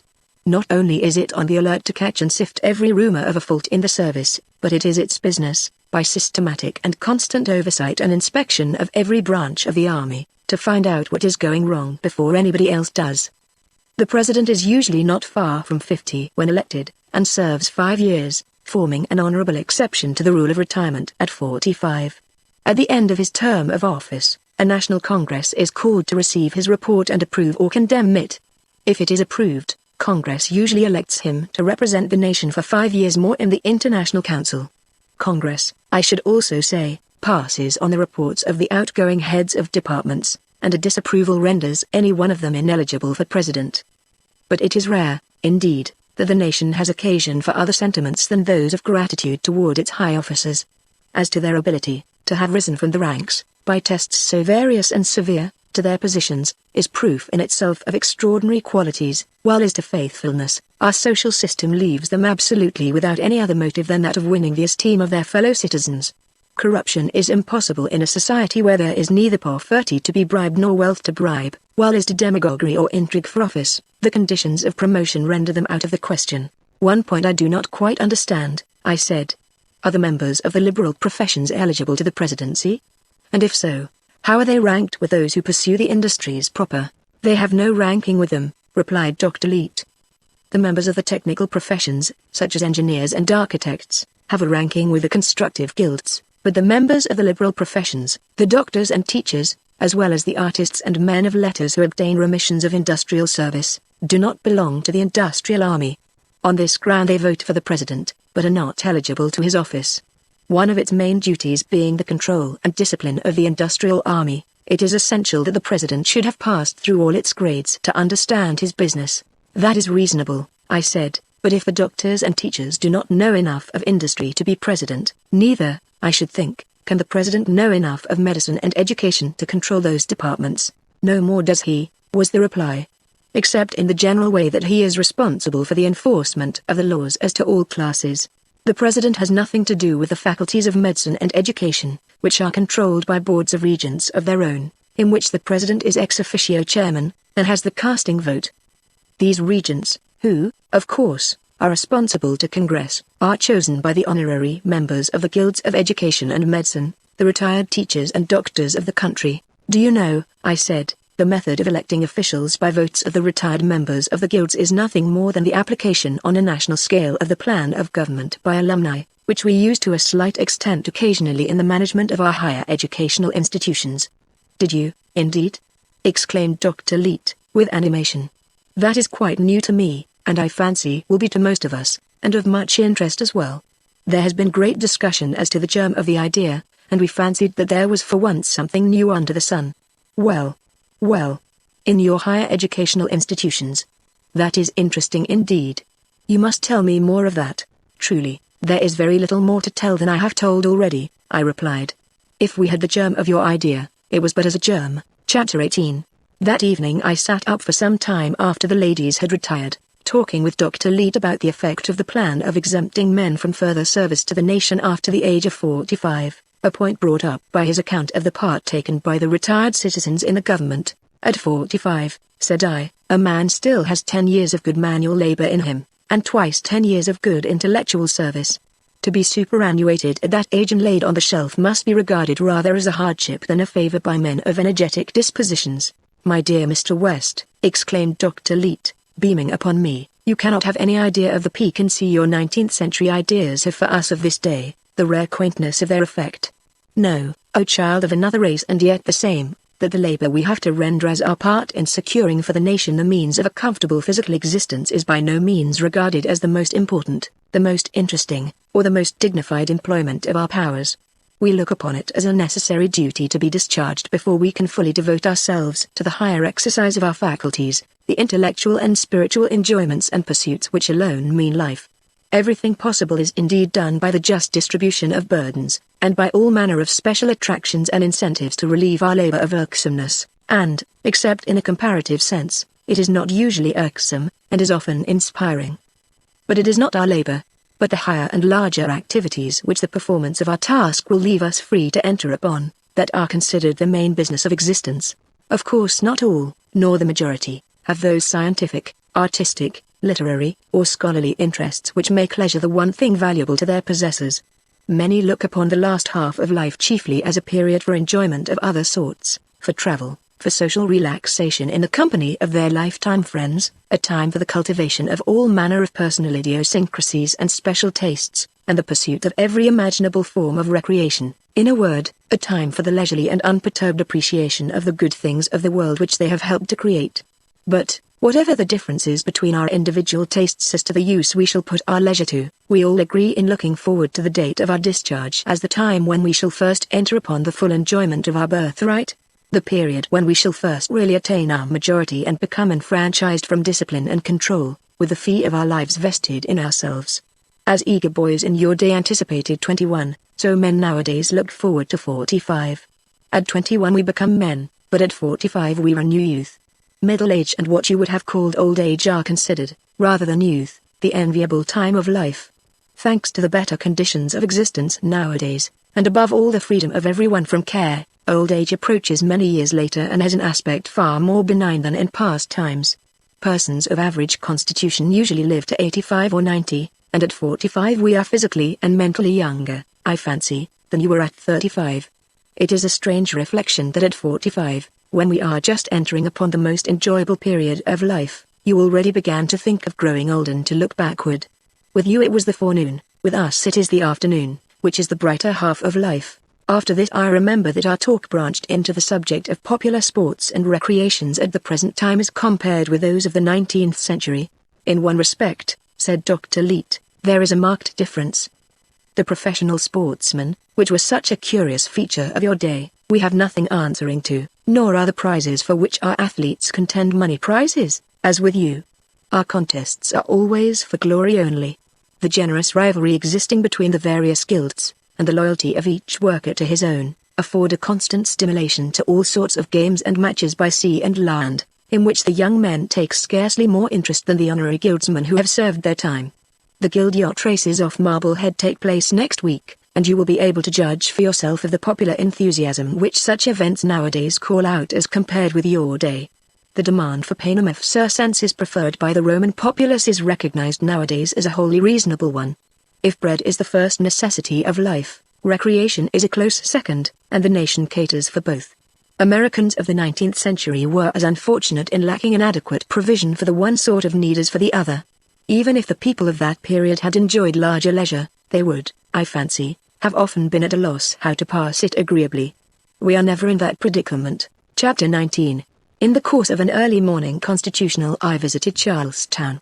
Among the changes, too numerous to attempt to indicate, which mark the lapse of a century in that quarter, I particularly noted the total disappearance of the old state prison. That went before my day, but I remember hearing about it, said Dr. Leete, when I alluded to the fact at the breakfast table. We have no jails nowadays. All cases of atavism are treated in the hospitals. Of atavism? I exclaimed, staring. Why, yes, replied Dr. Leete. The idea of dealing punitively with those unfortunates was given up at least 50 years ago, and I think more. I don't quite understand you, I said. Atavism in my day was a word applied to the cases of persons in whom some trait of a remote ancestor occurred in a noticeable manner. Am I to understand that crime is nowadays looked upon as the recurrence of an ancestral trait? I beg your pardon, said Dr. Leet with a smile half humorous, half deprecating. But since you have so explicitly asked the question, I am forced to say that the fact is precisely that. After what I had already learned of the moral contrasts between the 19th and the 20th centuries, it was doubtless absurd in me to begin to develop sensitiveness on the subject, and probably if Dr. Leet had not spoken with that apologetic air and Mrs. Leet and Edith shown a corresponding embarrassment, I should not have flushed, as I was conscious I did. I was not in much danger of being vain of my generation before, I said. But, really, this is your generation, Mr. West, interposed Edith. It is the one in which you are living, you know, and it is only because we are alive now that we call it ours. Thank you. I will try to think of it so, I said, and as my eyes met hers their expression quite cured my senseless sensitiveness. After all, I said, with a laugh, I was brought up a Calvinist, and ought not to be startled to hear crime spoken of as an ancestral trait. In point of fact, said Dr. Leet, our use of the word is no reflection at all on your generation, if, begging Edith's pardon, we may call it yours, so far as seeming to imply that we think ourselves, apart from our circumstances, better than you were. In your day fully 19/20ths of the crime, using the word broadly to include all sorts of misdemeanors, resulted from the inequality in the possessions of individuals. One tempted the poor, lust of greater gains, or the desire to preserve former gains, tempted the well-to-do. Directly or indirectly, the desire for money, which then meant every good thing, was the motive of all this crime, the taproot of a vast poisoned growth, which the machinery of law, courts, and police could barely prevent from choking your civilization outright. When we made the nation the sole trustee of the wealth of the people, and guaranteed to all abundant maintenance, on the one hand abolishing want, and on the other checking the accumulation of riches, we cut this root, and the poison tree that overshadowed your society withered, like Jonah's gourd, in a day. As for the comparatively small class of violent crimes against persons, unconnected with any idea of gain, they were almost wholly confined, even in your day, to the ignorant and bestial, and in these days, when education and good manners are not the monopoly of a few, but universal, such atrocities are scarcely ever heard of. You now see why the word atavism is used for crime. It is because nearly all forms of crime known to you are motiveless now, and when they appear can only be explained as the outcropping of ancestral traits. You used to call persons who stole, evidently without any rational motive, kleptomaniacs, and when the case was clear deemed it absurd to punish them as thieves. Your attitude toward the genuine kleptomaniac is precisely ours toward the victim of atavism, an attitude of compassion and firm but gentle restraint. Your courts must have an easy time of it, I observed. With no private property to speak of, no disputes between citizens over business relations, no real estate to divide or debts to collect, there must be absolutely no civil business at all for them, and with no offenses against property, and mighty few of any sort to provide criminal cases, I should think you might almost do without judges and lawyers altogether. We do without the lawyers, certainly, was Dr. Leet's reply. It would not seem reasonable to us, in the case where the only interest of the nation is to find out the truth, that persons should take part in the proceedings who had an acknowledged motive to color it, but who defends the accused. If he is a criminal he needs no defense, for he pleads guilty in most instances, replied Dr. Leet. The plea of the accused is not a mere formality with us, as with you. It is usually the end of the case. You don't mean that the man who pleads not guilty is thereupon discharged? No, I do not mean that.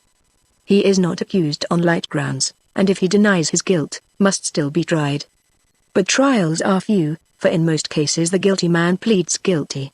When he makes a false plea and is clearly proved guilty, his penalty is doubled. Falsehood is, however, so despised among us that few offenders would lie to save themselves. That is the most astounding thing you have yet told me, I exclaimed.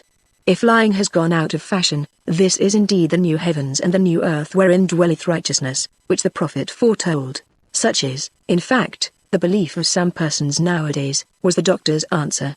They hold that we have entered upon the millennium, and the theory from their point of view does not lack plausibility.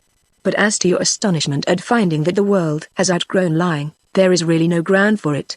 Falsehood, even in your day, was not common between gentlemen and ladies, social equals.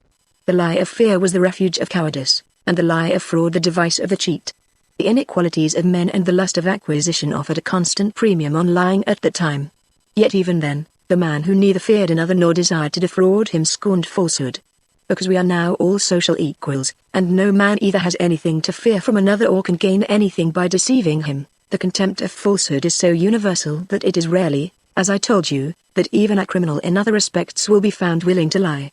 When, however, a plea of not guilty is returned, the judge appoints two colleagues to state the opposite sides of the case. How far these men are from being like your hired advocates and prosecutors, determined to acquit or convict, may appear from the fact that unless both agree that the verdict found is just, the case is tried over, while anything like bias in the tone of either of the judges stating the case would be a shocking scandal. Do I understand, I said, that it is a judge who states each side of the case as well as a judge who hears it? Certainly. The judges take turns in serving on the bench and at the bar, and are expected to maintain the judicial temper equally whether in stating or deciding a case. The system is indeed in effect that of trial by three judges occupying different points of view as to the case. When they agree upon a verdict, we believe it to be as near to absolute truth as men well can come. You had given up the jury system, then? It was well enough as a corrective in the days of hired advocates, and a bench sometimes venal, and often with a tenure that made it dependent, but is needless now.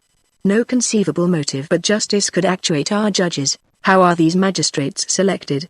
They are an honorable exception to the rule which discharges all men from service at the age of 45. The President of the nation appoints the necessary judges year by year from the class reaching that age. The number appointed is, of course, exceedingly few, and the honor so high that it is held an offset to the additional term of service which follows, and though a judge's appointment may be declined, it rarely is.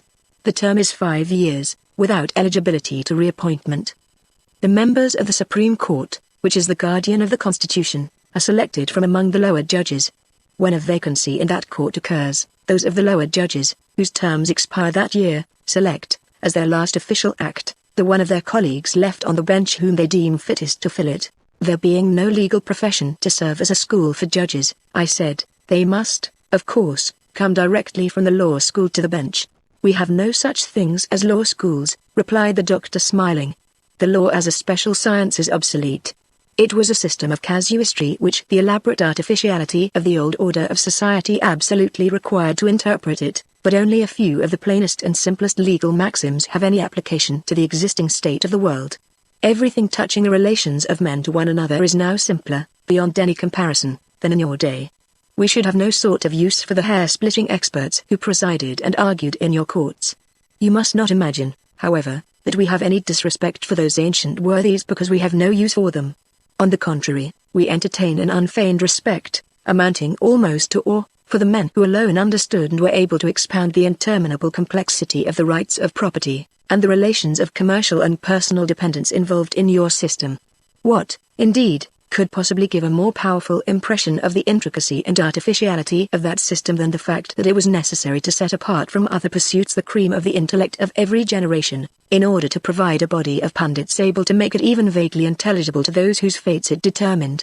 The treatises of your great lawyers, the works of Blackstone and Shitty, of Story and Parsons, stand in our museums, side by side with the tomes of Duns Scotus and his fellow scholastics, as curious monuments of intellectual subtlety devoted to subjects equally remote from the interest of modern men. Our judges are simply widely informed, judicious, and discreet men of ripe years. I should not fail to speak of one important function of the minor judges, added Dr. Leete.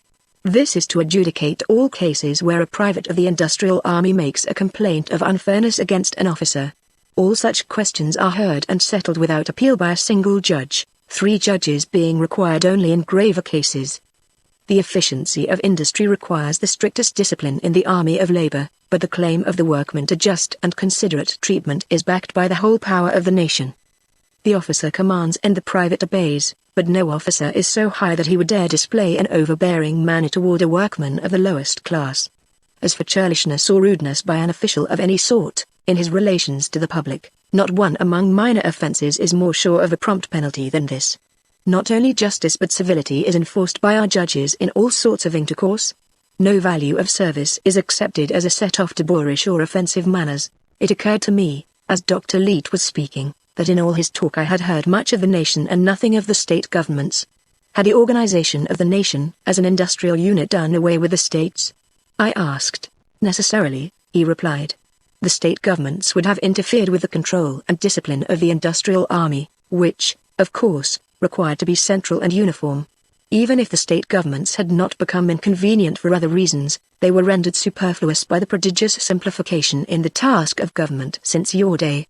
Almost the sole function of the administration now is that of directing the industries of the country. Most of the purposes for which governments formerly existed no longer remain to be subserved. We have no army or navy, and no military organization. We have no departments of state or treasury, no excise or revenue services, no taxes or tax collectors. The only function proper of government, as known to you, which still remains, is the judiciary and police system. I have already explained to you how simple is our judicial system as compared with your huge and complex machine. Of course, the same absence of crime and temptation to it, which make the duties of judges so light, reduces the number and duties of the police to a minimum. But with no state legislatures, and Congress meeting only once in 5 years, how do you get your legislation done? We have no legislation, replied Dr. Leet, that is, next to none. It is rarely that Congress, even when it meets, considers any new laws of consequence, and then it only has power to commend them to the following Congress, lest anything be done hastily. If you will consider a moment, Mr. West, you will see that we have nothing to make laws about. The fundamental principles on which our society is founded settle for all time the strifes and misunderstandings which in your day called for legislation. Fully 99/100ths of the laws of that time concern the definition and protection of private property and the relations of buyers and sellers. There is neither private property, beyond personal belongings, now, nor buying and selling, and therefore the occasion of nearly all the legislation formerly necessary has passed away. Formerly, society was a pyramid poised on its apex. All the gravitations of human nature were constantly tending to topple it over, and it could be maintained upright, or rather up-wrong, if you will pardon the feeble witticism, by an elaborate system of constantly renewed props and buttresses and guy ropes in the form of laws. A central Congress and 40 state legislatures, turning out some 20,000 laws a year, could not make new props fast enough to take the place of those which were constantly breaking down or becoming ineffectual through some shifting of the strain. Now society rests on its base, and is in as little need of artificial supports as the everlasting hills. But you have at least municipal governments besides the one central authority, certainly, and they have important and extensive functions in looking out for the public comfort and recreation, and the improvement and embellishment of the villages and cities. But having no control over the labor of their people, or means of hiring it, how can they do anything? Every town or city is conceded the right to retain, for its own public works, a certain proportion of the quota of labor its citizens contribute to the nation. This proportion, being assigned it as so much credit, can be applied in any way desired. Chapter 20. That afternoon Edith casually inquired if I had yet revisited the underground chamber in the garden in which I had been found. Not yet, I replied. To be frank, I have shrunk thus far from doing so, lest the visit might revive old associations rather too strongly for my mental equilibrium. Yes, she said, I can imagine that you have done well to stay away. I ought to have thought of that. No, I said, I am glad you spoke of it. The danger, if there was any, existed only during the first day or two. Thanks to you, chiefly and always, I feel my footing now so firm in this new world, that if you will go with me to keep the ghosts off, I should really like to visit the place this afternoon. Edith demurred at first, but, finding that I was in earnest, consented to accompany me. The rampart of earth thrown up from the excavation was visible among the trees from the house, and a few steps brought us to the spot. All remained as it was at the point when work was interrupted by the discovery of the tenant of the chamber, save that the door had been opened and the slab from the roof replaced. Descending the sloping sides of the excavation, we went in at the door and stood within the dimly lighted room. Everything was just as I had beheld it last on that evening 113 years previous, just before closing my eyes for that long sleep. I stood for some time silently looking about me. I saw that my companion was furtively regarding me with an expression of odd and sympathetic curiosity. I put out my hand to her and she placed hers in it, the soft fingers responding with a reassuring pressure to my clasp. Finally she whispered, "Had we not better go out now? You must not try yourself too far." "Oh, how strange it must be to you." "On the contrary," I replied, "it does not seem strange, that is the strangest part of it." "Not strange?" she echoed. "Even so," I replied. The emotions with which you evidently credit me, and which I anticipated would attend this visit, I simply do not feel. I realize all that these surroundings suggest, but without the agitation I expected. You can't be nearly as much surprised at this as I am myself. Ever since that terrible morning when you came to my help, I have tried to avoid thinking of my former life, just as I have avoided coming here, for fear of the agitating effects. I am for all the world like a man who has permitted an injured limb to lie motionless under the impression that it is exquisitely sensitive, and on trying to move it finds that it is paralyzed. Do you mean your memory is gone? Not at all.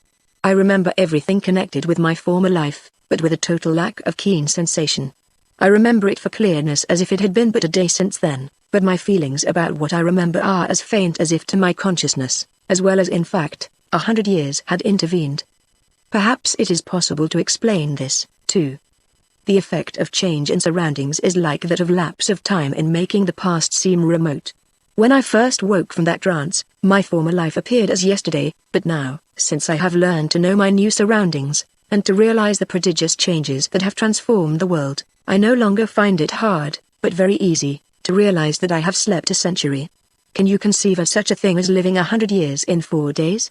It really seems to me that I have done just that, and that it is this experience which has given so remote and unreal an appearance to my former life. Can you see how such a thing might be? I can conceive it, replied Edith, meditatively, and I think we ought all to be thankful that it is so, for it will save you much suffering, I am sure. Imagine, I said, in an effort to explain, as much to myself as to her, the strangeness of my mental condition, that a man first heard of a bereavement many years, half a lifetime perhaps, after the event occurred. I fancy his feeling would be perhaps something as mine is. When I think of my friends in the world of that former day, and the sorrow they must have felt for me, it is with a pensive pity, rather than keen anguish, as of a sorrow long ago ended. You have told us nothing yet of your friends, said Edith. Had you many to mourn you? Thank God, I had very few relatives, none nearer than cousins, I replied. But there was one, not a relative, but dearer to me than any kin of blood. She had your name. She was to have been my wife soon. Army, sighed the Edith by my side. Think of the heartache she must have had. Something in the deep feeling of this gentle girl touched a chord in my benumbed heart. My eyes, before so dry, were flooded with the tears that had till now refused to come.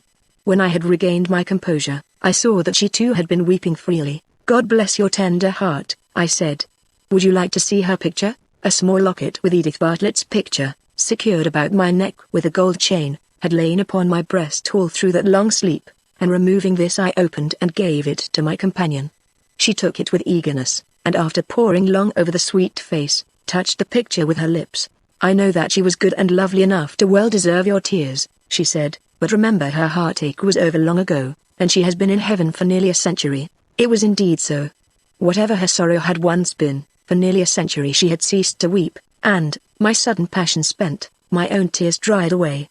I had loved her very dearly in my other life, but it was 100 years ago. I do not know, but some may find in this confession evidence of lack of feeling, but I think, perhaps, that none can have had an experience sufficiently like mine to enable them to judge me. As we were about to leave the chamber, my eye rested upon the great iron safe which stood in one corner. Calling my companion's attention to it, I said, "This was my strong room as well as my sleeping room. In the safe yonder are several $1,000s in gold, and any amount of securities. If I had known when I went to sleep that night just how long my nap would be, I should still have thought that the gold was a safe provision for my needs in any country or any century, however distant. That a time would ever come when it would lose its purchasing power, I should have considered the wildest of fancies. Nevertheless, here I wake up to find myself among a people of whom a cartload of gold will not procure a loaf of bread. As might be expected, I did not succeed in impressing Edith that there was anything remarkable in this fact. Why in the world should it? She merely asked. Chapter 21. It had been suggested by Dr. Leete that we should devote the next morning to an inspection of the schools and colleges of the city, with some attempt on his own part at an explanation of the educational system of the 20th century. You will see, said he, as we set out after breakfast, many very important differences between our methods of education and yours, but the main difference is that nowadays all persons equally have those opportunities of higher education which in your day only an infinitesimal portion of the population enjoyed. We should think we had gained nothing worth speaking of, in equalizing the physical comfort of men. Without this educational equality, the cost must be very great, I said. If it took half the revenue of the nation, nobody would grudge it, replied Dr. Leet, nor even if it took it all save a bare pittance. But in truth the expense of educating 10,000 youth is not 10 nor 5 times that of educating 1,000.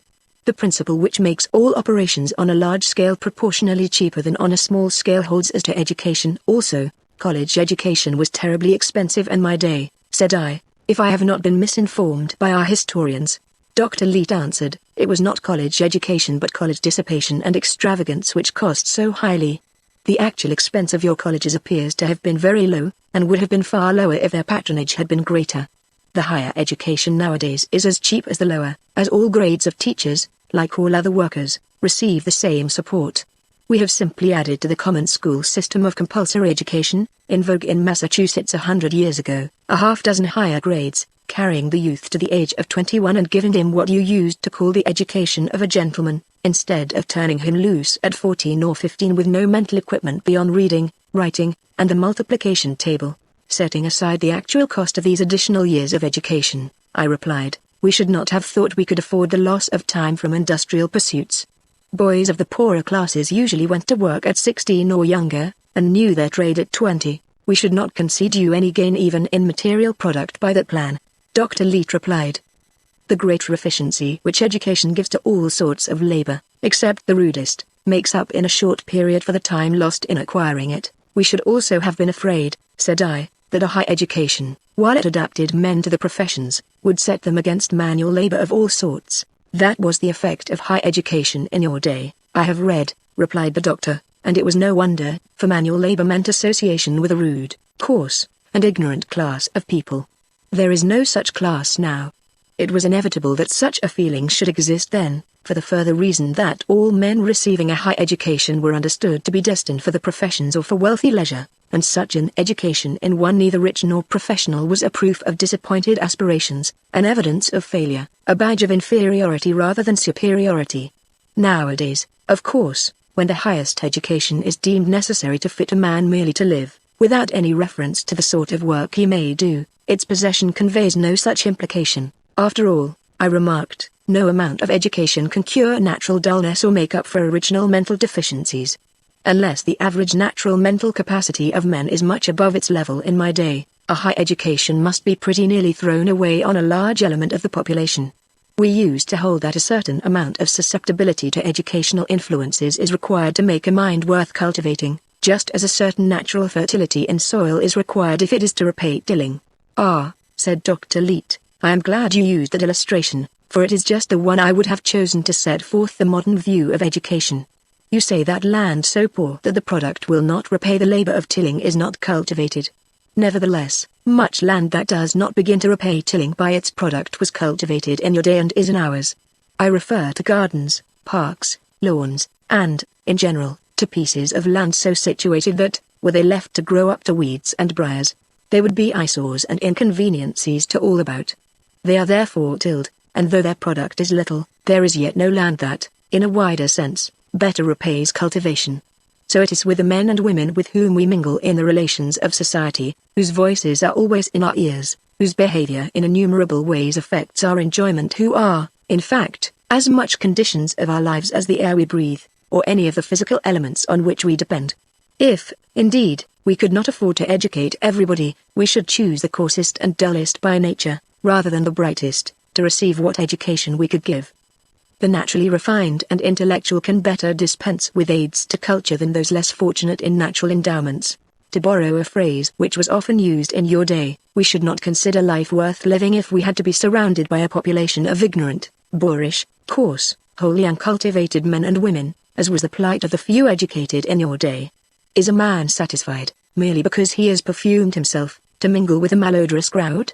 Could he take more than a very limited satisfaction, even in a palatial apartment, if the windows on all four sides opened into stableyards?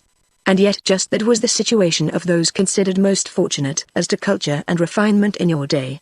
I know that the poor and ignorant envied the rich and cultured then, but to us the latter, living as they did, surrounded by squalor and brutishness, seem little better off than the former. The cultured man in your age was like one up to the neck in a nauseous bog solacing himself with a smelling bottle. You see, perhaps, now, how we look at this question of universal high education. No single thing is so important to every man as to have for neighbors intelligent, companionable persons. There is nothing, therefore, which the nation can do for him that will enhance so much his own happiness as to educate his neighbors. When it fails to do so, the value of his own education to him is reduced by half, and many of the tastes he has cultivated are made positive sources of pain. To educate some to the highest degree, and leave the mass wholly uncultivated, as you did, made the gap between them almost like that between different natural species, which have no means of communication. What could be more inhuman than this consequence of a partial enjoyment of education? Its universal and equal enjoyment leaves, indeed, the differences between men as to natural endowments as marked as in a state of nature, but the level of the lowest is vastly raised. Brutishness is eliminated. All have some inkling of the humanities, some appreciation of the things of the mind, and an admiration for the still higher culture they have fallen short of. They have become capable of receiving and imparting, in various degrees, but all in some measure, the pleasures and inspirations of a refined social life. The cultured society of the 19th century, what did it consist of but here and there a few microscopic oases in a vast, unbroken wilderness? The proportion of individuals capable of intellectual sympathies or refined intercourse, to the mass of their contemporaries, used to be so infinitesimal as to be in any broad view of humanity scarcely worth mentioning. One generation of the world today represents a greater volume of intellectual life than any 5 centuries ever did before. There is still another point I should mention in stating the grounds on which nothing less than the universality of the best education could now be tolerated, continued Dr. Leete, and that is, the interest of the coming generation in having educated parents. To put the matter in a nutshell, there are 3 main grounds on which our educational system rests. First, the right of every man to the completest education the nation can give him on his own account, as necessary to his enjoyment of himself. Second, the right of his fellow citizens to have him educated, as necessary to their enjoyment of his society. Third, the right of the unborn to be guaranteed an intelligent and refined parentage. I shall not describe in detail what I saw in the schools that day. Having taken but slight interest in educational matters in my former life, I could offer few comparisons of interest. Next to the fact of the universality of the higher as well as the lower education, I was most struck with the prominence given to physical culture, and the fact that proficiency in athletic feats and games as well as in scholarship had a place in the rating of the youth. The faculty of education, Dr. Leete explained, is held to the same responsibility for the bodies as for the minds of its charges. The highest possible physical, as well as mental, development of everyone is the double object of a curriculum which lasts from the age of 6 to that of 21. The magnificent health of the young people in the schools impressed me strongly.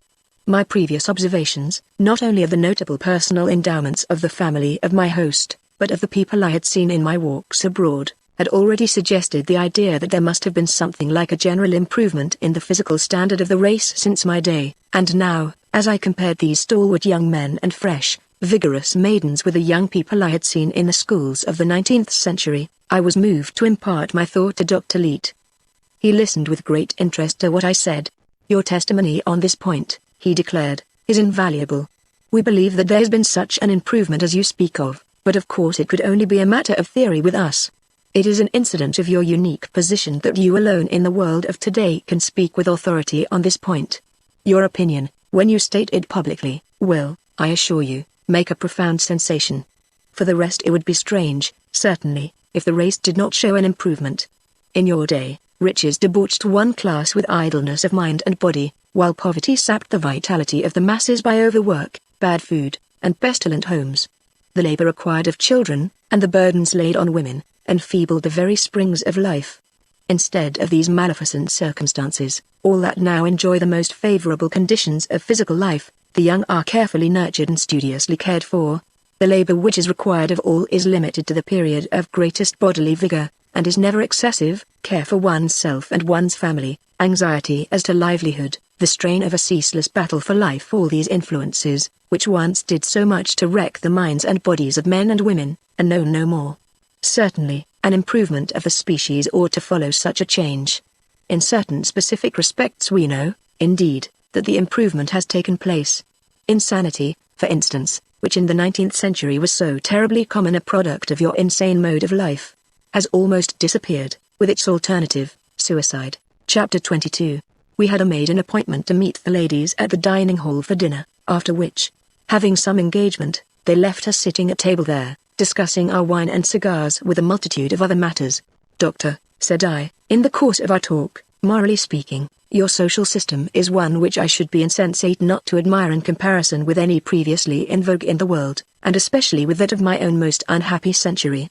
If I were to fall into a mesmeric sleep tonight as lasting as that other, and meanwhile the course of time were to take a turn backward instead of forward, and I were to wake up again in the 19th century, when I had told my friends what I had seen, they would everyone admit that your world was a paradise of order, equity, and felicity.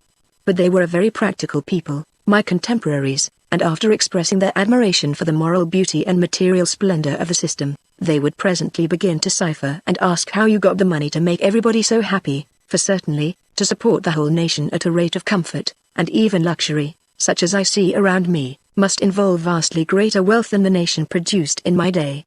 Now, while I could explain to them pretty nearly everything else of the main features of your system, I should quite fail to answer this question, and failing there, they would tell me, for they were very close cipherers, that I had been dreaming, nor would they ever believe anything else. In my day, I know that the total annual product of the nation, although it might have been divided with absolute equality, would not have come to more than $300 or $400 per head, not very much more than enough to supply the necessities of life with few or any of its comforts. How is it that you have so much more? That is a very pertinent question, Mr. West, replied Dr. Leete, and I should not blame your friends, in the case you supposed, if they declared your story all moonshine, failing a satisfactory reply to it. It is a question which I cannot answer exhaustively at any one sitting, and as for the exact statistics to bear out my general statements, I shall have to refer you for them to books in my library, but it would certainly be a pity to leave you to be put to confusion by your old acquaintances, in case of the contingency you speak of, for lack of a few suggestions. Let us begin with a number of small items wherein we economize wealth as compared with you. We have no national, state, county, or municipal debts, or payments on their account.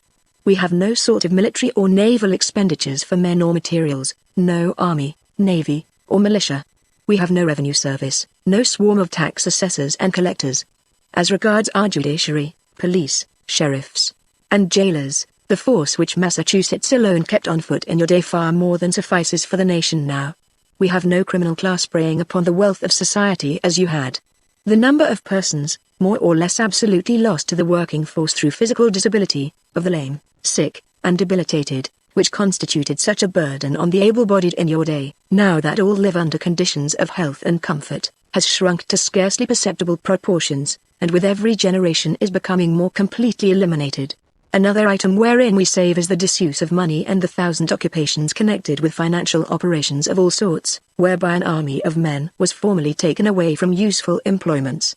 Also consider that the waste of the very rich in your day on inordinate personal luxury has ceased, though, indeed, this item might easily be overestimated. Again, consider that there are no idlers now, rich or poor, no drones. A very important cause of former poverty was the vast waste of labor and materials which resulted from domestic washing and cooking, and the performing separately of innumerable other tasks to which we apply the cooperative plan. A larger economy than any of these, yes, of altogether, is effected by the organization of our distributing system, by which the work done once by the merchants, traders, storekeepers, with their various grades of jobbers, wholesalers, retailers, agents, commercial travelers, and middlemen of all sorts, with an excessive waste of energy in needless transportation and interminable handlings, is performed by 1/10 the number of hands and an unnecessary turn of not one wheel. Something of what our distributing system is like you know. Our statisticians calculate that 1/80th part of our workers suffices for all the processes of distribution which in your day required 1/8 of the population, so much being withdrawn from the force engaged in productive labor. I begin to see, I said, where you get your greater wealth. I beg your pardon, replied Dr. Leete, but you scarcely do as yet. The economies I have mentioned thus far, in the aggregate, considering the labor they would save directly and indirectly through saving of material, might possibly be equivalent to the addition to your annual production of wealth of 1/2 its former total. These items are, however, scarcely worth mentioning in comparison with other prodigious wastes, now saved, which resulted inevitably from leaving the industries of the nation to private enterprise. However great the economies your contemporaries might have devised in the consumption of products, and however marvelous the progress of mechanical invention, they could never have raised themselves out of the slough of poverty so long as they held to that system. No mode more wasteful for utilizing human energy could be devised, and for the credit of the human intellect it should be remembered that the system never was devised, but was merely a survival from the rude ages when the lack of social organization made any sort of cooperation impossible. I will readily admit, I said, that our industrial system was ethically very bad, but as a mere wealth-making machine, apart from moral aspects, it seemed to us admirable. As I said, responded the doctor, the subject is too large to discuss at length now. But if you are really interested to know the main criticisms which we moderns make on your industrial system as compared with our own, I can touch briefly on some of them. The wastes which resulted from leaving the conduct of industry to irresponsible individuals, wholly without mutual understanding or concert, were mainly four. First, the waste by mistaken undertakings. Second, the waste from the competition and the mutual hostility of those engaged in industry. Third, the waste by periodical gluts and crises, with the consequent interruptions of industry. Fourth, the waste from idle capital and labor, at all times. Any one of these four great leaks, while all the others stopped, would suffice to make the difference between wealth and poverty on the part of a nation. Take the waste by mistaken undertakings, to begin with. In your day the production and distribution of commodities being without concert or organization, there was no means of knowing just what demand there was for any class of products, or what was the rate of supply. Therefore, any enterprise by a private capitalist was always a doubtful experiment. The projector having no general view of the field of industry and consumption, such as our government has, could never be sure either what the people wanted, or what arrangements other capitalists were making to supply them. In view of this, we are not surprised to learn that the chances were considered several to one in favor of the failure of any given business enterprise, and that it was common for persons who at last succeeded in making a hit to have failed repeatedly. If a shoemaker, for every pair of shoes he succeeded in completing, spoiled the leather of 4 or 5 pair, besides losing the time spent on them, he would stand about the same chance of getting rich as your contemporaries did with their system of private enterprise, and its average of 4 or 5 failures to 1 success. The next of the great wastes was that from competition. The field of industry was a battlefield as wide as the world, in which the workers wasted, in assailing one another, energies which, if expended in concerted effort, as today, would have enriched all.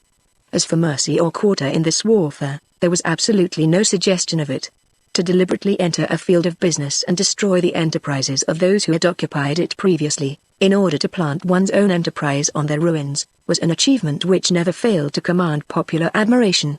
Nor is there any stretch of fancy in comparing this sort of struggle with actual warfare, so far as concerns the mental agony and physical suffering which attended the struggle, and the misery which overwhelmed the defeated and those dependent on them.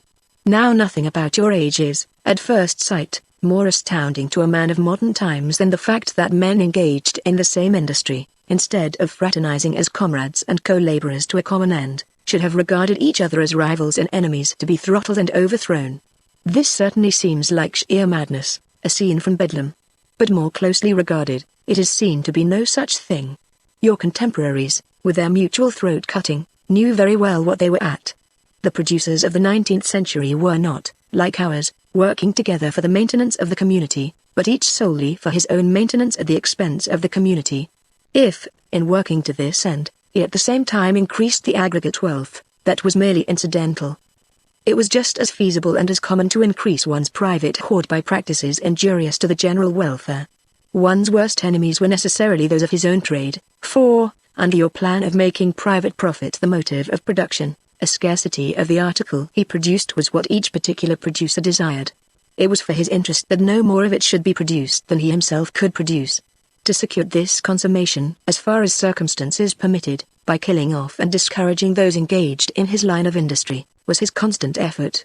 When he had killed off all he could, his policy was to combine with those he could not kill, and convert their mutual warfare into a warfare upon the public at large by cornering the market, as I believe you used to call it, and putting up prices to the highest point people would stand before going without the goods. The daydream of the 19th century producer was to gain absolute control of the supply of some necessity of life, so that he might keep the public at the verge of starvation, and always command famine prices for what he supplied. This, Mr. West, is what was called in the 19th century a system of production. I will leave it to you if it does not seem, in some of its aspects, a great deal more like a system for preventing production. Sometime when we have plenty of leisure I am going to ask you to sit down with me and try to make me comprehend, as I never yet could, though I have studied the matter a great deal, how such shrewd fellows as your contemporaries appear to have been in many respects ever came to entrust the business of providing for the community to a class whose interest it was to starve it. I assure you that the wonder with us is, not that the world did not get rich under such a system, but that it did not perish outright from want. This wonder increases as we go on to consider some of the other prodigious wastes that characterized it. Apart from the waste of labor and capital by misdirected industry, and that from the constant bloodletting of your industrial warfare, your system was liable to periodical convulsions, overwhelming alike the wise and unwise, the successful cutthroat as well as his victim.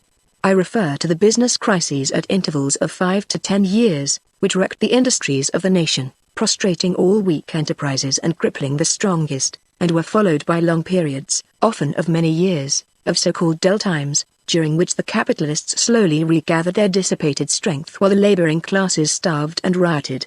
Then would ensue another brief season of prosperity, followed in turn by another crisis and the ensuing years of exhaustion.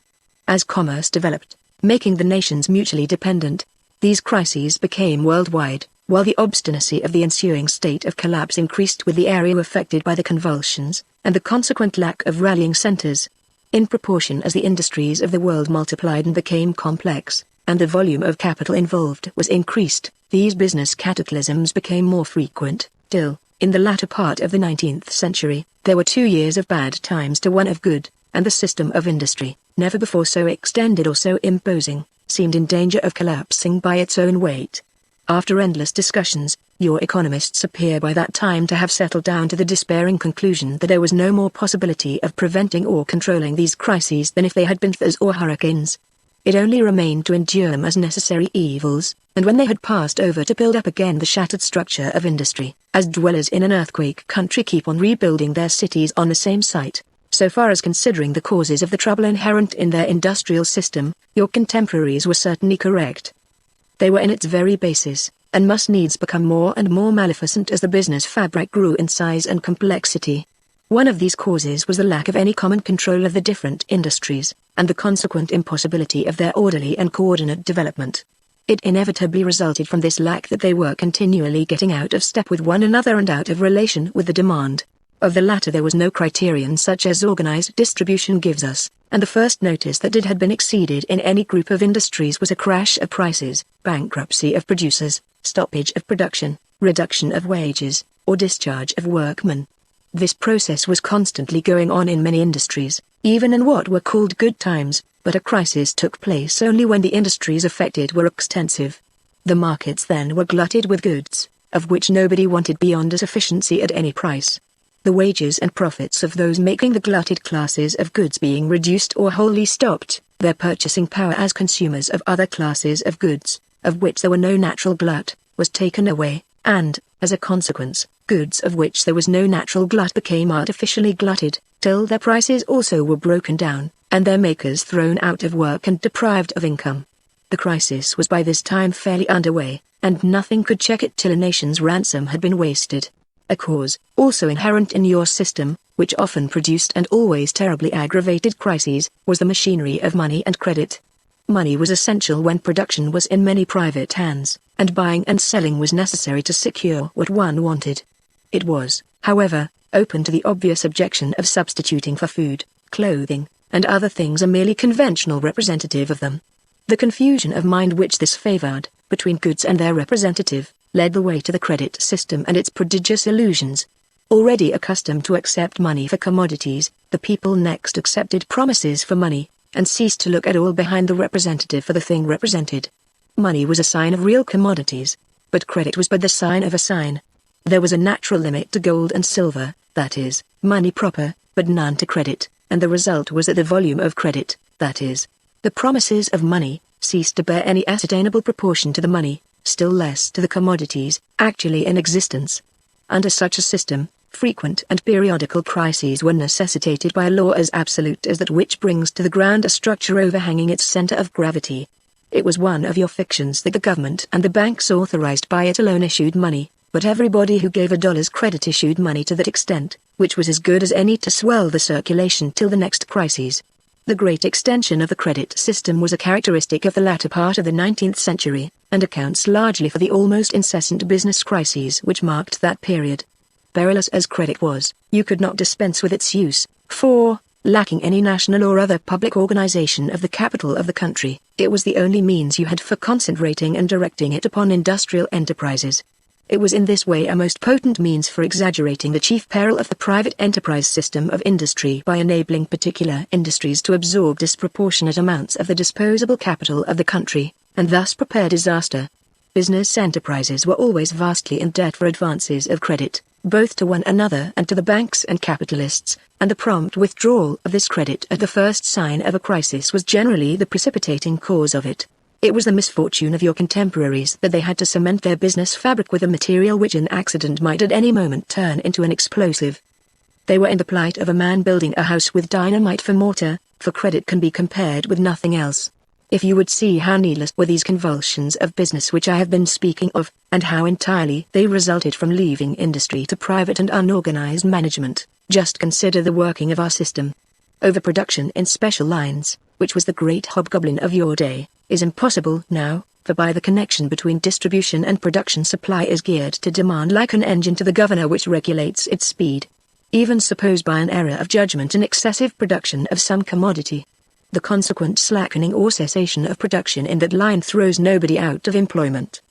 The suspended workers are at once found occupation in some other department of the vast workshop and lose only the time spent in changing, while, as for the glut, the business of the nation is large enough to carry any amount of product manufactured in excess of demand till the latter overtakes it.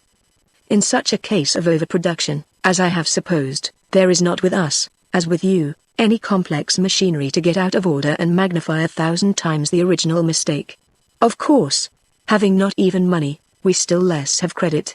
All estimates deal directly with the real things, the flour, iron, wood, wool, and labor, of which money and credit were for you the very misleading representatives. In our calculation of cost there can be no mistakes. Out of the annual product the amount necessary for the support of the people is taken, and the requisite labor to produce the next year's consumption provided for. The residue of the material and labor represents what can be safely expended in improvements. If the crops are bad, the surplus for that year is less than usual, that is all. Except for slight occasional effects of such natural causes, there are no fluctuations of business. The material prosperity of the nation flows on uninterruptedly from generation to generation, like an ever-broadening and deepening river. Your business crises, Mr. West, continued the doctor, like either of the great wastes I mentioned before, were enough, alone, to have kept your noses to the grindstone forever, but I have still to speak of one other great cause of your poverty, and that was the idleness of a great part of your capital and labor. With us it is the business of the administration to keep in constant employment every ounce of available capital and labor in the country. In your day there was no general control of either capital or labor, and a large part of both failed to find employment. Capital, you used to say, is naturally timid, and it would certainly have been reckless if it had not been timid in an epoch when there was a large preponderance of probability that any particular business venture would end in failure. There was no time when, if security could have been guaranteed it, the amount of capital devoted to productive industry could not have been greatly increased. The proportion of it so employed underwent constant extraordinary fluctuations, according to the greater or less feeling of uncertainty as to the stability of the industrial situation, so that the output of the national industries greatly varied in different years.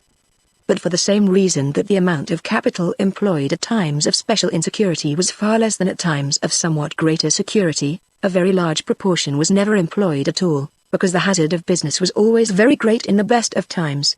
It should be also noted that the great amount of capital always seeking employment where tolerable safety could be ensured terribly embittered the competition between capitalists when a promising opening presented itself. The idleness of capital, the result of its timidity, of course meant the idleness of labor in corresponding degree. Moreover, every change in the adjustments of business, every slightest alteration in the condition of commerce or manufactures, not to speak of the innumerable business failures that took place yearly, even in the best of times, were constantly throwing a multitude of men out of employment for periods of weeks or months, or even years. A great number of these seekers after employment were constantly traversing the country, becoming in time professional vagabonds, then criminals. "Give us work," was the cry of an army of the unemployed at nearly all seasons, and in seasons of dullness in business this army swelled to a host so vast and desperate as to threaten the stability of the government. Could there conceivably be a more conclusive demonstration of the imbecility of the system of private enterprise as a method for enriching a nation than the fact that, in an age of such general poverty and want of everything, capitalists had to throttle one another to find a safe chance to invest their capital, and workmen rioted and burned because they could find no work to do? Now, Mr. West, continued Dr. Leete, I want you to bear in mind that these points of which I have been speaking indicate only negatively the advantages of the national organization of industry by showing certain fatal defects and prodigious imbecilities of the systems of private enterprise which are not found in it. These alone, you must admit, would pretty well explain why the nation is so much richer than in your day. But the larger half of our advantage over you, the positive side of it, I have yet barely spoken of. Supposing the system of private enterprise in industry were without any of the great leaks I have mentioned, that there were no waste on account of misdirected effort growing out of mistakes as to the demand, and inability to command a general view of the industrial field. Suppose, also, there were no neutralizing and duplicating of effort from competition. Suppose, also, there were no waste from business panics and crises through bankruptcy and long interruptions of industry, and also none from the idleness of capital and labor. Supposing these evils, which are essential to the conduct of industry by capital in private hands, could all be miraculously prevented, and the system yet retained, even then the superiority of the results attained by the modern industrial system of national control would remain overwhelming. You used to have some pretty large textile manufacturing establishments, even in your day, although not comparable with ours. No doubt you have visited these great mills in your time, covering acres of ground, employing thousands of hands, and combining under one roof, under one control, the 100 distinct processes between, say, the cotton bale and the bale of glossy calicos. You have admired the vast economy of labor as of mechanical force resulting from the perfect interworking with the rest of every wheel and every hand. No doubt you have reflected how much less the same force of workers employed in that factory would accomplish if they were scattered, each man working independently. Would you think it an exaggeration to say that the utmost product of those workers, working thus apart, however amicable their relations might be, was increased not merely by a percentage, but manyfold, when their efforts were organized under one control? Well now, Mr. West, the organization of the industry of the nation under a single control, so that all its processes interlock, has multiplied the total product over the utmost that could be done under the former system, even leaving out of account the 4 great wastes mentioned, in the same proportion that the product of those mill workers was increased by cooperation.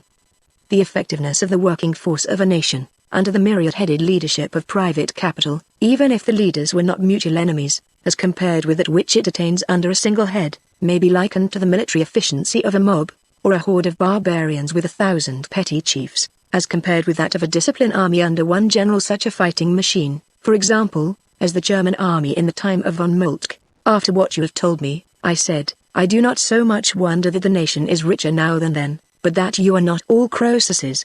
Well, replied Dr. Leete, we are pretty well off. The rate at which we live is as luxurious as we could wish. The rivalry of ostentation, which in your day led to extravagance in no way conducive to comfort, finds no place, of course, in a society of people absolutely equal in resources, and our ambition stops at the surroundings which minister to the enjoyment of life. We might, indeed, have much larger incomes, individually, if we chose so to use the surplus of our product, but we prefer to expend it upon public works and pleasures in which all share, upon public halls and buildings, art galleries, bridges, statuary, means of transit, and the conveniences of our cities, great musical and theatrical exhibitions, and in providing on a vast scale for the recreations of the people. You have not begun to see how we live yet, Mr. West. At home we have comfort, but the splendor of our life is, on its social side, that which we share with our fellows. When you know more of it you will see where the money goes, as you used to say, and I think you will agree that we do well so to expend it. I suppose, observed Dr. Leete, as we strolled homeward from the dining hall, that no reflection would have cut the men of your wealth-worshipping century more keenly than the suggestion that they did not know how to make money. Nevertheless, that is just the verdict history has passed on them. Their system of unorganized and antagonistic industries was as absurd economically as it was morally abominable. Selfishness was their only science, and in industrial production selfishness is suicide. Competition, which is the instinct of selfishness, is another word for dissipation of energy, while combination is the secret of efficient production, and not till the idea of increasing the individual hoard gives place to the idea of increasing the common stock can industrial combination be realized. and the acquisition of wealth really begin. Even if the principle of share and share alike for all men were not the only humane and rational basis for a society, we should still enforce it as economically expedient, seeing that until the disintegrating influence of self-seeking is suppressed no true concert of industry is possible. Chapter 23. That evening, as I sat with Edith in the music room, listening to some pieces in the program of the day which had attracted my notice, I took advantage of an interval in the music to say, "I have a question to ask you which I fear is rather indiscreet." "I am quite sure it is not that," she replied, encouragingly. "I am in the position of an eavesdropper," I continued, "who, having overheard a little of a matter not intended for him, though seeming to concern him, has the impudence to come to the speaker for the rest." "An eavesdropper?" she repeated, looking puzzled. "Yes," I said, "but an excusable one, as I think you will admit."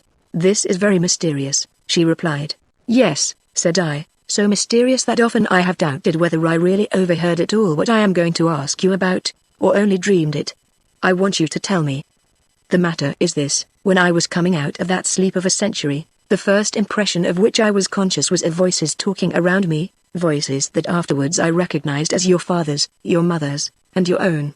First, I remember your father's voice saying, 'He is going to open his eyes. He had better see but one person at first.' Then you said, if I did not dream it all, 'Promise me, then, that you will not tell him.' Your father seemed to hesitate about promising, but you insisted, and your mother interposing, he finally promised, and when I opened my eyes I saw only him. I had been quite serious when I said that I was not sure that I had not dreamed the conversation I fancied I had overheard, so incomprehensible was it that these people should know anything of me, a contemporary of their great-grandparents, which I did not know myself. But when I saw the effect of my words upon Edith, I knew that it was no dream, but another mystery, and a more puzzling one than any I had before encountered. For from the moment that the drift of my question became apparent, she showed indications of the most acute embarrassment. Her eyes, always so frank and direct in expression, had dropped in a panic before mine, while her face crimsoned from neck to forehead. "Pardon me," I said, as soon as I had recovered from bewilderment at the extraordinary effect of my words. "It seems, then, that I was not dreaming. There is some secret, something about me, which you are withholding from me. Really, doesn't it seem a little hard that a person in my position should not be given all the information possible concerning himself? It does not concern you, that is, not directly." "It is not about you exactly," she replied, scarcely audibly, "but it concerns me in some way," I persisted. "It must be something that would interest me." "I don't know even that," she replied, venturing a momentary glance at my face, furiously blushing, and yet with a quaint smile flickering about her lips which betrayed a certain perception of humor in the situation despite its embarrassment. "I am not sure that it would even interest you. Your father would have told me," I insisted, with an accent of reproach. "It was you who forbade him." "He thought I ought to know," she did not reply. She was so entirely charming in her confusion that I was now prompted, as much by the desire to prolong the situation as by my original curiosity, to importune her further. "Am I never to know? Will you never tell me?" I said. "It depends," she answered, after a long pause. "On what?"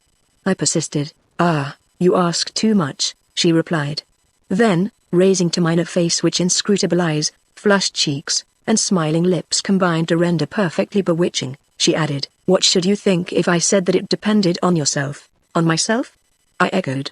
"How can that possibly be?" "Mr. West, we are losing some charming music," was her only reply to this, and turning to the telephone, at a touch of her finger she set the air to swaying to the rhythm of an adagio. After that she took good care that the music should leave no opportunity for conversation. She kept her face averted from me, and pretended to be absorbed in the airs, but that it was a mere pretense the crimson tide standing at flood in her cheeks sufficiently betrayed. When at length she suggested that I might have heard all I cared to, for that time, and we rose to leave the room, she came straight up to me and said, without raising her eyes, "Mr. West, you say I have been good to you. I have not been particularly so, but if you think I have, I want you to promise me that you will not try again to make me tell you this thing you have asked tonight, and that you will not try to find it out from anyone else, my father or mother, for instance." To such an appeal there was but one reply possible. "Forgive me for distressing you." "Of course I will promise," I said. "I would never have asked you if I had fancied it could distress you." "But do you blame me for being curious?" "I do not blame you at all. And sometime," I added, "if I do not tease you, you may tell me of your own accord." "May I not hope so?" "Perhaps," she murmured. Only perhaps, looking up, she read my face with a quick, deep glance. "Yes," she said, "I think I may tell you some time," and so our conversation ended, for she gave me no chance to say anything more. That night I don't think even Dr. Pillsbury could have put me to sleep, till toward morning at least. Mysteries had been my accustomed food for days now, but none had before confronted me at once so mysterious and so fascinating as this, the solution of which Edith Leete had forbidden me even to seek. It was a double mystery. How, in the first place, was it conceivable that she should know any secret about me, a stranger from a strange age? In the second place, even if she should know such a secret, how account for the agitating effect which the knowledge of it seemed to have upon her? There are puzzles so difficult that one cannot even get so far as a conjecture as to the solution, and this seemed one of them. I am usually of too practical a turn to waste time on such conundrums, but the difficulty of a riddle embodied in a beautiful young girl does not detract from its fascination. In general, no doubt, maidens' blushes may be safely assumed to tell the same tale to young men in all ages and races, but to give that interpretation to Edith's crimson cheeks would, considering my position and the length of time I had known her, and still more the fact that this mystery dated from before I had known her at all, be a piece of utter fatuity. And yet she was an angel, and I should not have been a young man if reason and common sense had been able quite to banish a roseate tinge from my dreams that night. Chapter 24. In the morning I went downstairs early in the hope of seeing Edith alone. In this, however, I was disappointed. Not finding her in the house, I sought her in the garden, but she was not there. In the course of my wanderings I visited the underground chamber, and sat down there to rest. Upon the reading table in the chamber several periodicals and newspapers lay, and thinking that Dr. Leete might be interested in glancing over a Boston daily of 1887, I brought one of the papers with me into the house when I came. At breakfast I met Edith. She blushed as she greeted me, but was perfectly self-possessed. As we sat at table, Dr. Leete amused himself with looking over the paper I had brought in. There was in it, as in all the newspapers of that date, a great deal about the labor troubles, strikes, lockouts, boycotts, the programs of labor parties, and the wild threats of the anarchists. "By the way," said I, as the doctor read aloud to us some of these items, "what part did the followers of the red flag take in the establishment of the new order of things?" "They were making considerable noise the last thing that I knew. They had nothing to do with it except to hinder it, of course," replied Dr. Leete. "They did that very effectually while they lasted, for their talk so disgusted people as to deprive the best considered projects for social reform of a hearing. The subsidizing of those fellows was one of the shrewdest moves of the opponents of reform." "Subsidizing them?" I exclaimed in astonishment. "Certainly," replied Dr. Leete. "No historical authority nowadays doubts that they were paid by the great monopolies to wave the red flag and talk about burning, sacking, and blowing people up, in order, by alarming the timid, to head off any real reforms. What astonishes me most is that you should have fallen into the trap so unsuspectingly. What are your grounds for believing that the Red Flag Party was subsidized?" I inquired. "Why, simply because they must have seen that their course made 1,000 enemies of their professed cause to one friend. Not to suppose that they were hired for the work is to credit them with an inconceivable folly. 5. In the United States, of all countries, no party could intelligently expect to carry its point without first winning over to its ideas a majority of the nation, as the National Party eventually did." "The National Party?" I exclaimed. "That must have arisen after my day. I suppose it was one of the labor parties." "Oh no," replied the doctor. "The labor parties, as such, never could have accomplished anything on a large or permanent scale. For purposes of national scope, their basis as merely class organizations was too narrow. It was not till a rearrangement of the industrial and social system on a higher ethical basis, and for the more efficient production of wealth, was recognized as the interest, not of one class, but equally of all classes, of rich and poor, cultured and ignorant, old and young, weak and strong, men and women, that there was any prospect that it would be achieved. Then the National Party arose to carry it out by political methods. It probably took the name because its aim was to nationalize the functions of production and distribution. Indeed, it could not well have had any other name, for its purpose was to realize the idea of the nation with a grandeur and completeness never before conceived, not as an association of men for certain merely political functions affecting their happiness only remotely and superficially, but as a family, a vital union, a common life, a mighty heaven-touching tree whose leaves are its people, fed from its veins, and feeding it in turn. The most patriotic of all possible parties, It sought to justify patriotism and raise it from an instinct to a rational devotion, by making the native land truly a fatherland, a father who kept the people alive and was not merely an idol for which they were expected to die. Chapter 25. The personality of Edith Leete had naturally impressed me strongly ever since I had come, in so strange a manner, to be an inmate of her father's house, and it was to be expected that after what had happened the night previous, I should be more than ever preoccupied with thoughts of her. From the first I had been struck with the air of serene frankness and ingenuous directness, more like that of a noble and innocent boy than any girl I had ever known, which characterized her. I was curious to know how far this charming quality might be peculiar to herself, and how far possibly a result of alterations in the social position of women which might have taken place since my time. Finding an opportunity that day, when alone with Dr. Leete, I turned the conversation in that direction. I suppose, I said, that women nowadays, having been relieved of the burden of housework, have no employment but the cultivation of their charms and graces. So far as we men are concerned, replied Dr. Leete, we should consider that they amply paid their way, to use one of your forms of expression, if they confine themselves to that occupation, but you may be very sure that they have quite too much spirit to consent to be mere beneficiaries of society, even as a return for ornamenting it. They did, indeed, welcome their riddance from housework, because that was not only exceptionally wearing in itself, but also wasteful, in the extreme, of energy, as compared with the cooperative plan, but they accepted relief from that sort of work only that they might contribute in other and more effectual, as well as more agreeable, ways to the common weal. Our women, as well as our men, are members of the industrial army, and leave it only when maternal duties claim them.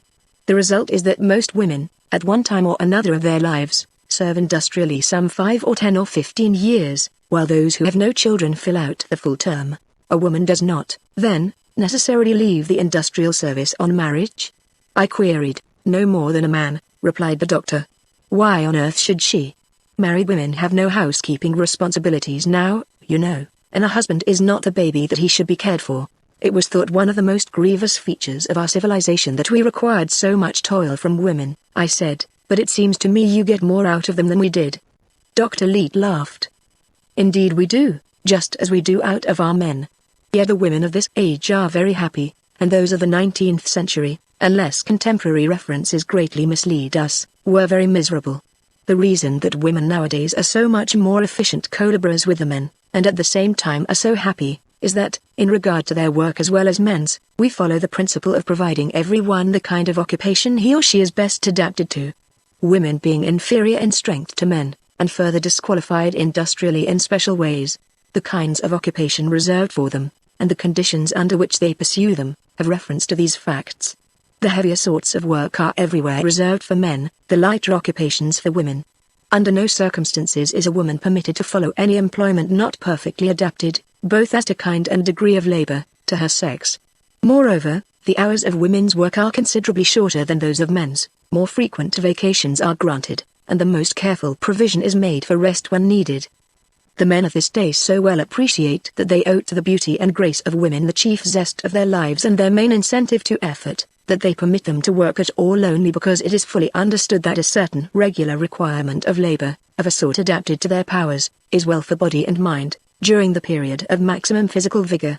We believe that the magnificent health which distinguishes our women from those of your day, who seem to have been so generally sickly, is owing largely to the fact that all alike are furnished with healthful and inspiriting occupation. I understood you, I said, that the women workers belong to the army of industry. But how can they be under the same system of ranking and discipline with the men, when the conditions of their labor are so different? They are under an entirely different discipline, replied Dr. Leete, and constitute rather an allied force than an integral part of the army of the men. They have a woman general-in-chief and are under exclusively feminine regime. This general, as also the higher officers, is chosen by the body of women who have passed the time of service, in correspondence with the manner in which the chiefs of the masculine army and the president of the nation are elected. The general of the women's army sits in the cabinet of the president and has a veto on measures respecting women's work, pending appeals to Congress. I should have said, in speaking of the judiciary, that we have women on the bench, appointed by the general of the women, as well as men. Causes in which both parties are women are determined by women judges, and where a man and a woman are parties to a case, a judge of either sex must consent to the verdict. Womanhood seems to be organized as a sort of imperium in imperio in your system, I said. To some extent, Dr. Leete replied, but the inner imperium is one from which you will admit there is not likely to be much danger to the nation. The lack of some such recognition of the distinct individuality of the sexes was one of the innumerable defects of your society. The passional attraction between men and women has too often prevented a perception of the profound differences which make the members of each sex in many things strange to the other, and capable of sympathy only with their own. It is in giving full play to the differences of sex rather than in seeking to obliterate them, as was apparently the effort of some reformers in your day, that the enjoyment of each by itself and the piquancy which each has for the other, are alike enhanced. In your day there was no career for women except in an unnatural rivalry with men. We have given them a world of their own, with its emulations, ambitions, and careers, and I assure you they are very happy in it. It seems to us that women were more than any other class the victims of your civilization.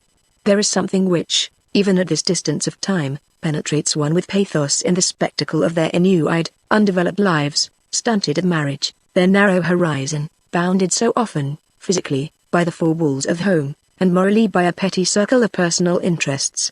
I speak now, not of the poorer classes, who are generally worked to death, but also of the well-to-do and rich. From the great sorrows, as well as the petty frets of life, they had no refuge in the breezy outdoor world of human affairs, nor any interests save those of the family. Such an existence would have softened men's brains or driven them mad. All that is changed today. No woman is heard nowadays wishing she were a man, nor parents desiring boy rather than girl children. Our girls are as full of ambition for their careers as our boys. Marriage, when it comes, does not mean incarceration for them, nor does it separate them in any way from the larger interests of society, the bustling life of the world. Only when maternity fills a woman's mind with new interests does she withdraw from the world for a time. Afterward, and at any time, she may return to her place among her comrades, nor need she ever lose touch with them. Women are a very happy race nowadays, as compared with what they ever were before in the world's history, and their power of giving happiness to men has been of course increased in proportion. I should imagine it possible, I said, that the interest which girls take in their careers as members of the industrial army and candidates for its distinctions might have an effect to deter them from marriage. Dr. Leete smiled. Have no anxiety on that score, Mr. West, he replied. The Creator took very good care that whatever other modifications the dispositions of men and women might with time take on, their attraction for each other should remain constant. The mere fact that in an age like yours, when the struggle for existence must have left people little time for other thoughts, and the future was so uncertain that to assume parental responsibilities must have often seemed like a criminal risk, there was even then marrying and giving in marriage, should be conclusive on this point. As for love nowadays, one of our authors says that the vacuum left in the minds of men and women by the absence of care for one's livelihood has been entirely taken up by the tender passion. That, however, I beg you to believe, is something of an exaggeration. For the rest, so far is marriage from being an interference with a woman's career, that the higher positions in the feminine army of industry are entrusted only to women who have been both wives and mothers, as they alone fully represent their sex. Are credit cards issued to the women just as to the men? Certainly. The credits of the women, I suppose, are for smaller sums, owing to the frequent suspension of their labor on account of family responsibilities. Smaller? Exclaimed Dr. Leete. Oh, no. The maintenance of all our people is the same.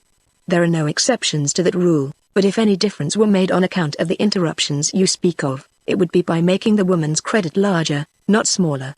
Can you think of any service constituting a stronger claim on the nation's gratitude than bearing and nursing the nation's children? According to our view, none deserve so well of the world as good parents. There is no task so unselfish, so necessarily without return, though the heart is well rewarded, as the nurture of the children who are to make the world for one another when we are gone. It would seem to follow, from what you have said, that wives are in no way dependent on their husbands for maintenance. Of course they are not, replied Dr. Leete, nor children on their parents either, that is, for means of support, though of course they are for the offices of affection. The child's labor, when he grows up, will go to increase the common stock, not his parents, who will be dead, and therefore he is properly nurtured out of the common stock. The account of every person, man, woman, and child, you must understand, is always with the nation directly, and never through any intermediary, except, of course, that parents, to a certain extent, act for children as their guardians. You see that it is by virtue of the relation of individuals to the nation, of their membership in it, that they are entitled to support, and this title is in no way connected with or affected by their relations to other individuals who are fellow members of the nation with them. That any person should be dependent for the means of support upon another would be shocking to the moral sense as well as indefensible on any rational social theory. What would become of personal liberty and dignity under such an arrangement? I am aware that you called yourselves free in the 19th century. The meaning of the word could not then, however, have been at all what it is at present, or you certainly would not have applied it to a society of which nearly every member was in a position of calling personal dependence upon others as to the very means of life, the poor upon the rich, or employed upon employer, women upon men, children upon parents. Instead of distributing the product of the nation directly to its members, which would seem the most natural and obvious method, it would actually appear that you had given your minds to devising a plan of hand-to-hand distribution, involving the maximum of personal humiliation to all classes of recipients. As regards the dependence of women upon men for support, which then was usual, of course, natural attraction in case of marriages of love may often have made it endurable, though for spirited women I should fancy it must always have remained humiliating. What, then, must it have been in the innumerable cases where women, with or without the form of marriage, had to sell themselves to men to get their living? Even your contemporaries, callous as they were to most of the revolting aspects of their society, seem to have had an idea that this was not quite as it should be, but it was still only for pity's sake that they deplored the lot of the women. It did not occur to them that it was robbery as well as cruelty when men seized for themselves the whole product of the world and left women to beg and wheedle for their share. Why, but bless me, Mr. West, I am really running on at a remarkable rate, just as if the robbery, the sorrow, and the shame which those poor women endured were not over a century since, or as if you were responsible for what you no doubt deplored as much as I do. I must bear my share of responsibility for the world as it then was, I replied. All I can say in extenuation is that until the nation was ripe for the present system of organized production and distribution, no radical improvement in the position of woman was possible. The root of her disability, as you say, was her personal dependence upon man for her livelihood, and I can imagine no other mode of social organization than that you have adopted, which would have set woman free of man at the same time that it set men free of one another. I suppose, by the way, that so entire a change in the position of women cannot have taken place without affecting in marked ways the social relations of the sexes. That will be a very interesting study for me. The change you will observe, said Dr. Leete, will chiefly be, I think, the entire frankness and unconstraint which now characterizes those relations, as compared with the artificiality which seems to have marked them in your time. The sexes now meet with the ease of perfect equals, suitors to each other for nothing but love. In your time the fact that women were dependent for support on men made the woman in reality the one chiefly benefited by marriage. This fact, so far as we can judge from contemporary records, appears to have been coarsely enough recognized among the lower classes, while among the more polished it was glossed over by a system of elaborate conventionalities which aimed to carry the precisely opposite meaning, namely, that the man was the party chiefly benefited. To keep up this convention it was essential that he should always seem the suitor. Nothing was therefore considered more shocking to the proprieties than that a woman should betray a fondness for a man before he had indicated a desire to marry her. Why, we actually have in our libraries books, by authors of your day, written for no other purpose than to discuss the question whether, under any conceivable circumstances, a woman might, without discredit to her sex, reveal an unsolicited love. All this seems exquisitely absurd to us, and yet we know that, given your circumstances, the problem might have a serious side. When for a woman to proffer her love to a man was in effect to invite him to assume the burden of her support, it is easy to see that pride and delicacy might well have checked the promptings of the heart. When you go out into our society, Mr. West, you must be prepared to be often cross-questioned on this point by our young people, who are naturally much interested in this aspect of old-fashioned manners. 6. And so the girls of the 20th century tell their love, if they choose, replied Dr. Leete. There is no more pretense of a concealment of feeling on their part than on the part of their lovers. Coquetry would be as much despised in a girl as in a man. Affected coldness, which in your day rarely deceived a lover, would deceive him wholly now, for no one thinks of practicing it. One result which must follow from the independence of women I can see for myself, I said. There can be no marriages now except those of inclination. That is a matter of course, replied Dr. Leete. Think of a world in which there are nothing but matches of pure love. Army. Dr. Leete, how far you are from being able to understand what an astonishing phenomenon such a world seems to a man of the 19th century. I can, however, to some extent, imagine it, replied the doctor. But the fact you celebrate, that there are nothing but love matches, means even more, perhaps, than you probably at first realize. It means that for the first time in human history the principle of sexual selection, with its tendency to preserve and transmit the better types of the race, and let the inferior types drop out, has unhindered operation. The necessities of poverty, the need of having a home, no longer tempt women to accept as the fathers of their children men whom they neither can love nor respect.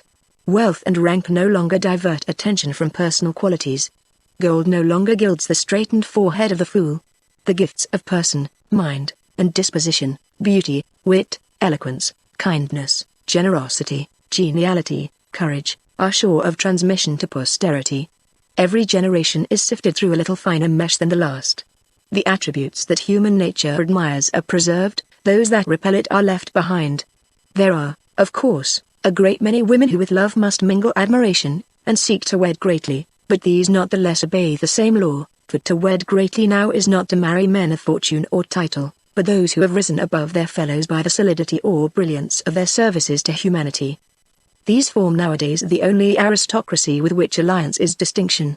You were speaking, a day or two ago, of the physical superiority of our people to your contemporaries. Perhaps more important than any of the causes I mentioned then as tending to race purification has been the effect of untrammeled sexual selection upon the quality of 2 or 3 successive generations. I believe that when you have made a fuller study of our people you will find in them not only a physical, but a mental and a moral improvement. It would be strange if it were not so, for not only is one of the great laws of nature now freely working out the salvation of the race, but a profound moral sentiment has come to its support. Individualism, which in your day was the animating idea of society, not only was fatal to any vital sentiment of brotherhood and common interest among living men, but equally to any realization of the responsibility of the living for the generation to follow. Today this sense of responsibility, practically unrecognized in all previous ages, has become one of the great ethical ideas of the race, reinforcing, with an intense conviction of duty, the natural impulse to seek in marriage the best and noblest of the other sex. The result is, that not all the encouragements and incentives of every sort which we have provided to develop industry, talent, genius, excellence of whatever kind, are comparable in their effect on our young men with the fact that our women sit aloft as judges of the race and reserve themselves to reward the winners. Of all the whips, and spurs, and baits, and prizes, there is none like the thought of the radiant faces which the laggards will find averted. Celibates nowadays are almost invariably men who have failed to acquit themselves creditably in the work of life. The woman must be a courageous one, with a very evil sort of courage, too, whom pity for one of these unfortunates should lead to defy the opinion of her generation, for otherwise she is free so far as to accept him for a husband. I should add that, more exacting and difficult to resist than any other element in that opinion, she would find the sentiment of her own sex. Our women have risen to the full height of their responsibility as the wardens of the world to come, to whose keeping the keys of the future are confided. Their feeling of duty in this respect amounts to a sense of religious consecration. It is a cult in which they educate their daughters from childhood. After going to my room that night, I sat up late to read a romance of Berrien, handed me by Dr. Leete, the plot of which turned on a situation suggested by his last words, concerning the modern view of parental responsibility. A similar situation would almost certainly have been treated by a 19th-century romancist so as to excite the morbid sympathy of the reader with the sentimental selfishness of the lovers, and his resentment toward the unwritten law which they outraged. I need not describe for who has not read Ruth Elton. How different is the course which Berrien takes, and with what tremendous effect he enforces the principle which he states, over the unborn our power is that of God, and our responsibility like his toward us. As we acquit ourselves toward them, so let him deal with us. Chapter 26. I think if a person were ever excusable for losing track of the days of the week, the circumstances excused me. Indeed, if I had been told that the method of reckoning time had been wholly changed and the days were now counted in lots of 5, 10, or 15 instead of 7, I should have been in no way surprised after what I had already heard and seen of the 20th century. The first time that any inquiry as to the days of the week occurred to me was the morning following the conversation related in the last chapter. At the breakfast table Dr. Leete asked me if I would care to hear a sermon. "Is it Sunday, then?" I exclaimed. "Yes," he replied. "It was on Friday, you see, when we made the lucky discovery of the buried chamber to which we owe your society this morning.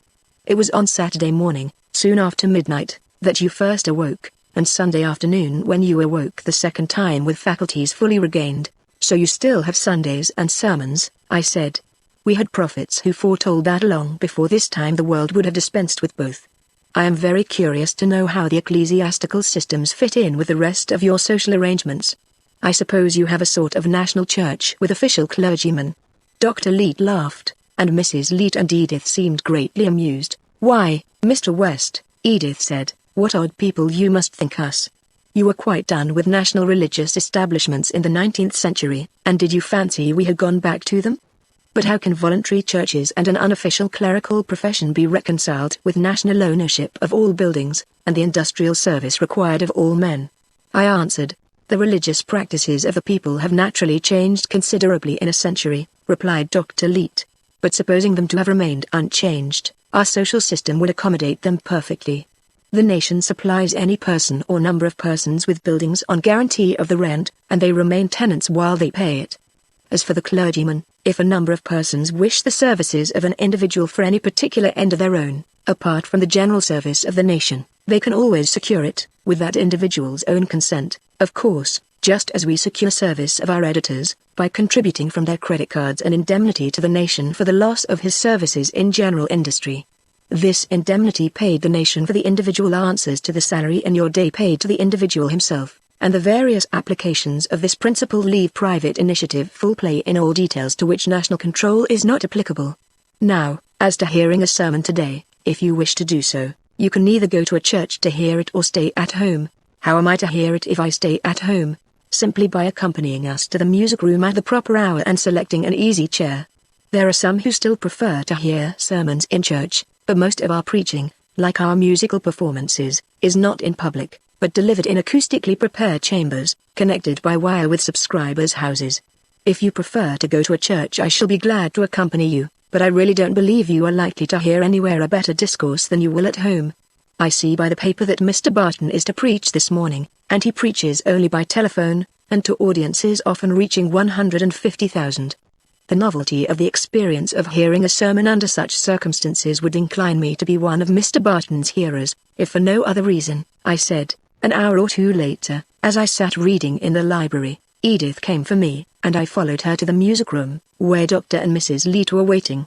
We had not more than seated ourselves comfortably when the tinkle of a bell was heard, and a few moments after the voice of a man, at the pitch of ordinary conversation, addressed us, with an effect of proceeding from an invisible person in the room. This was what the voice said. "Mr. Barton's sermon. We have had among us, during the past week, a critic from the 19th century, a living representative of the epoch of our great-grandparents. It would be strange if a fact so extraordinary had not somewhat strongly affected our imaginations. Perhaps most of us have been stimulated to some effort to realize the society of a century ago, and figure to ourselves what it must have been like to live then. In inviting you now to consider certain reflections upon this subject which have occurred to me, I presume that I shall rather follow than divert the course of your own thoughts." Edith whispered something to her father at this point, to which he nodded assent and turned to me. "Mr. West," he said, "Edith suggests that you may find it slightly embarrassing to listen to a discourse on the lines Mr. Barton is laying down, and if so, you need not be cheated out of a sermon. She will connect us with Mr. Sweets's speaking room if you say so, and I can still promise you a very good discourse." "No, no," I said. "Believe me, I would much rather hear what Mr. Barton has to say." "As you please," replied my host. When her father spoke to me, Edith had touched a screw, and the voice of Mr. Barton had ceased abruptly. Now at another touch the room was once more filled with the earnest sympathetic tones which had already impressed me most favorably. I venture to assume that one effect has been common with us as a result of this effort at retrospection, and that it has been to leave us more than ever amazed at the stupendous change which one brief century has made in the material and moral conditions of humanity. Still, as regards the contrast between the poverty of the nation and the world in the 19th century and their wealth now, it is not greater, possibly, than had been before seen in human history, perhaps not greater, for example, than that between the poverty of this country during the earliest colonial period of the 17th century and the relatively great wealth it had attained at the close of the 19th, or between the England of William the Conqueror and that of Victoria. Although the aggregate riches of a nation did not then, as now, afford any accurate criterion of the masses of its people, yet instances like these afford partial parallels for the merely material side of the contrast between the 19th and the 20th centuries. It is when we contemplate the moral aspect of that contrast that we find ourselves in the presence of a phenomenon for which history offers no precedent, however far back we may cast our eye. One might almost be excused who should exclaim, "Here, surely, is something like a miracle. Nevertheless, when we give over idle wonder, and begin to examine the seeming prodigy critically, we find it no prodigy at all, much less a miracle. It is not necessary to suppose a moral new birth of humanity, or a wholesale destruction of the wicked and survival of the good, to account for the fact before us. It finds its simple and obvious explanation in the reaction of a changed environment upon human nature. It means merely that a form of society which was founded on the pseudo-self-interest of selfishness, and appealed solely to the antisocial and brutal side of human nature, has been replaced by institutions based on the true self-interest of irrational unselfishness, and appealing to the social and generous instincts of men.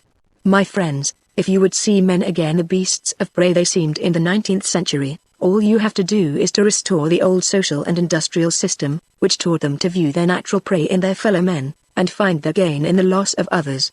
No doubt it seems to you that no necessity, however dire, would have tempted you to subsist on what superior skill or strength enabled you to wrest from others equally needy. But suppose it were not merely your own life that you were responsible for. I know well that there must have been many a man among our ancestors who, if it had been merely a question of his own life, would sooner have given it up than nourished it by bread snatched from others. But this he was not permitted to do. He had dear lives dependent on him. Men loved women in those days, as now. God knows how they dared be fathers, but they had babies as sweet, no doubt, to them as ours to us, whom they must feed, clothe, educate. The gentlest creatures are fierce when they have young to provide for, and in that wolfish society the struggle for bread borrowed a peculiar desperation from the tenderest sentiments. For the sake of those dependent on him, a man might not choose, but must plunge into the foul fight, cheat, overreach, supplant, defraud, buy below worth and sell above, break down the business by which his neighbor fed his young ones, tempt men to buy what they ought not and to sell what they should not, grind his laborers, sweat his debtors, cozen his creditors. Though a man sought it carefully with tears, it was hard to find a way in which he could earn a living and provide for his family except by pressing in before some weaker rival and taking the food from his mouth. Even the ministers of religion were not exempt from this cruel necessity. While they warned their flocks against the love of money, regard for their families compelled them to keep an outlook for the pecuniary prizes of their calling. Poor fellows, theirs was indeed a trying business, preaching to men a generosity and unselfishness which they and everybody knew would, in the existing state of the world, reduce to poverty those who should practice them, laying down laws of conduct which the law of self-preservation compelled men to break. Looking on the inhuman spectacle of society, these worthy men bitterly bemoaned the depravity of human nature, as if angelic nature would not have been debauched in such a devil's school. Ah, my friends, believe me, it is not now in this happy age that humanity is proving the divinity within it. It was rather in those evil days when not even the fight for life with one another, the struggle for mere existence, in which mercy was folly, could wholly banish generosity and kindness from the earth. It is not hard to understand the desperation with which men and women, who under other conditions would have been full of gentleness and truth, fought and tore each other in the scramble for gold, when we realize what it meant to miss it, what poverty was in that day.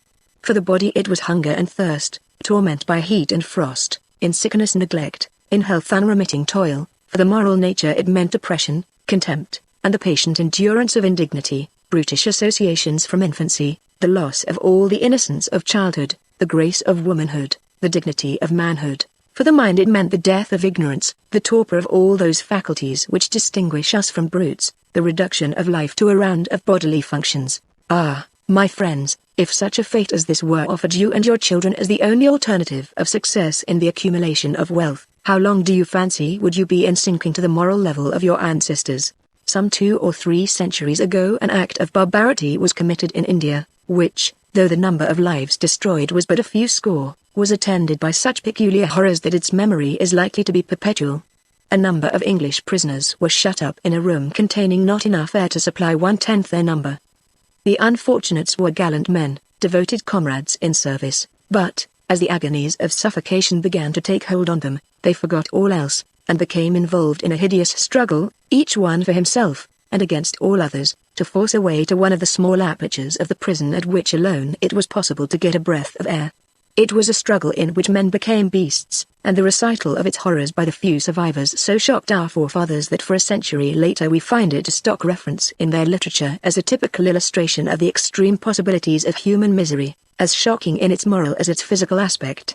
They could scarcely have anticipated that to us the Black Hole of Calcutta, with its press of maddened men tearing and trampling one another in a struggle to win a place at the breathing holes, would seem a striking type of the society of their age. It lacked something of being a complete type, however, for in the Calcutta Black Hole there were no tender women, no little children and old men and women, no cripples. They were at least all men, strong to bear, who suffered.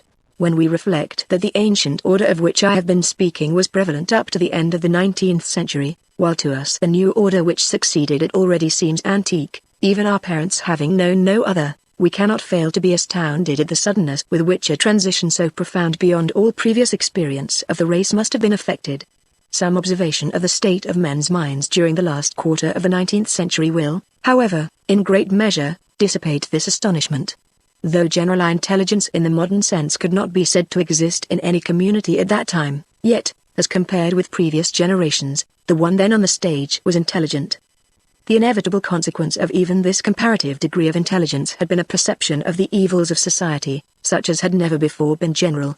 It is quite true that these evils had been even worse, much worse, in previous ages. It was the increased intelligence of the masses which made the difference, as the dawn reveals the squalor of surroundings which in the darkness may have seemed tolerable.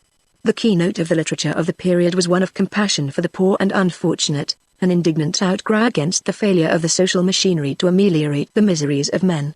It is plain from these outbursts that the moral hideousness of the spectacle about them was, at least by flashes, fully realized by the best of the men of that time, and that the lives of some of the more sensitive and generous-hearted of them were rendered well nigh unendurable by the intensity of their sympathies. Although the idea of the vital unity of the family of mankind, the reality of human brotherhood, was very far from being apprehended by them as the moral axiom it seems to us, yet it is a mistake to suppose that there was no feeling at all corresponding to it. I could read you passages of great beauty from some of their writers which show that the conception was clearly attained by a few, and no doubt vaguely by many more. Moreover, it must not be forgotten that the 19th century was in name Christian, and the fact that the entire commercial and industrial frame of society was the embodiment of the anti-Christian spirit must have had some weight, though I admit it was strangely little, with the nominal followers of Jesus Christ. When we inquire why it did not have more, why, in general, long after a vast majority of men had agreed as to the crying abuses of the existing social arrangement, they still tolerated it, or contented themselves with talking of petty reforms in it, we come upon an extraordinary fact. It was the sincere belief of even the best of men at that epoch that the only stable elements in human nature, on which a social system could be safely founded, were its worst propensities. They had been taught and believed that greed and self-seeking were all that held mankind together, and that all human associations would fall to pieces if anything were done to blunt the edge of these motives or curb their operation. In a word, they believed, even those who longed to believe otherwise, the exact reverse of what seems to us self-evident. They believed, that is, that the antisocial qualities of men, and not their social qualities, were what furnished the cohesive force of society. It seemed reasonable to them that men lived together solely for the purpose of overreaching and oppressing one another, and of being overreached and oppressed, and that while a society that gave full scope to these propensities could stand, there would be little chance for one based on the idea of cooperation for the benefit of all. It seems absurd to expect anyone to believe that convictions like these were ever seriously entertained by men, but that they were not only entertained by our great-grandfathers, but were responsible for the long delay in doing away with the ancient order, after a conviction of its intolerable abuses has become general, is as well established as any fact in history can be. Just here you will find the explanation of the profound pessimism of the literature of the last quarter of the 19th century, the note of melancholy in its poetry, and the cynicism of its humor. Feeling that the condition of the race was unendurable, they had no clear hope of anything better. They believed that the evolution of humanity had resulted in leading it into a cul-de-sac, and that there was no way of getting forward. The frame of men's minds at this time is strikingly illustrated by treatises which have come down to us, and may even now be consulted in our libraries by the curious, in which laborious arguments are pursued to prove that despite the evil plight of men, life was still, by some slight preponderance of considerations, probably better worth living than leaving. Despising themselves, they despised their Creator. There was a general decay of religious belief. Pale and watery gleams, from skies thickly veiled by doubt and dread, alone lighted up the chaos of earth.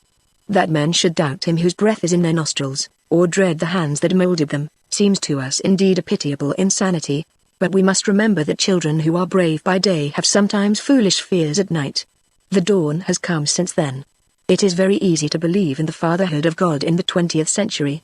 Briefly, as must needs be in a discourse of this character, I have adverted to some of the causes which had prepared men's minds for the change from the old to the new order, as well as some causes of the conservatism of despair which for a while held it back after the time was ripe.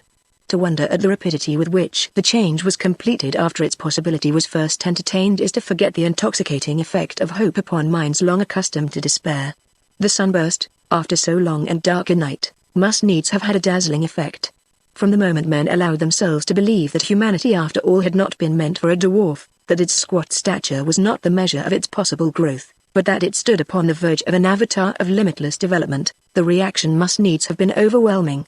It is evident that nothing was able to stand against the enthusiasm which the new faith inspired. Here, at last, men must have felt, was a cause compared with which the grandest of historic causes had been trivial. It was doubtless because it could have commanded millions of martyrs, that none were needed. The change of a dynasty in a petty kingdom of the old world often cost more lives than did the revolution which set the feet of the human race at last in the right way. Doubtless it ill beseems one to whom the boon of life in our resplendent age has been vouchsafed to wish his destiny other, and yet I have often thought that I would fain exchange my share in this serene and golden day for a place in that stormy epoch of transition, when heroes burst the barred gate of the future and revealed to the kindling gaze of a hopeless race, in place of the blank wall that had closed its path, a vista of progress whose end, for very excess of light, still dazzles us. Ah, my friends! Who will say that to have lived then, when the weakest influence was a lever to whose touch the centuries trembled, was not worth a share even in this era of fruition? You know the story of that last, greatest, and most bloodless of revolutions. In the time of one generation men laid aside the social traditions and practices of barbarians, and assumed a social order worthy of rational and human beings. Ceasing to be predatory in their habits, they became co-workers, and found in fraternity, at once, the science of wealth and happiness. What shall I eat and drink, and wherewithal shall I be clothed? Stated as a problem beginning and ending in self, had been an anxious and an endless one. But when once it was conceived, not from the individual, but the fraternal standpoint, what shall we eat and drink, and wherewithal shall we be clothed? Its difficulties vanished. Poverty with servitude had been the result, for the mass of humanity, of attempting to solve the problem of maintenance from the individual standpoint, but no sooner had the nation become the sole capitalist and employer than not alone did plenty replace poverty, but the last vestige of the serfdom of man to man disappeared from earth. Human slavery, so often vainly scotched, at last was killed. The means of subsistence no longer doled out by men to women, by employer to employed, by rich to poor, was distributed from a common stock as among children at the father's table. It was impossible for a man any longer to use his fellow men as tools for his own profit. His esteem was the only sort of gain he could henceforth make out of him. There was no more either arrogance or civility in the relations of human beings to one another. For the first time since the creation every man stood up straight before God. The fear of want and the lust of gain became extinct motives when abundance was assured to all and immoderate possessions made impossible of attainment. There were no more beggars nor almoners. Equity left charity without an occupation. The 10 Commandments became well nigh obsolete in a world where there was no temptation to theft, no occasion to lie either for fear or favor, no room for envy where all were equal, and little provocation to violence where men were disarmed of power to injure one another. Humanity's ancient dream of liberty, equality, fraternity, mocked by so many ages, at last was realized. As in the old society the generous, the just, the tender-hearted had been placed at a disadvantage by the possession of those qualities, so in the new society the cold-hearted, the greedy, and self-seeking found themselves out of joint with the world. Now that the conditions of life for the first time ceased to operate as a forcing process to develop the brutal qualities of human nature, and the premium which had heretofore encouraged selfishness was not only removed, but placed upon unselfishness, it was for the first time possible to see what unperverted human nature really was like. The depraved tendencies, which had previously overgrown and obscured the better to so large an extent, now withered like cellar fungi in the open air, and the nobler qualities showed a sudden luxuriance which turned cynics into panegyrists and for the first time in human history tempted mankind to fall in love with itself. Soon was fully revealed, what the divines and philosophers of the old world never would have believed, that human nature in its essential qualities is good, not bad, that men by their natural intention and structure are generous, not selfish, pitiful, not cruel, sympathetic, not arrogant, godlike in aspirations, instinct with divinest impulses of tenderness and self-sacrifice, images of God indeed, not the travesties upon him they had seemed. The constant pressure, through numberless generations, of conditions of life which might have perverted angels, had not been able to essentially alter the natural nobility of the stock, and these conditions once removed, like a bent tree, it had sprung back to its normal uprightness. To put the whole matter in the nutshell of a parable, let me compare humanity in the olden time to a rosebush planted in a swamp, watered with black bog water, breathing miasmatic fogs by day, and chilled with poison dews at night. Innumerable generations of gardeners had done their best to make it bloom, but beyond an occasional half-open bud with a worm at the heart, their efforts had been unsuccessful. Many, indeed, claimed that the bush was no rosebush at all, but a noxious shrub, fit only to be uprooted and burned. The gardeners, for the most part, however, held that the bush belonged to the rose family, but had some ineradicable taint about it, which prevented the buds from coming out, and accounted for its generally sickly condition.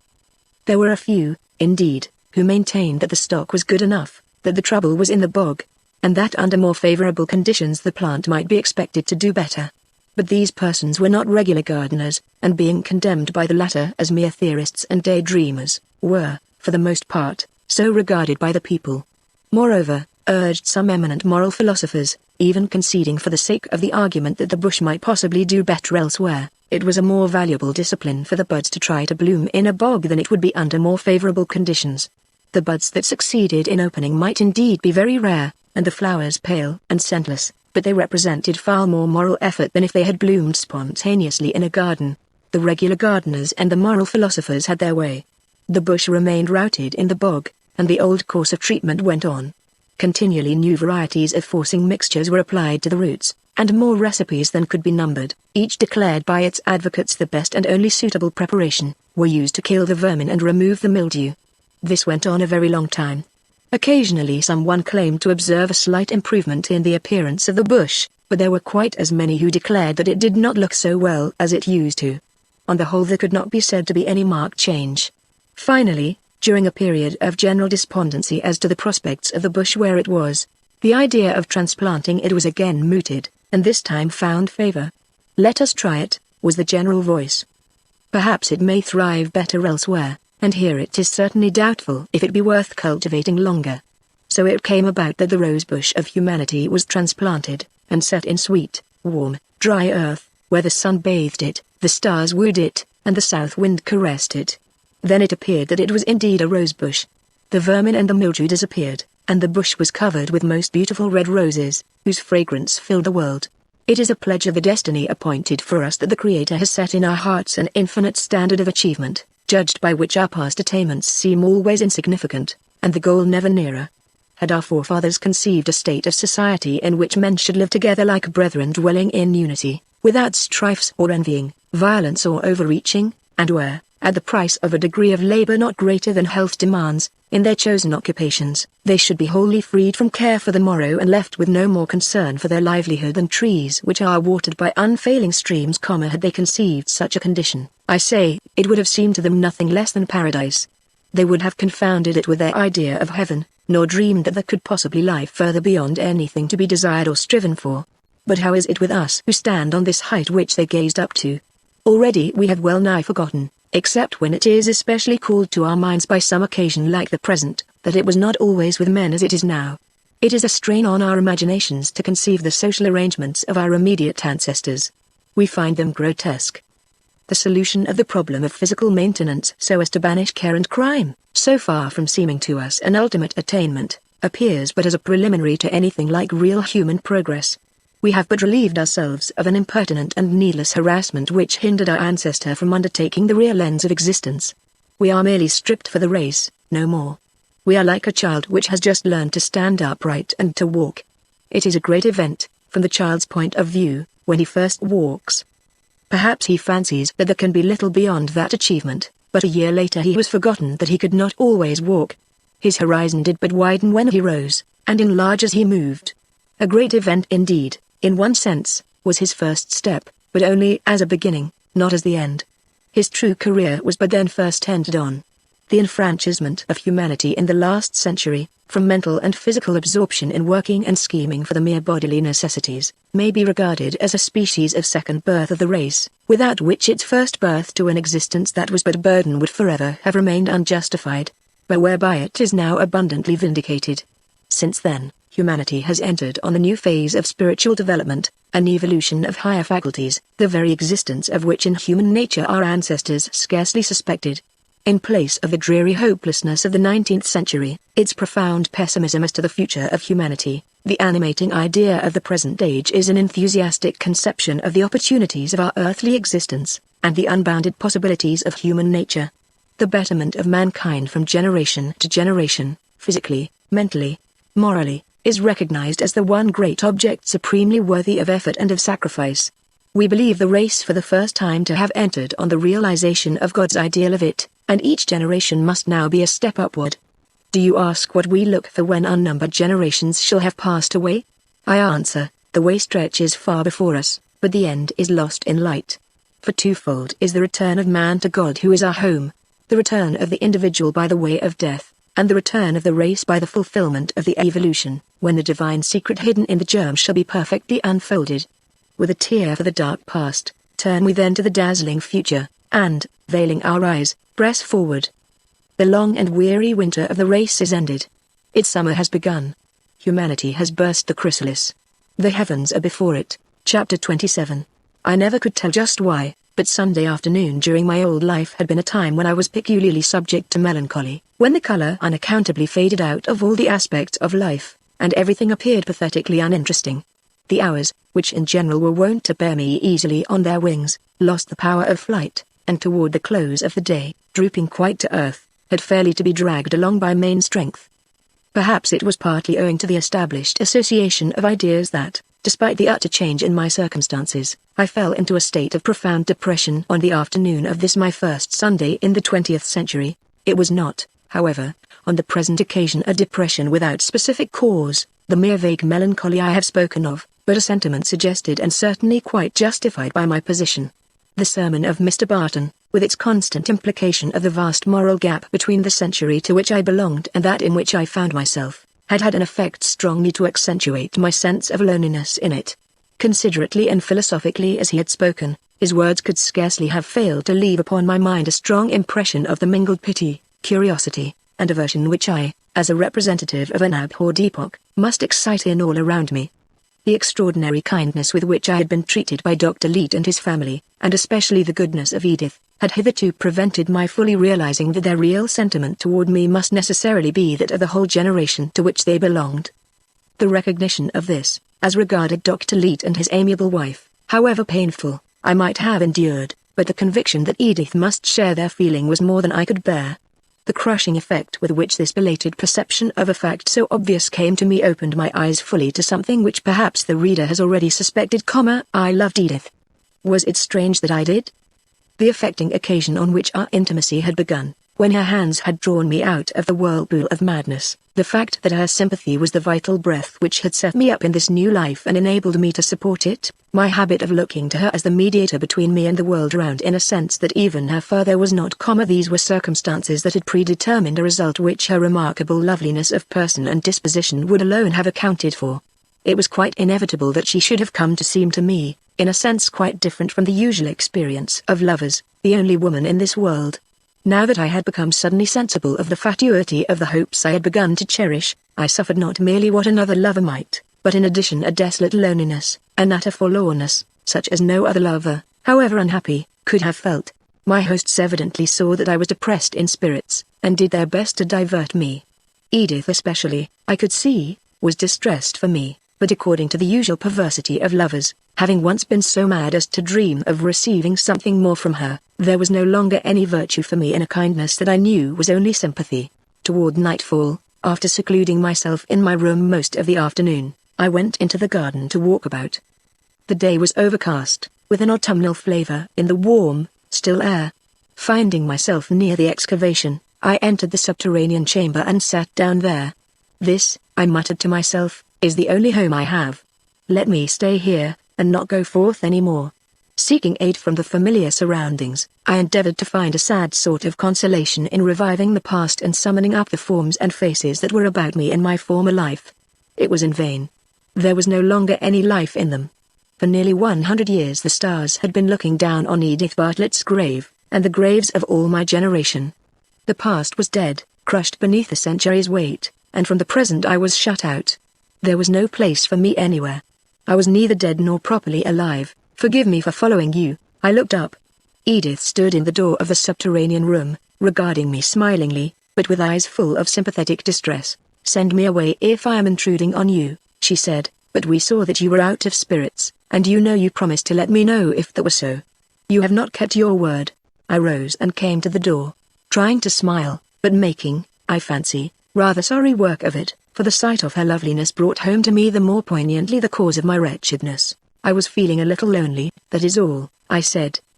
"Has it never occurred to you that my position is so much more utterly alone than any human being's ever was before that a new word is really needed to describe it? Oh, you must not talk that way, you must not let yourself feel that way, you must not," she exclaimed, with moistened eyes. "Are we not your friends? It is your own fault if you will not let us be. You need not be lonely. You are good to me beyond my power of understanding," I said. "But don't you suppose that I know it is pity merely, sweet pity, but pity only? I should be a fool not to know that I cannot seem to you as other men of your own generation do, but as some strange uncanny being, a stranded creature of an unknown sea, whose forlornness touches your compassion despite its grotesqueness.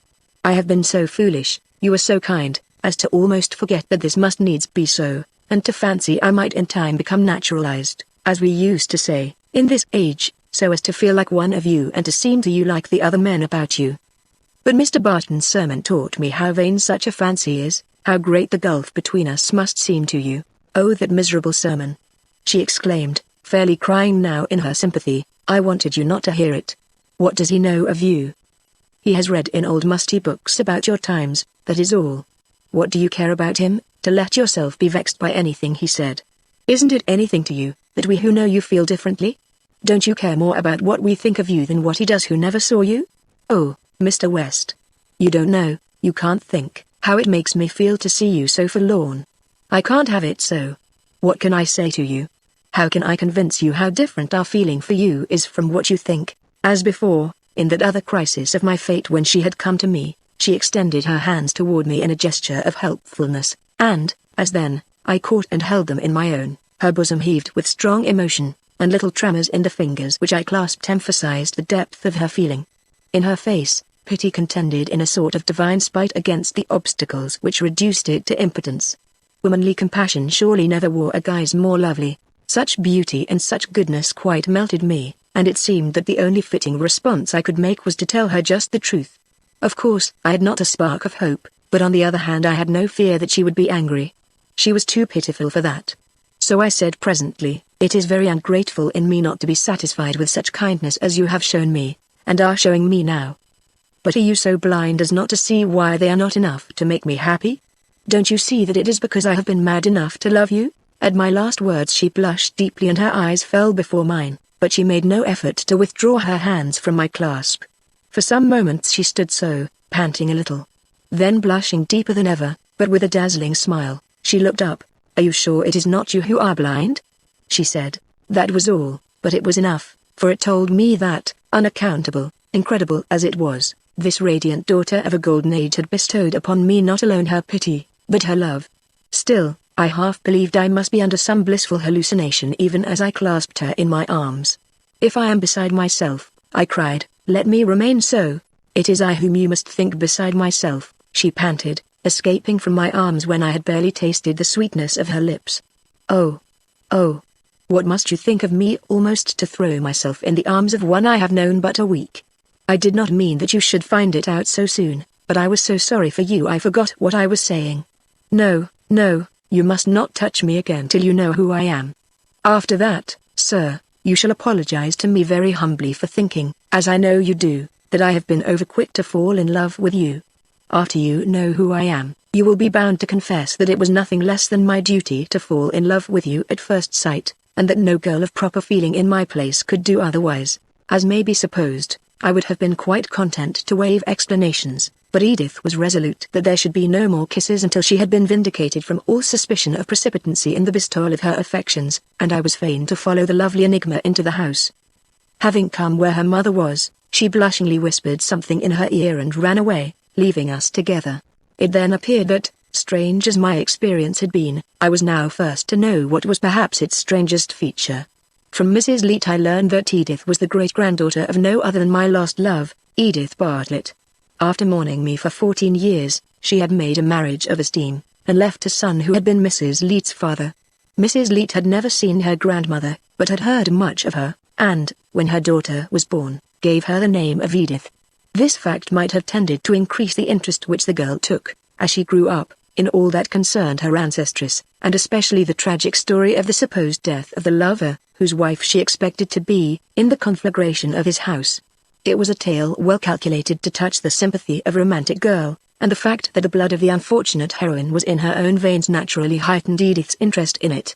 A portrait of Edith Bartlett and some of her papers, including a packet of my own letters, were among the family heirlooms.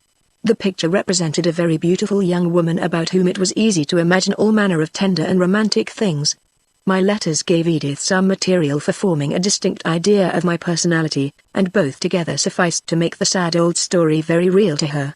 She used to tell her parents, half jestingly, that she would never marry till she found a lover like Julian West, and there were none such nowadays. Now all this, of course, was merely the daydreaming of a girl whose mind had never been taken up by a love affair of her own, and would have had no serious consequence but for the discovery that morning of the buried vault in her father's garden and the revelation of the identity of its inmate.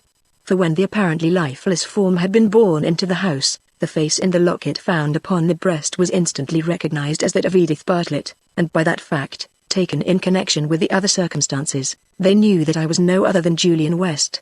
Even had there been no thought, as at first there was not, of my resuscitation, Mrs. Leete said she believed that this event would have affected her daughter in a critical and lifelong manner. The presumption of some subtle ordering of destiny, involving her fate with mine, would under all circumstances have possessed an irresistible fascination for almost any woman. Whether when I came back to life a few hours afterward, and from the first seemed to turn to her with a peculiar dependence and to find a special solace in her company, she had been too quick in giving her love at the first sign of mine, I could now, her mother said, judge for myself. If I thought so, I must remember that this, after all, was the 20th and not the 19th century, and love was, no doubt, now quicker in growth, as well as franker in utterance than then. From Mrs. Leete I went to Edith. When I found her, it was first of all to take her by both hands and stand a long time in rapt contemplation of her face. As I gazed, the memory of that other Edith, which had been affected as with a benumbing shock by the tremendous experience that had parted us, revived, and my heart was dissolved with tender and pitiful emotions, but also very blissful ones. For she who brought to me so poignantly the sense of my loss was to make that loss good. It was as if from her eyes Edith Bartlett looked into mine, and smiled consolation to me. My fate was not alone the strangest, but the most fortunate that ever befell a man. A double miracle had been wrought for me. I had not been stranded upon the shore of this strange world to find myself alone and companionless. My love, whom I had dreamed lost, had been re-embodied for my consolation. When at last, in an ecstasy of gratitude and tenderness, I folded the lovely girl in my arms, the two Ediths were blended in my thought, nor have they ever since been clearly distinguished. I was not long in finding that on Edith's part there was a corresponding confusion of identities. Never, surely, was there between freshly united lovers a stranger talk than ours that afternoon. She seemed more anxious to have me speak of Edith Bartlett than of herself, of how I had loved her than how I loved herself, rewarding my fond words concerning another woman with tears and tender smiles and pressures of the hand. You must not love me too much for myself, she said. I shall be very jealous for her. I shall not let you forget her. I am going to tell you something which you may think strange. Do you not believe that spirits sometimes come back to the world to fulfill some work that lay near their hearts? What if I were to tell you that I have sometimes thought that her spirit lives in me, that Edith Bartlett, not Edith Leete, is my real name? I cannot know it, of course none of us can know who we really are, but I can feel it. Can you wonder that I have such a feeling, seeing how my life was affected by her and by you, even before you came? So you see you need not trouble to love me at all, if only you are true to her. I shall not be likely to be jealous. Dr. Leete had gone out that afternoon, and I did not have an interview with him till later. He was not, apparently, wholly unprepared for the intelligence I conveyed, and shook my hand heartily. Under any ordinary circumstances, Mr. West, I should say that this step had been taken on a rather short acquaintance, but these are decidedly not ordinary circumstances. In fairness, perhaps I ought to tell you," he added smilingly, "that while I cheerfully consent to the proposed arrangement, you must not feel too much indebted to me, as I judge my consent as a mere formality. From the moment the secret of the locket was out, it had to be, I fancy. Why, bless me, if Edith had not been there to redeem her great-grandmother's pledge, I really apprehend that Mrs. Leete's loyalty to me would have suffered a severe strain. That evening the garden was bathed in moonlight. Until midnight Edith and I wandered to and fro there, trying to grow accustomed to our happiness. What should I have done if you had not cared for me?" she exclaimed. "I was afraid you were not going to. What should I have done then, when I felt I was consecrated to you? As soon as you came back to life, I was as sure as if she had told me that I was to be to you what she could not be, but that could only be if you would let me. Oh, how I wanted to tell you that morning, when you felt so terribly strange among us, who I was, but dared not open my lips about that, or let father or mother. That must have been what you would not let your father tell me," I exclaimed, referring to the conversation I had overheard as I came out of my trance. "Of course it was," Edith laughed. "Did you only just guess that? Further, being only a man, thought that it would make you feel among friends to tell you who we were. He did not think of me at all. But mother knew what I meant, and so I had my way. I could never have looked you in the face if you had known who I was. It would have been forcing myself on you quite too boldly. I am afraid you think I did that today, as it was. I am sure I did not mean to, for I know girls were expected to hide their feelings in your day, and I was dreadfully afraid of shocking you. Ah me, how hard it must have been for them to have always had to conceal their love like a fault. Why did they think it such a shame to love anyone till they had been given permission? It is so odd to think of waiting for permission to fall in love. Was it because men in those days were angry when girls loved them? That is not the way women would feel, I am sure, or men either, I think, now. I don't understand it at all. That will be one of the curious things about the women of those days that you will have to explain to me. I don't believe Edith Bartlett was so foolish as the others. After sundry ineffectual attempts at parting, she finally insisted that we must say good night. I was about to imprint upon her lips the positively last kiss, when she said, with an indescribable archness, "One thing troubles me. Are you sure that you quite forgive Edith Bartlett for marrying anyone else? The books that have come down to us make out lovers of your time more jealous than fond, and that is what makes me ask. It would be a great relief to me if I could feel sure that you were not in the least jealous of my great-grandfather for marrying your sweetheart.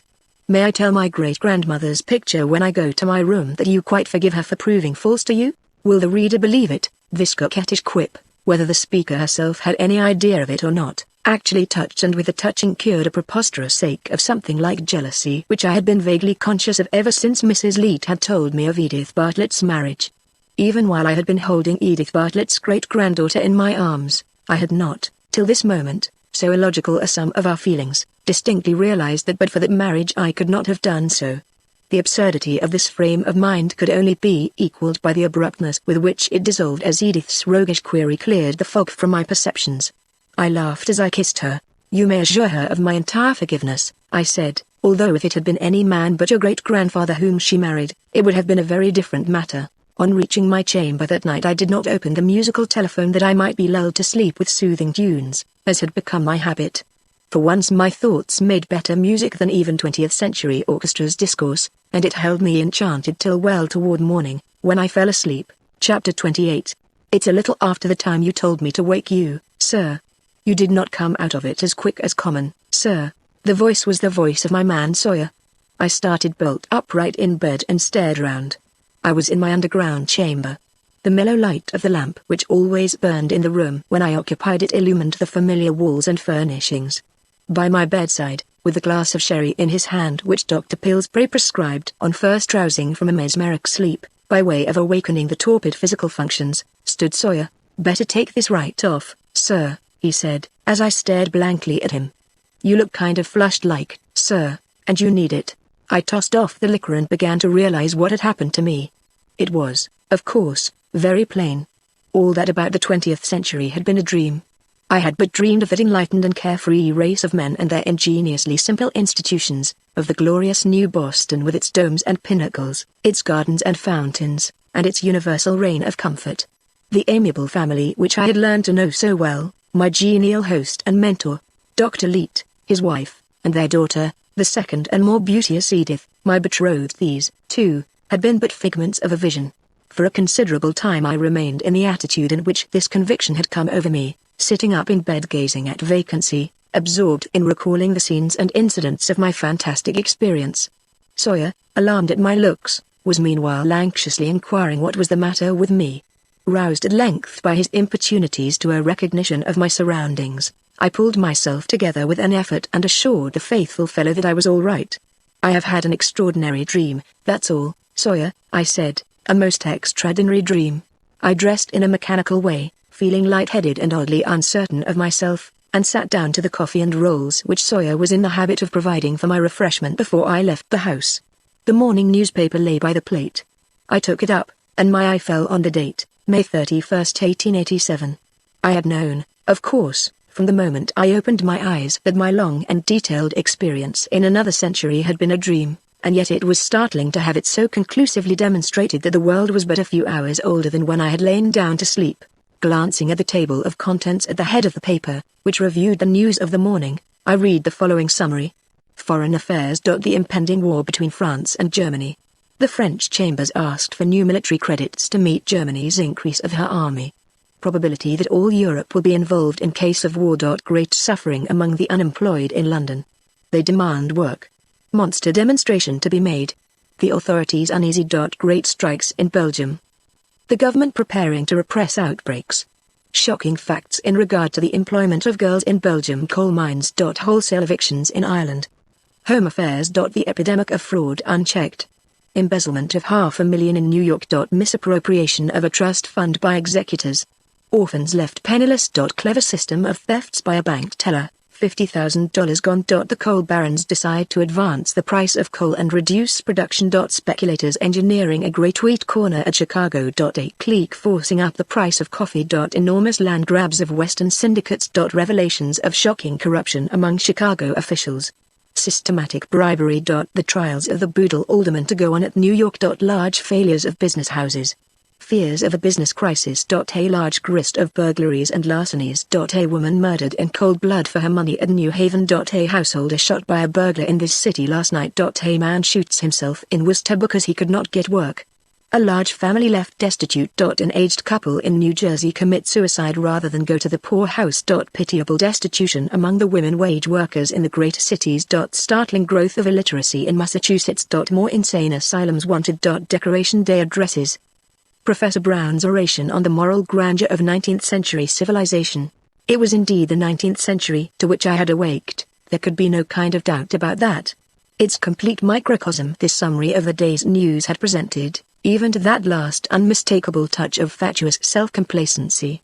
Coming after such a damning indictment of the age as that one day's chronicle of worldwide bloodshed, greed, and tyranny, was a bit of cynicism worthy of Mephistopheles, and yet of all whose eyes it had met this morning I was, perhaps, the only one who perceived the cynicism, and but yesterday I should have perceived it no more than the others. That strange dream it was which had made all the difference.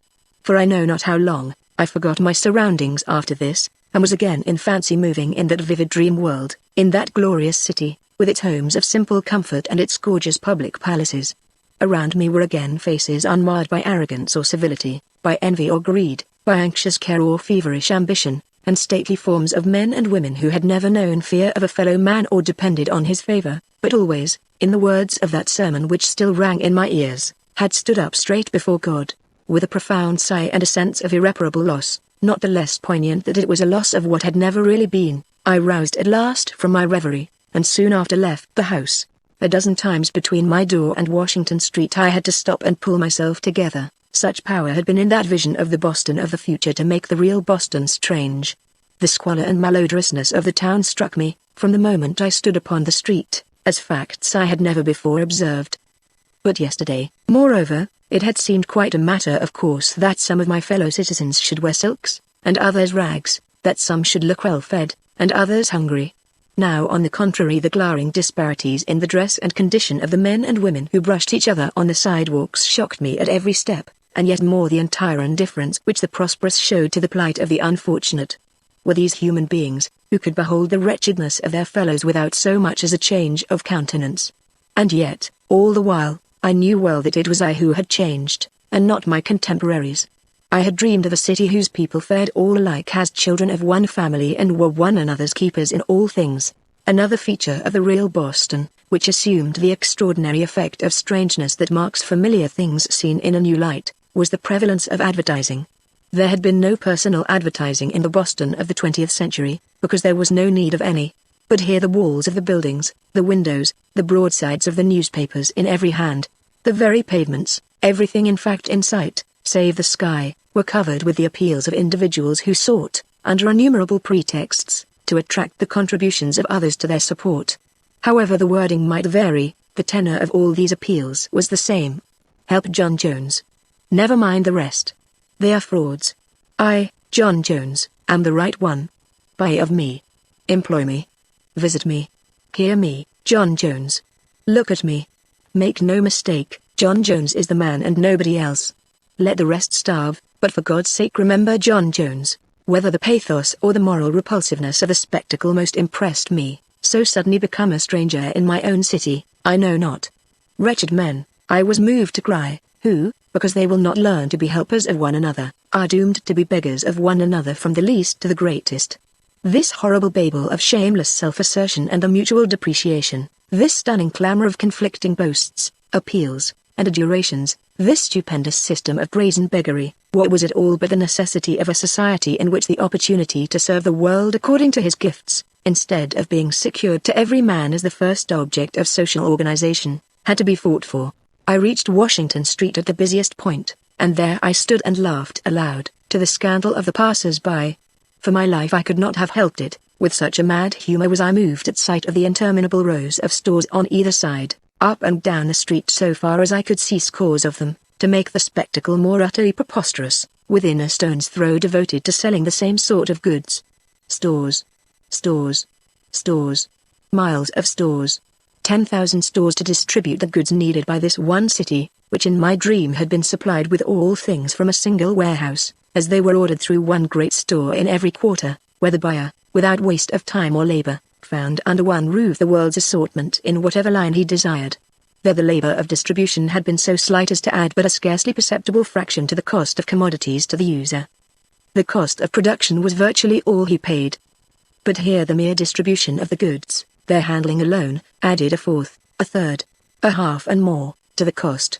All these 10,000 plants must be paid for, their rent, their staffs of superintendents, their platoons of salesmen, their 10,000 sets of accountants, jobbers, and business dependents, with all they spent in advertising themselves and fighting one another, and the consumers must do the paying.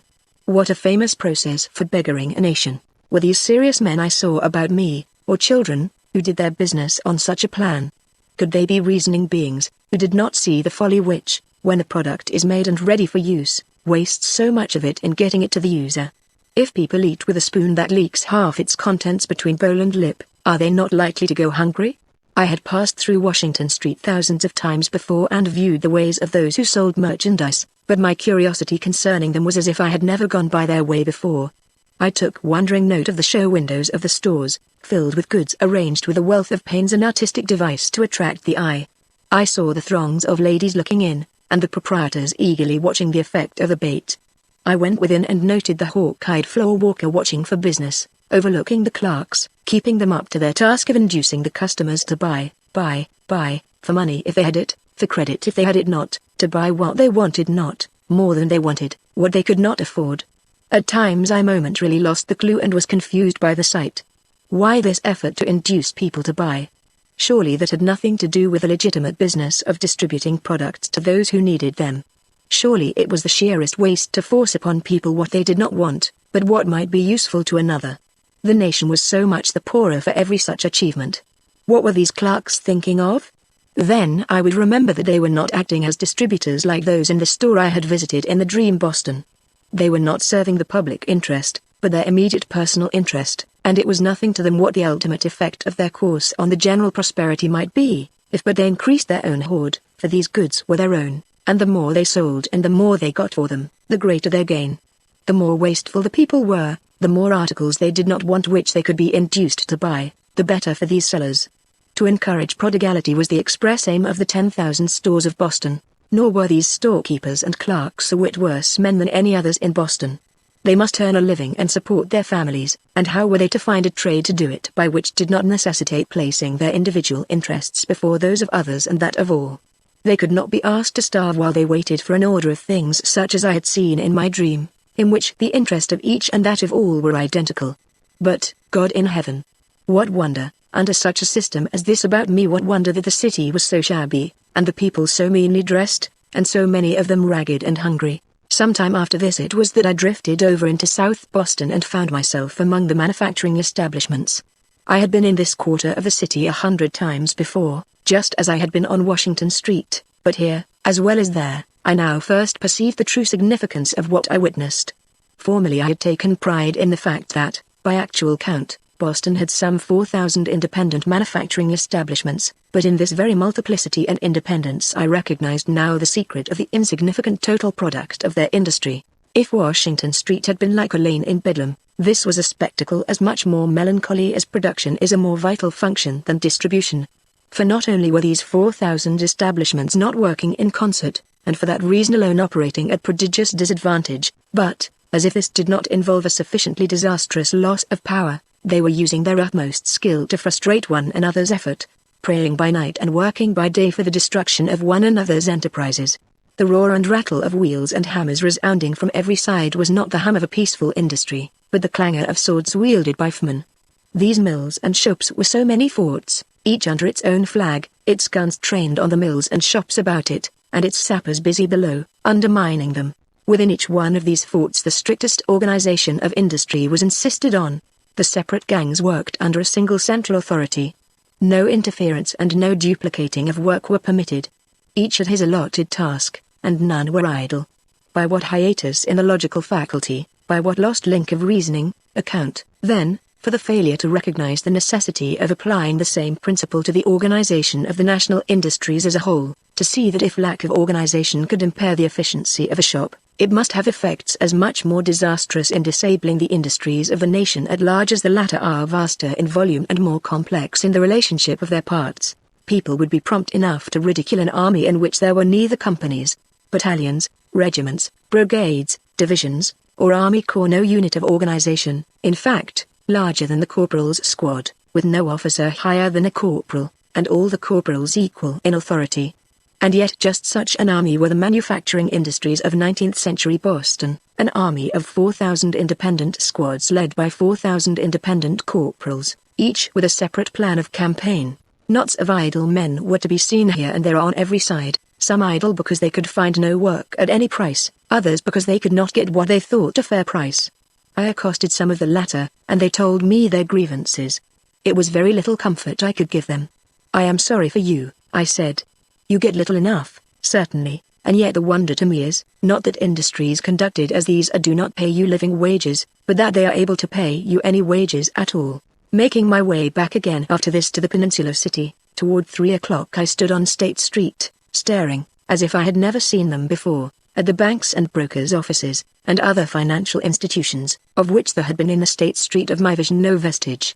Businessmen, confidential clerks, and errand boys were thronging in and out of the banks, for it wanted but a few minutes of the closing hour.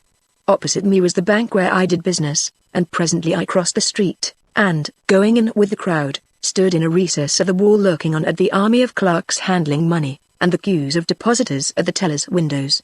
An old gentleman whom I knew, a director at the bank, passing me and observing my contemplative attitude, stopped a moment. "Interesting sight, isn't it, Mr. West?" he said. "Wonderful piece of mechanism, I find it so myself. I like sometimes to stand and look on at it just as you are doing. It's a poem, sir, a poem, that's what I call it. Did you ever think, Mr. West, that the bank is the heart of the business system? From it and to it, in endless flux and reflux, the lifeblood goes. It is flowing in now. It will flow out again in the morning, and please with his little conceit. The old man passed on smiling. Yesterday I should have considered the simile apartment enough. But since then I had visited a world incomparably more affluent than this, in which money was unknown and without conceivable use. I had learned that it had a use in the world around me only because the work of producing the nation's livelihood, instead of being regarded as the most strictly public and common of all concerns, and as such conducted by the nation, was abandoned to the haphazard efforts of individuals. This original mistake necessitated endless exchanges to bring about any sort of general distribution of products. These exchanges, money affected how equitably, might be seen in a walk from the tenement house districts to the Back Bay at the cost of an army of men taken from productive labor to manage it, with constant ruinous breakdowns of its machinery, and a generally debauching influence on mankind which had justified its description, from ancient time, as the root of all evil. Alas for the poor old bank director with his poem. He had mistaken the throbbing of an abscess for the beating of the heart. What he called a wonderful piece of mechanism was an imperfect device to remedy an unnecessary defect, the clumsy crutch of a self-made cripple. After the banks had closed I wandered aimlessly about the business quarter for an hour or two, and later sat a while on one of the benches of the common, finding an interest merely in watching the throngs that passed, such as one has in studying the populace of a foreign city, so strange since yesterday had my fellow citizens and their ways become to me. For 30 years I had lived among them, and yet I seemed to have never noted before how drawn and anxious were their faces, of the rich as of the poor, the refined, acute faces of the educated as well as the dull masks of the ignorant. And well it might be so, for I saw now, as never before I had seen so plainly, that each as he walked constantly turned to catch the whispers of a spectre at his ear, the spectre of uncertainty. "Do your work never so well," the spectre was whispering. "Rise early and toil till late, rob cunningly or serve faithfully, you shall never know security. Rich you may be now and still come to poverty at last. Leave never so much wealth to your children, you cannot buy the assurance that your son may not be the servant of your servant, or that your daughter will not have to sell herself for bread." A man passing by thrust an advertising card in my hand, which set forth the merits of some new scheme of life insurance. The incident reminded me of the only device, pathetic in its admission of the universal need it so poorly supplied, which offered these tired and hunted men and women even a partial protection from uncertainty. By this means, those already well-to-do, I remembered, might purchase a precarious confidence that after their death their loved ones would not, for a while at least, be trampled under the feet of men. But this was all, and this was only for those who could pay well for it.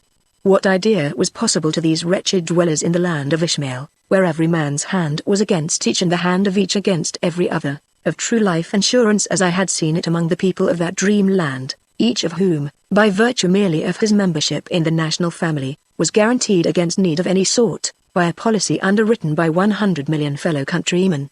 Some time after this it was that I recall a glimpse of myself standing on the steps of a building on Tremont Street, looking at a military parade. A regiment was passing. It was the first sight in that dreary day which had inspired me with any other emotions than wondering pity and amazement. Here at last were order and reason, an exhibition of what intelligent cooperation can accomplish. The people who stood looking on with kindling faces, could it be that the sight had for them no more than but a spectacular interest? Could they fail to see that it was their perfect concert of action, their organization under one control, which made these men the tremendous engine they were, able to vanquish a mob 10 times as numerous? Seeing this so plainly, could they fail to compare the scientific manner in which the nation went to war with the unscientific manner in which it went to work? Would they not query since what time the killing of men had been a task so much more important than feeding and clothing them, that a trained army should be deemed alone adequate to the former, while the latter was left to a mob? It was now toward nightfall, and the streets were thronged with the workers from the stores, the shops, and mills. Carried along with the stronger part of the current, I found myself, as it began to grow dark, in the midst of a scene of squalor and human degradation such as only the South Cove tenement district could present. I had seen the mad wasting of human labor, here I saw in direst shape the want that waste had bred. From the black doorways and windows of the rookeries on every side came gusts of fetid air. The streets and alleys reeked with the effluvia of a slave ship's between decks. As I passed I had glimpses within of pale babies gasping out their lives amid sultry stenches, of hopeless-faced women deformed by hardship, retaining of womanhood no trait save weakness, while from the windows leered girls with brows of brass. Like the starving bands of mongrel curs that infest the streets of Muslim towns, swarms of half-clad brutalized children filled the air with shrieks and curses as they fought and tumbled among the garbage that littered the courtyards. There was nothing in all this that was new to me. Often had I passed through this part of the city and witnessed its sights with feelings of disgust mingled with a certain philosophical wonder at the extremities mortals will endure and still cling to life. But not alone as regarded the economical follies of this age, but equally as touched its moral abominations, scales had fallen from my eyes since the vision of another century. No more did I look upon the waffle dwellers in this inferno with a callous curiosity as creatures scarcely human. I saw in them my brothers and sisters, my parents, my children, flesh of my flesh, blood of my blood. The festering mass of human wretchedness about me offended not now my senses merely, but pierced my heart like a knife, so that I could not repress sighs and groans. I not only saw but felt in my body all that I saw. Presently, too, as I observed the wretched beings about me more closely, I perceived that they were all quite dead. Their bodies were so many living sepulchres. On each brutal brow was plainly written the hic jacet of a soul dead within. As I looked, horror-struck, from one death's head to another, I was affected by a singular hallucination. Like a wavering translucent spirit face superimposed upon each of these brutish masks I saw the ideal, the possible face that would have been the actual if mind and soul had lived. It was not till I was aware of these ghostly faces, and of the reproach that could not be gainsaid which was in their eyes, that the full piteousness of the ruin that had been wrought was revealed to me. I was moved with contrition as with a strong agony, for I had been one of those who had endured that these things should be. I had been one of those who, well knowing that they were, had not desired to hear or be compelled to think much of them, but had gone on as if they were not, seeking my own pleasure and profit. Therefore now I found upon my garments the blood of this great multitude of strangled souls of my brothers. The voice of their blood cried out against me from the ground. Every stone of the reeking pavements, every brick of the pestilential rookeries, found a tongue and called after me as I fled, "What hast thou done with thy brother Abel?" I have no clear recollection of anything after this till I found myself standing on the carved stone steps of the magnificent home of my betrothed in Commonwealth Avenue. Amid the tumult of my thoughts that day, I had scarcely once thought of her. But now, obeying some unconscious impulse, my feet had found the familiar way to her door. I was told that the family were at dinner, but word was sent out that I should join them at table. Besides the family, I found several guests present, all known to me. The table glittered with plate and costly china. The ladies were sumptuously dressed and wore the jewels of queens. The scene was one of costly elegance and lavish luxury. The company was in excellent spirits, and there was plentiful laughter and a running fire of jests. To me it was as if, in wandering through the place of doom, my blood turned to tears by its sights, and my spirit attuned to sorrow, pity, and despair. I had happened in some glade upon a merry party of roisterers. I sat in silence until Edith began to rally me upon my sombre looks. What ailed me? The others presently joined in the playful assault, and I became a target for quips and jests. Where had I been, and what had I seen to make such a dull fellow of me? I have been in Golgotha, at last I answered. I have seen humanity hanging on a cross. Do none of you know what sights the sun and stars look down on in this city, that you can think and talk of anything else? Do you not know that close to your doors a great multitude of men and women, flesh of your flesh, live lives that are one agony from birth to death? Listen. Their dwellings are so near that if you hush your laughter you will hear their grievous voices, the piteous crying of the little ones that suckle poverty, the hoarse curses of men sodden in misery turned halfway back to brutes, the chaffering of an army of women selling themselves for bread. With what have you stopped your ears that you do not hear these doleful sounds? For me, I can hear nothing else. Silence followed my words. A passion of pity had shaken me as I spoke, but when I looked around upon the company, I saw that, far from being stirred as I was, their faces expressed a cold and hard astonishment, mingled in Edith's with extreme mortification, in her father's with anger.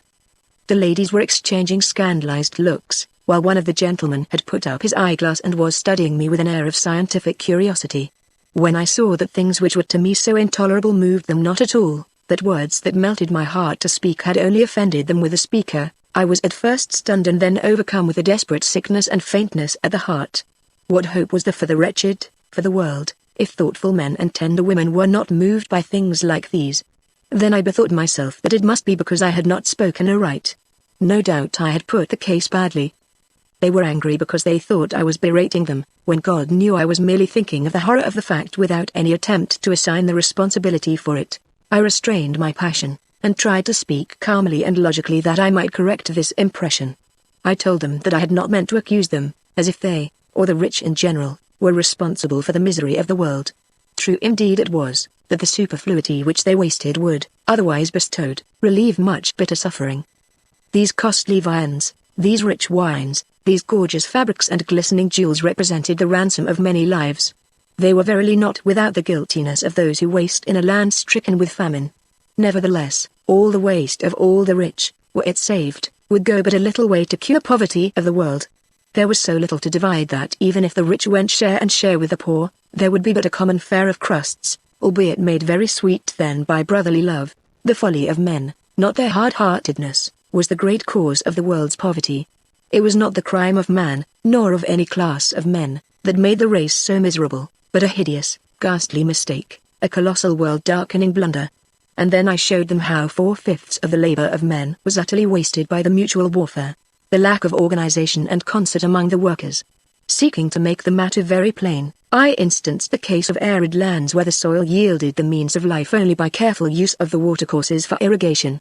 I showed how in such countries it was counted the most important function of the government to see that the water was not wasted by the selfishness or ignorance of individuals, since otherwise there would be famine. To this end its use was strictly regulated and systematized, and individuals of their mere caprice were not permitted to dam it or divert it, or in any way to tamper with it. The labor of men, I explained, was the fertilizing stream which alone rendered earth habitable. It was but a scanty stream at best, and its use required to be regulated by a system which expended every drop to the best advantage, if the world were to be supported in abundance. But how far from any system was the actual practice?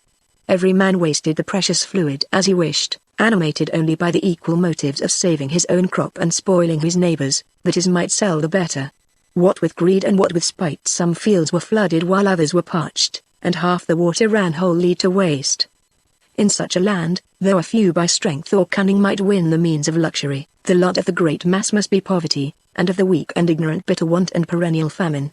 Let but the famine-stricken nation assume the function it had neglected, and regulate for the common good the course of the life-giving stream, and the earth would bloom like one garden, and none of its children lack any good thing. I described the physical felicity, mental enlightenment, and moral elevation which would then attend the lives of all men. With fervency I spoke of that new world, blessed with plenty, purified by justice and sweetened by brotherly kindness, the world of which I had indeed but dreamed, but which might so easily be made real. But when I had expected now surely the faces around me to light up with emotions akin to mine, they grew ever more dark, angry, and scornful. Instead of enthusiasm, the ladies showed only aversion and dread, while the men interrupted me with shouts of reprobation and contempt. Madman, pestilent fellow, fanatic, enemy of society, were some of their cries, and the one who had before taken his eyeglass to me exclaimed, "He says we are to have no more poor." "Ha! Ha! Put the fellow out!" exclaimed the father of my betrothed, and at the signal the men sprang from their chairs and advanced upon me. It seemed to me that my heart would burst with the anguish of finding that what was to me so plain and so all-important was to them meaningless, and that I was powerless to make it other. So hot had been my heart that I had thought to melt an iceberg with its glow, only to find at last the overmastering chill seizing my own vitals. It was not enmity that I felt toward them as they thronged me, but pity only, for them and for the world. Although despairing, I could not give over. Still I strove with them. Tears poured from my eyes. In my vehemence I became inarticulate.